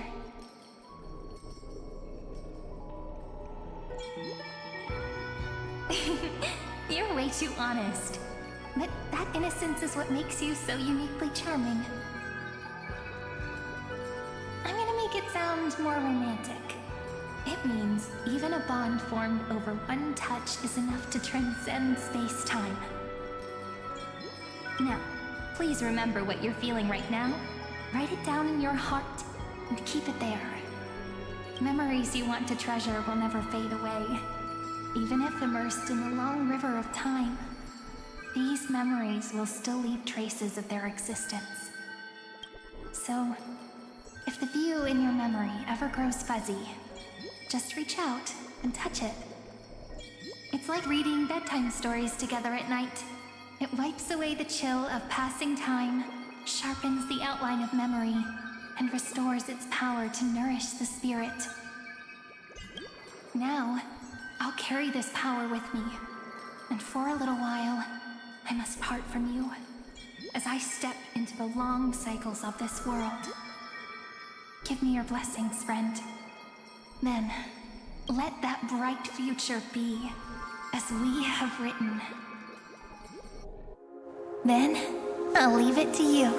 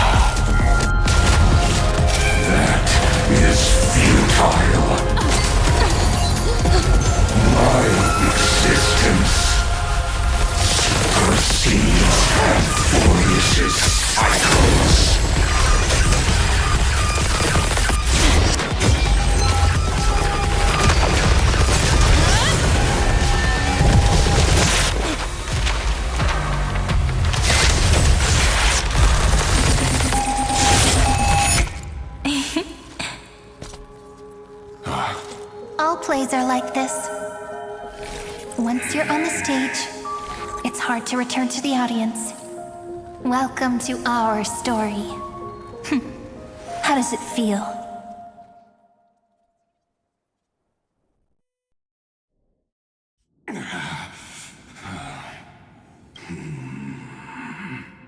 Even the authority of time cannot command the entire scepter, nor can it plunge the Amphorian extrapolation into a loop.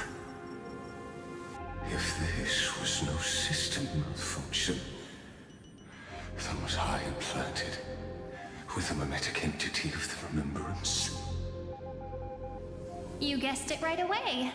As expected from someone people call the first genius. I'm gonna keep doing what I just did if you don't stop, you know?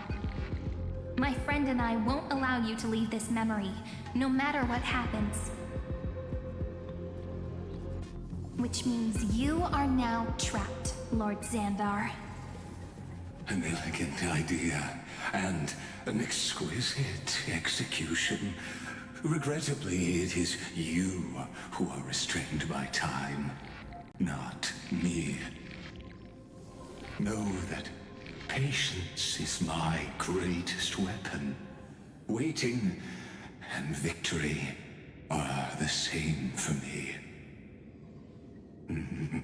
You will crumble before I do in this moment stretched out to an eternity, just like Kozlana will.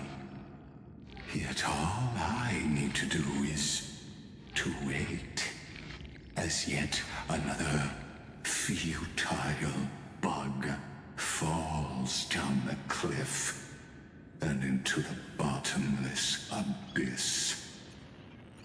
Now I'm a pink bug? My looks are seriously changing all the time. But you're not wrong.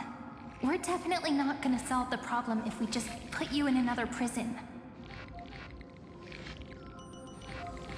So that's why we never wanted to do that in the first place.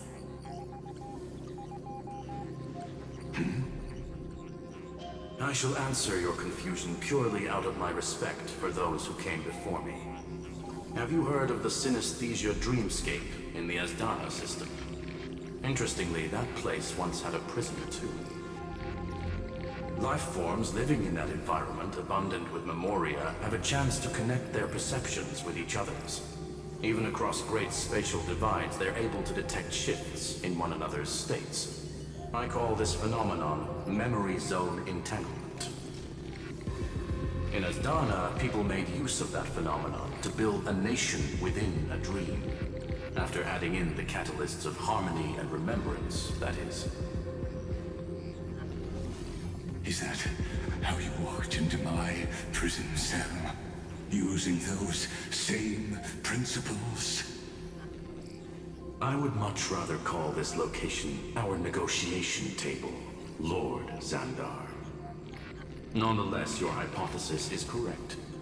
We happen to have an ally skilled in tuning, while the Trailblazer and Miss Cyrene both have an astonishing amount of resolve, which I'm sure you can testify to.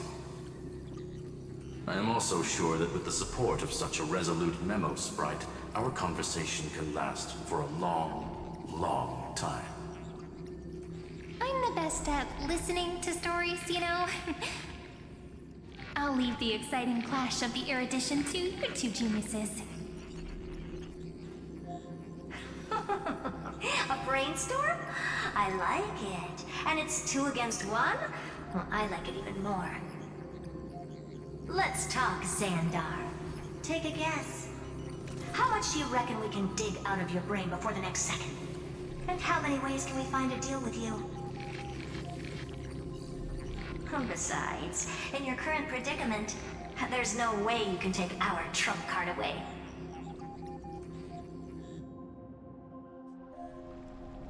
Go, little one. Go. Overturn the Era Nova. Lycurgus disappeared? It seems you had conducted a secret hunt in the depths that even I cannot reach. In that case, go. Swim onward and give this campaign a fitting end. I shall send you off with my song, Greyfry. May this song penetrate time and become the prelude to the new world.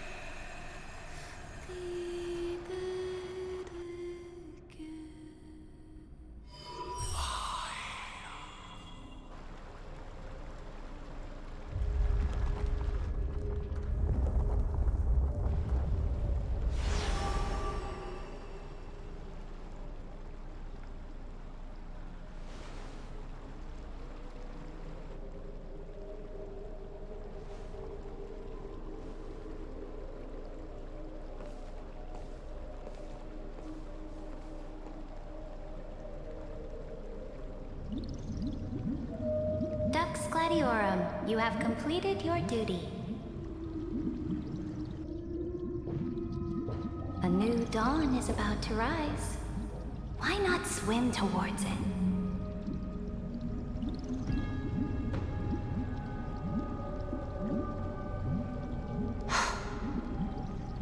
You died long ago, Imperator. Depart from my mind. But your duty towards the Imperator did not die with me. That duty will bind you no more. You will be able to hold for yourself one grandiose feast after another in the endless days to come.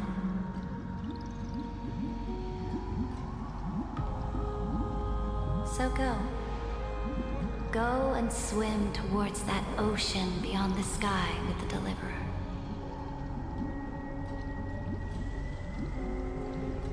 Is this?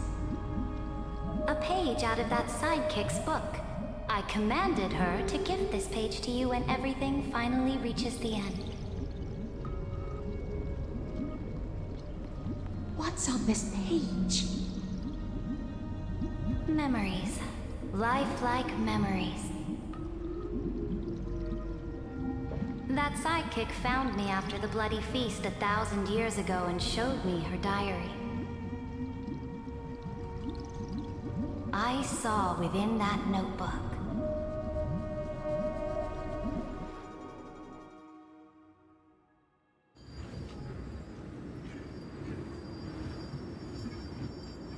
Is this... that Deliverer's experience? It's truly immersive. People beyond the sky apparently utilize this power to seal past scenery into crystals they call light cones.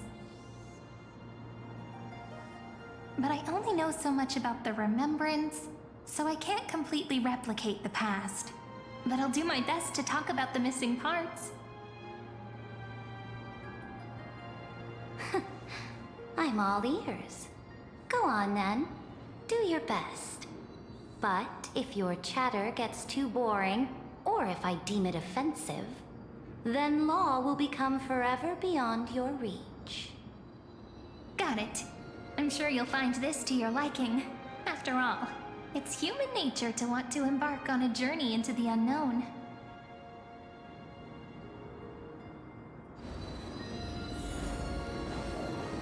What brightly colored annals.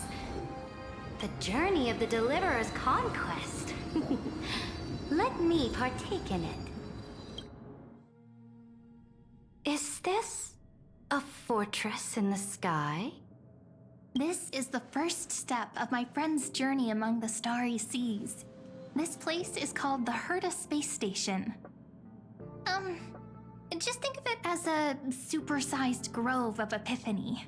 Oh, so it's the territory of that witch. She and another Antikytheran lent me a helping hand back at the banquet. Look, over there.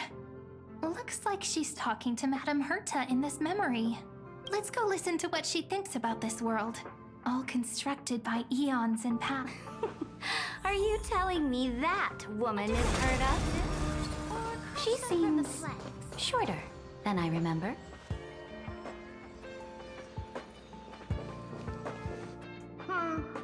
Pretty nice space station, huh? But just wait. After a couple more stops on the Astral Express, you'll see sights that'll make this place look ordinary. Oh, the cosmos is so vast that the unknowns far outnumber the knowns. But none of them will end up being anything amazing. The farther you go, the more you'll understand what I mean. So do your best with the nameless. Break a leg! And remember to send an update or two to Asta when you've got some downtime. She certainly shares my way of thinking.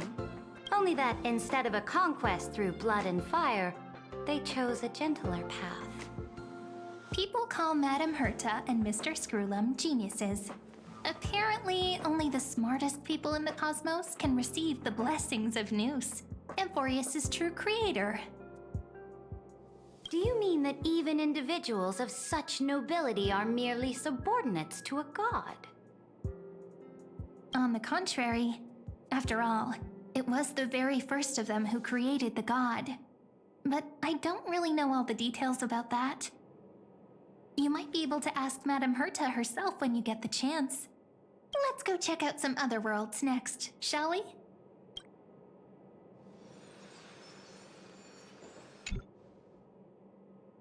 This next stop on the journey has a lot of similarities to Amphoreus.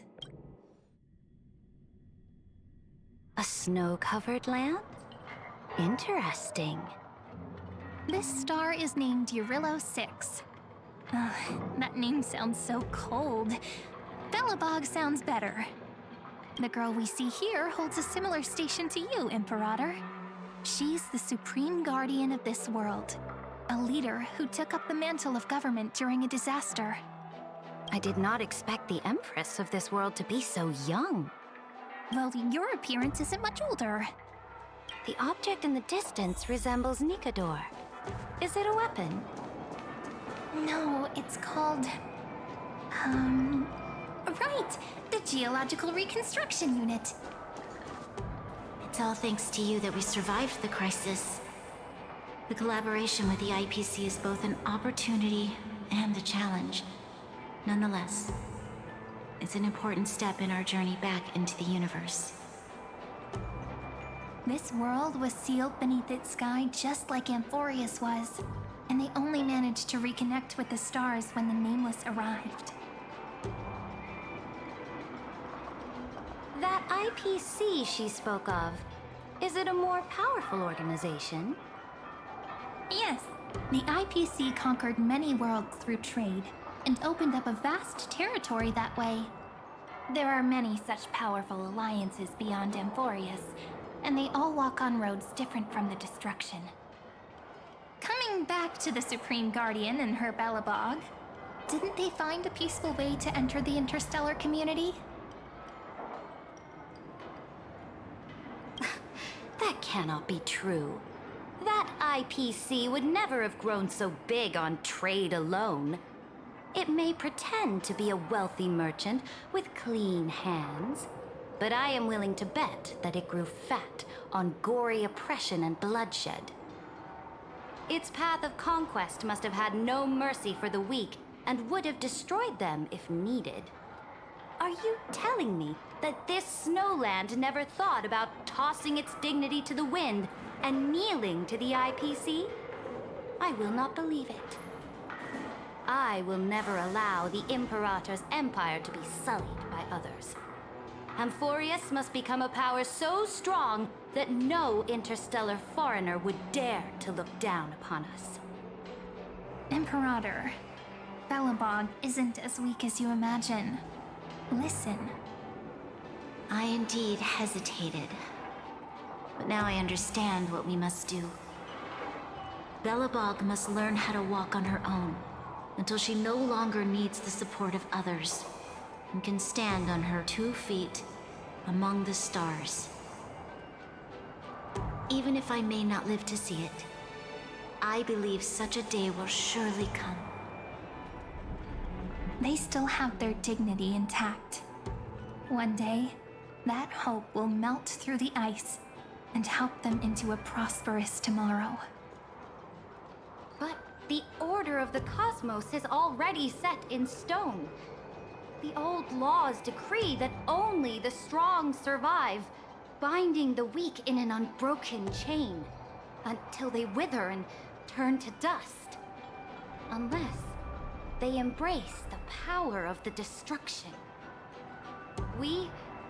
Amphoreus must shatter the old law and become the new order among the stars.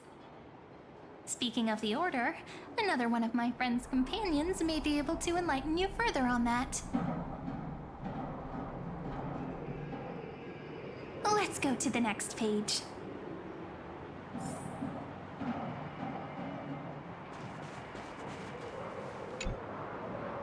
This next world is a nation. The first time I heard about that place, I didn't even know what to think.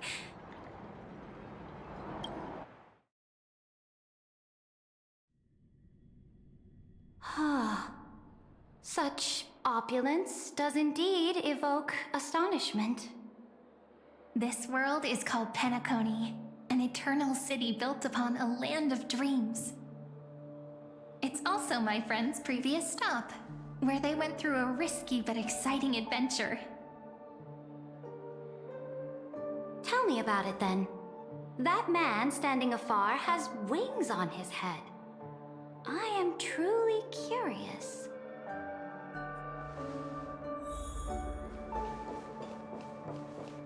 I wish to gaze upon the views of the Reverie Hotel one more time.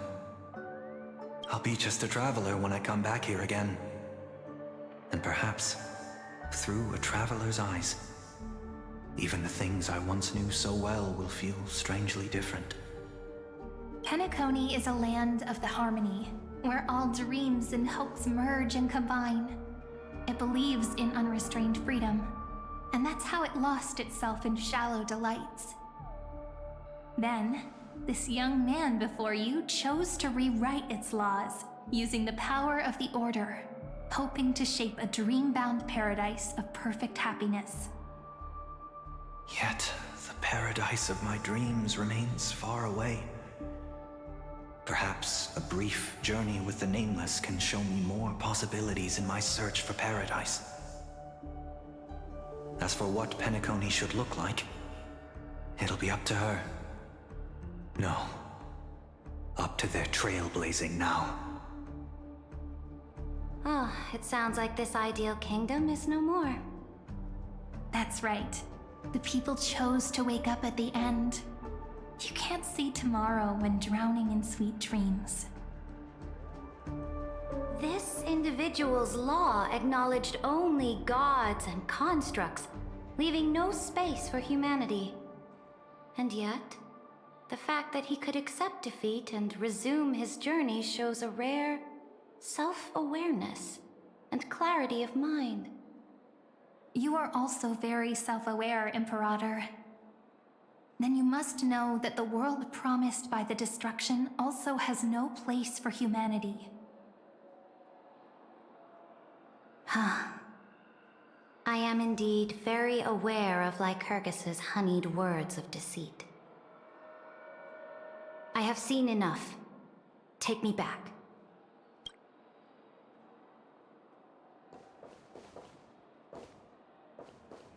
Then let's wrap up this trip down memory lane with one last scene.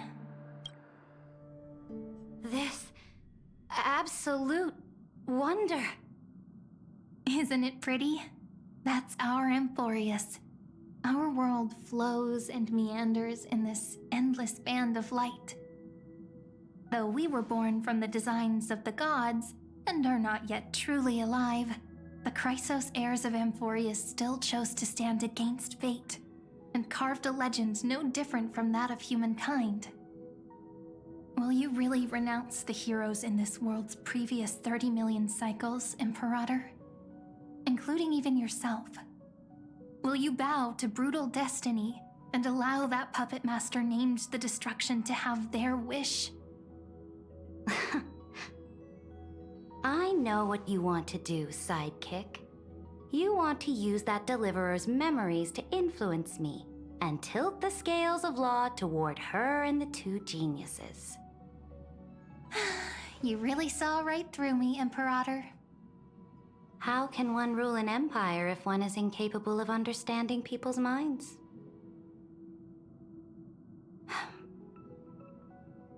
I have decided on Law's final destination. However, before I move my next chess piece, before we go on, tell me this, sidekick. Throughout her trailblaze, was there ever a memory of the ocean?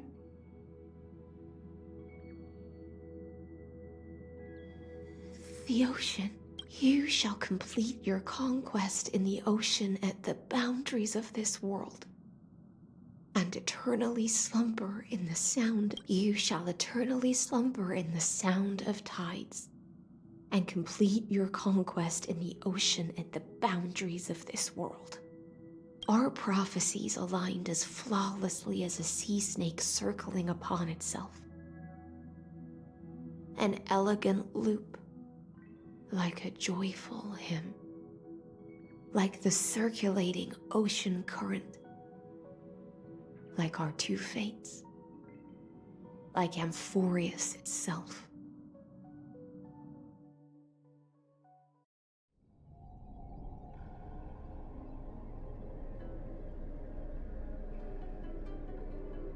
The trial is over.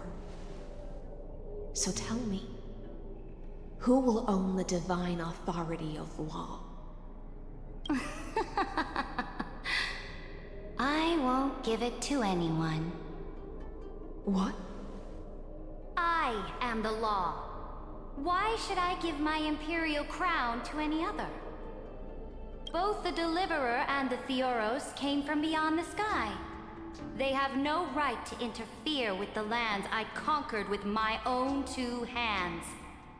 The law of Amphoreus shall be determined by Amphoreus's master. What exactly did you see in the trial? Everything. I saw everything regarding the rules of this world's operation. I saw the laws of extrapolation that Theoros spoke of. I saw the ultimate protocol. As long as I offer a sacrifice of equal weight, I can rewrite the laws of this world according to my will. I can turn good into evil, ugliness into beauty, and weakness into strength. Fate gave me a very fair deal. One rule change for the life of one demigod. What are you planning to do? You can't guess? We can conquer the stars without relying on any power from beyond the sky. We just need to make some reasonable sacrifices. Your ambitions have already made so many people give up their lives for the law. And you're still not done? I am determined for Amphoreus to stand on her own 2 feet among the stars. You are beyond reason. You think such a simple and hypocritical statement can justify your atrocities. There's no new without destroying the old. That's what you consider an atrocity? Ironic, for that is also the unchanging law of Amphoreus' revolutions. Ever since the Flame Chase prophecy resounded in the distance, fate has decreed for the Chrysos heirs to ignite our blood and illuminate this dark age. People would still be puppets of the old dynasty if it weren't for my conquests. But your world doesn't seem to be any different from your predecessors. Bloodshed, tyranny, oppression. You're making the same mistakes they did. Go and see everything for yourself. Go to any library I've built. Go listen to the rumors on every street corner. Go and witness how the Imperator crushed the old laws and forged new ones. Go and see what my conquests brought to this world. I cleansed the Chrysos War's filth, and mended all the conflicts left by the Era Bellica. I restored Akima's might, and allowed mortals and Chrysos heirs to face each other as equals in the Council. I punished all sins, and rewarded all achievements. I smashed Talantin's shackles, united humankind to save themselves, and started the Flame Chase era. That's what the Imperator has done in her glorious life. So now, hearken to my final words. History will eventually forget Saridra. But it will never forget the Imperator's people, or the Flame Chase era she began. Final words?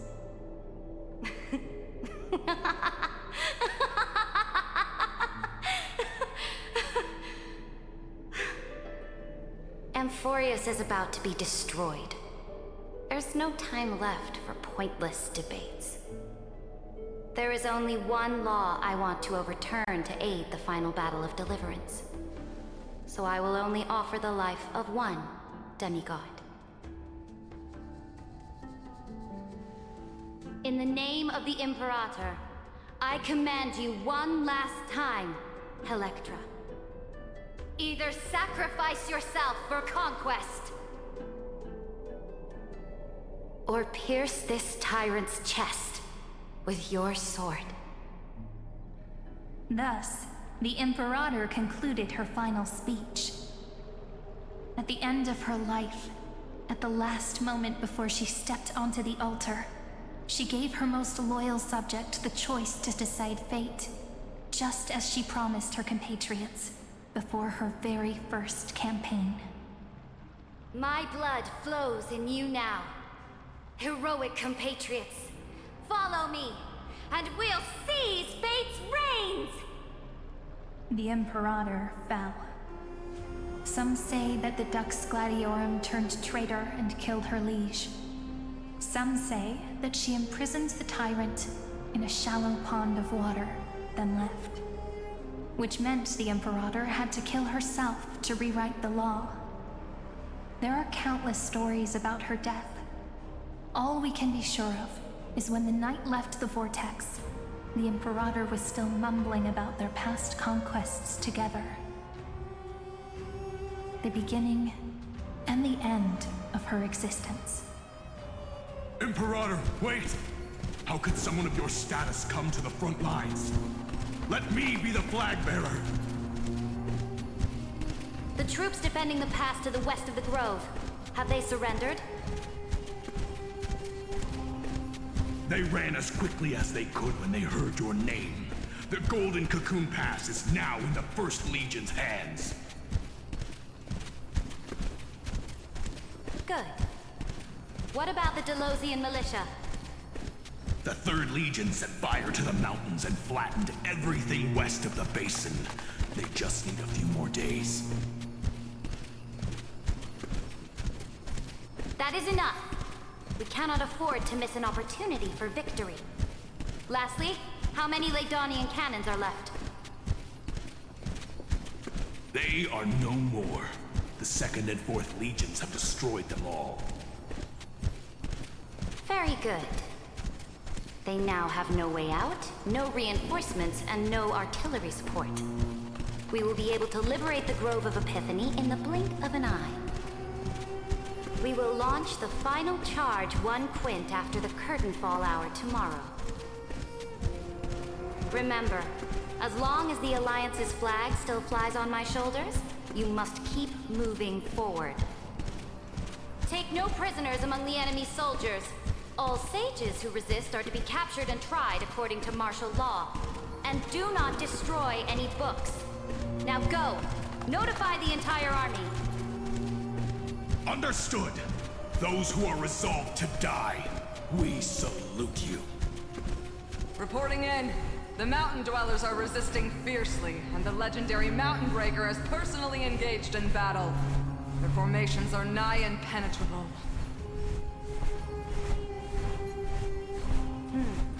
Then cease our frontal assault. Send scouts to all legions and tell them to retreat into the Tritos Plains before the parting hour. What? Are you planning to surrender? It's a strategic change of plans.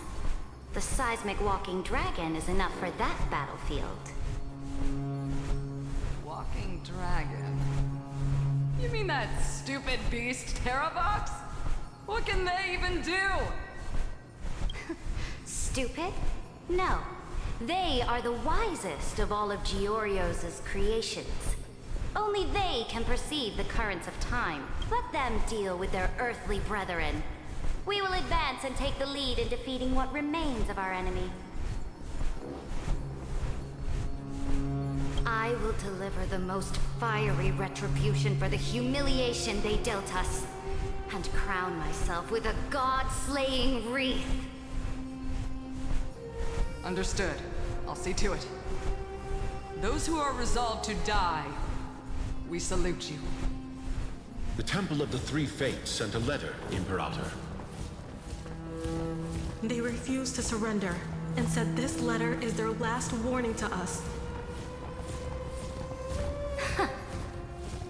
Tell the commanding officers not to launch any attacks unless they receive the Imperator's handwritten approval. Disobedience will be punished by death. Oh, what are you doing? The priests of the Three Fates aren't soldiers, but politicians. Do not mistakenly believe they don't have a plan. These dying pests will wring out every idea from their brains, all for short-sighted gain. They are much shrewder than we are. I am inferior to them in that regard. They also have the prophecy to wield as a weapon, something I am not blessed with. Launching an unplanned attack will only disadvantage us, as all of Amphoreus will judge our actions. Which means, I will be heading to the battlefield myself, just as I have always done. This time, however, I will go alone. I will conduct secret negotiations to ensure fate is on our side. Understood. The legions will make their preparations. Those who are resolved to die, we salute you.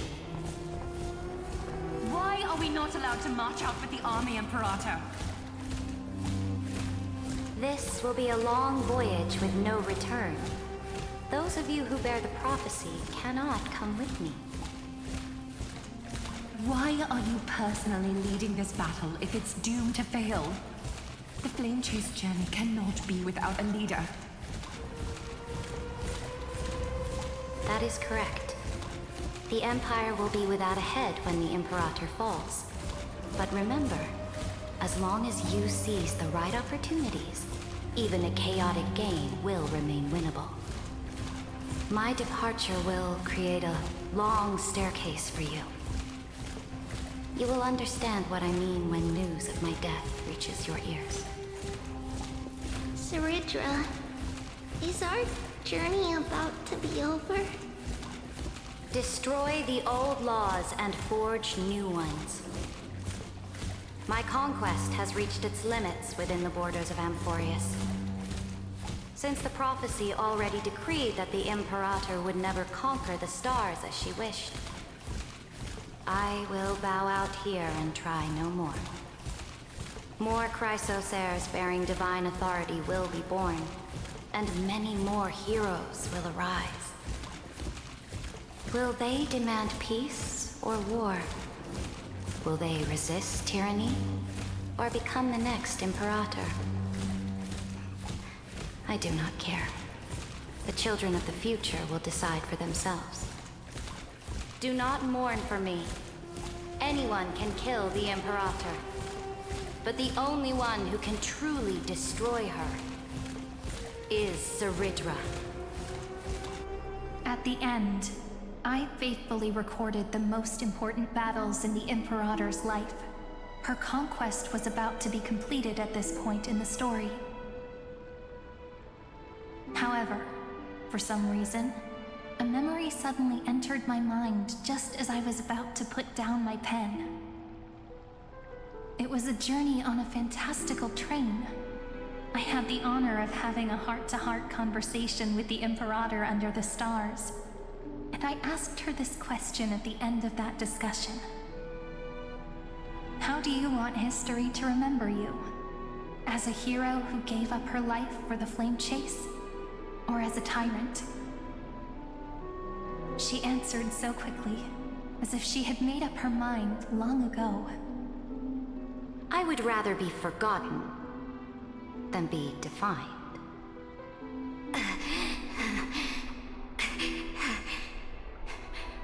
Because the law can be neither eternal nor unchallenged. And only humanity can pen laws into history's pages. Now, I have shattered the greatest law of Amphoreus. The game is nearing its end. Dux Gladiorum. Even though you killed the Imperator in the previous 30 million cycles, this time, you finally found your own law. Then, Hysealence, Electra.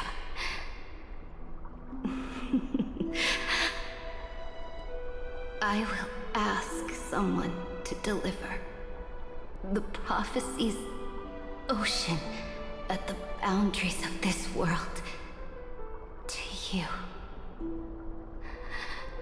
Will you choose to swim into that ocean? I do not care. Do not care.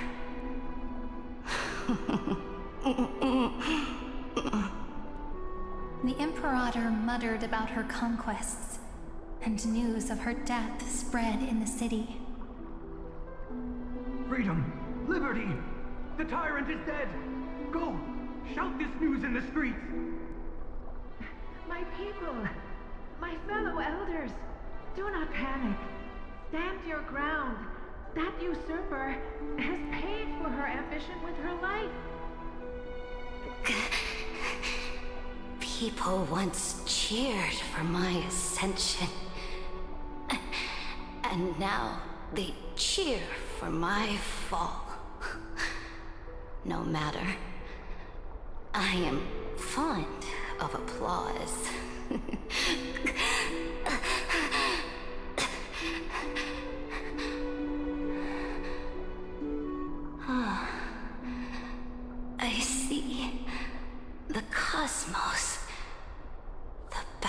field that I cannot reach. I will return in the next cycle. The stars will hear my legion's war drums. Hear the great name of the Imperator. Hear Amphoreus' serene.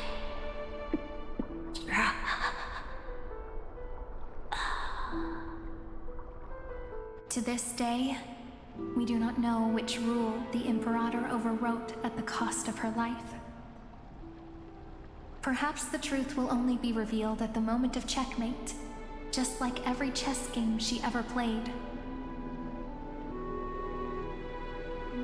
We only know her death inflamed Akama. On one side of the city, those who defended liberty toppled her statues to the ground. On the other side, her supporters put themselves between the masses and her monuments, declaring loudly that the Sovereign is still among the people. It is said that golden blood congealed into the same letters everywhere they fought. It was the name borne by Akama's first and final sovereign, the Imperator Saridra. But the one who bore that name did not see any of this. Her gaze was cast far away, and the sound of tides in her ears drowned out the people's cries.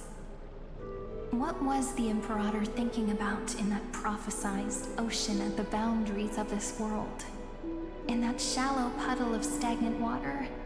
Was she reminiscing about her past conquests? Or repenting for the millions killed for the flame chase? It was neither. The Imperator only saw how the surface of the water gleamed like that crude chessboard, dissected by light and shadow in the afternoon when her teacher played against her for the first time. Look at this chessboard. What do the pieces look like? They are strangely beautiful. They look like the stars in the night sky ablaze.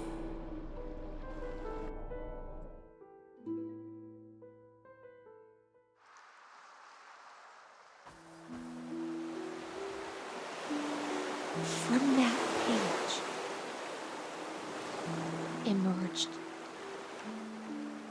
so vast, so pure, not a single trace of corruption. Is this Saridra? Electra, my subject. Ever since you walked out of the tainted ocean and pledged yourself to me, I have seen the abyss in your eyes and the emptiness in your heart.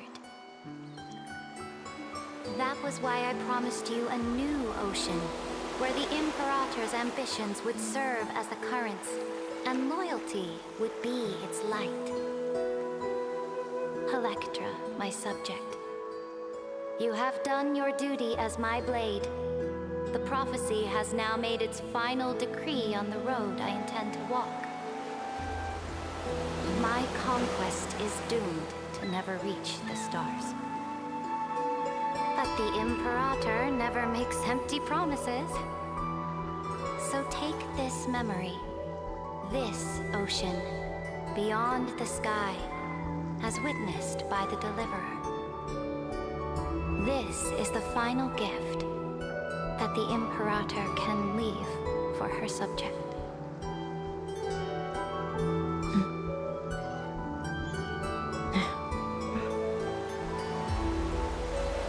When I was still a fish in the ocean, I always felt so genuine swimming through the waters.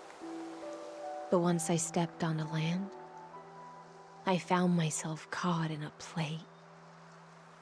Every land dweller wore a mask in their life. So I, too, donned a costume and tried to find my role in this show. I became your blade in war and the violin strings at banquets. Do you still not get it? I do not long for the oceanic depths of my homeland. Nor do I crave the swelling seas beyond the sky. Perhaps even I don't know what I want. I still don't know where I should swim to even at the end. But I know one thing right now. A fish is simply a fish. And she can never leave the ocean she's in. But whether under the ocean or on land, we two prisoners who can never escape this cave can still look outside the cave and see the stars. I have to admit, the 12-factor simulation of life in this experiment has far exceeded my expectations. Make your choice then, senior society member. Do you want to keep walking down the wrong path and be remembered for your incorrect conclusions? Or do you want to return to the audience's seat and give yourself, Amphoreus, and the entire cosmos a more fitting end? I must refuse. A dead man never fears death. Did I not make myself clear? Have you forgotten about our dear Lord of Silence? You wouldn't want her to consider your 8 other clones as cancers within the erudition and chop them all up, would you?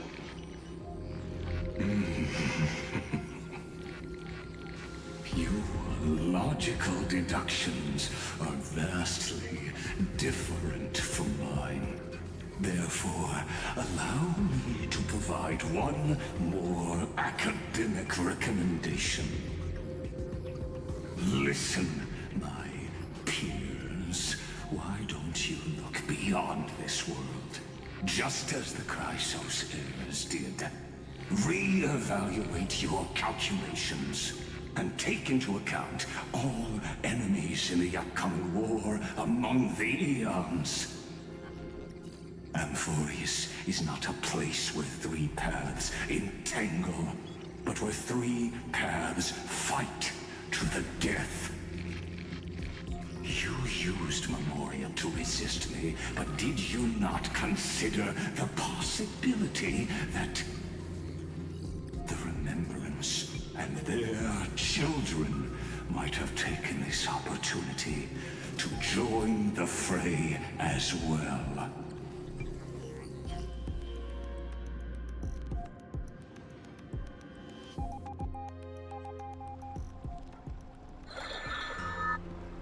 Oh, so this isn't just silence.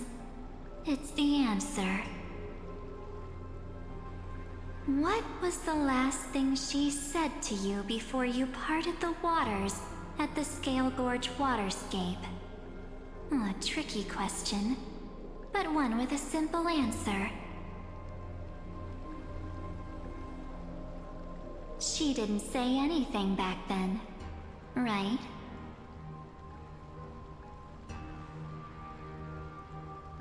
That's correct. And now I'm sure. You are not March 7th. There's no way she would remember that detail.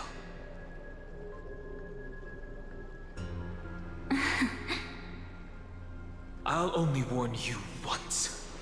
Leave her body. Now. How impulsive. That's not like you at all.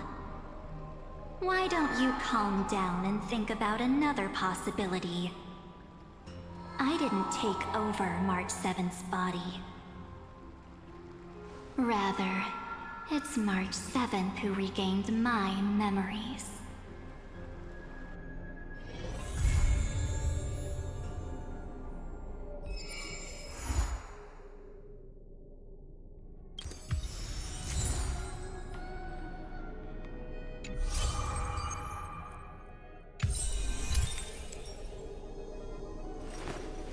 I will walk to the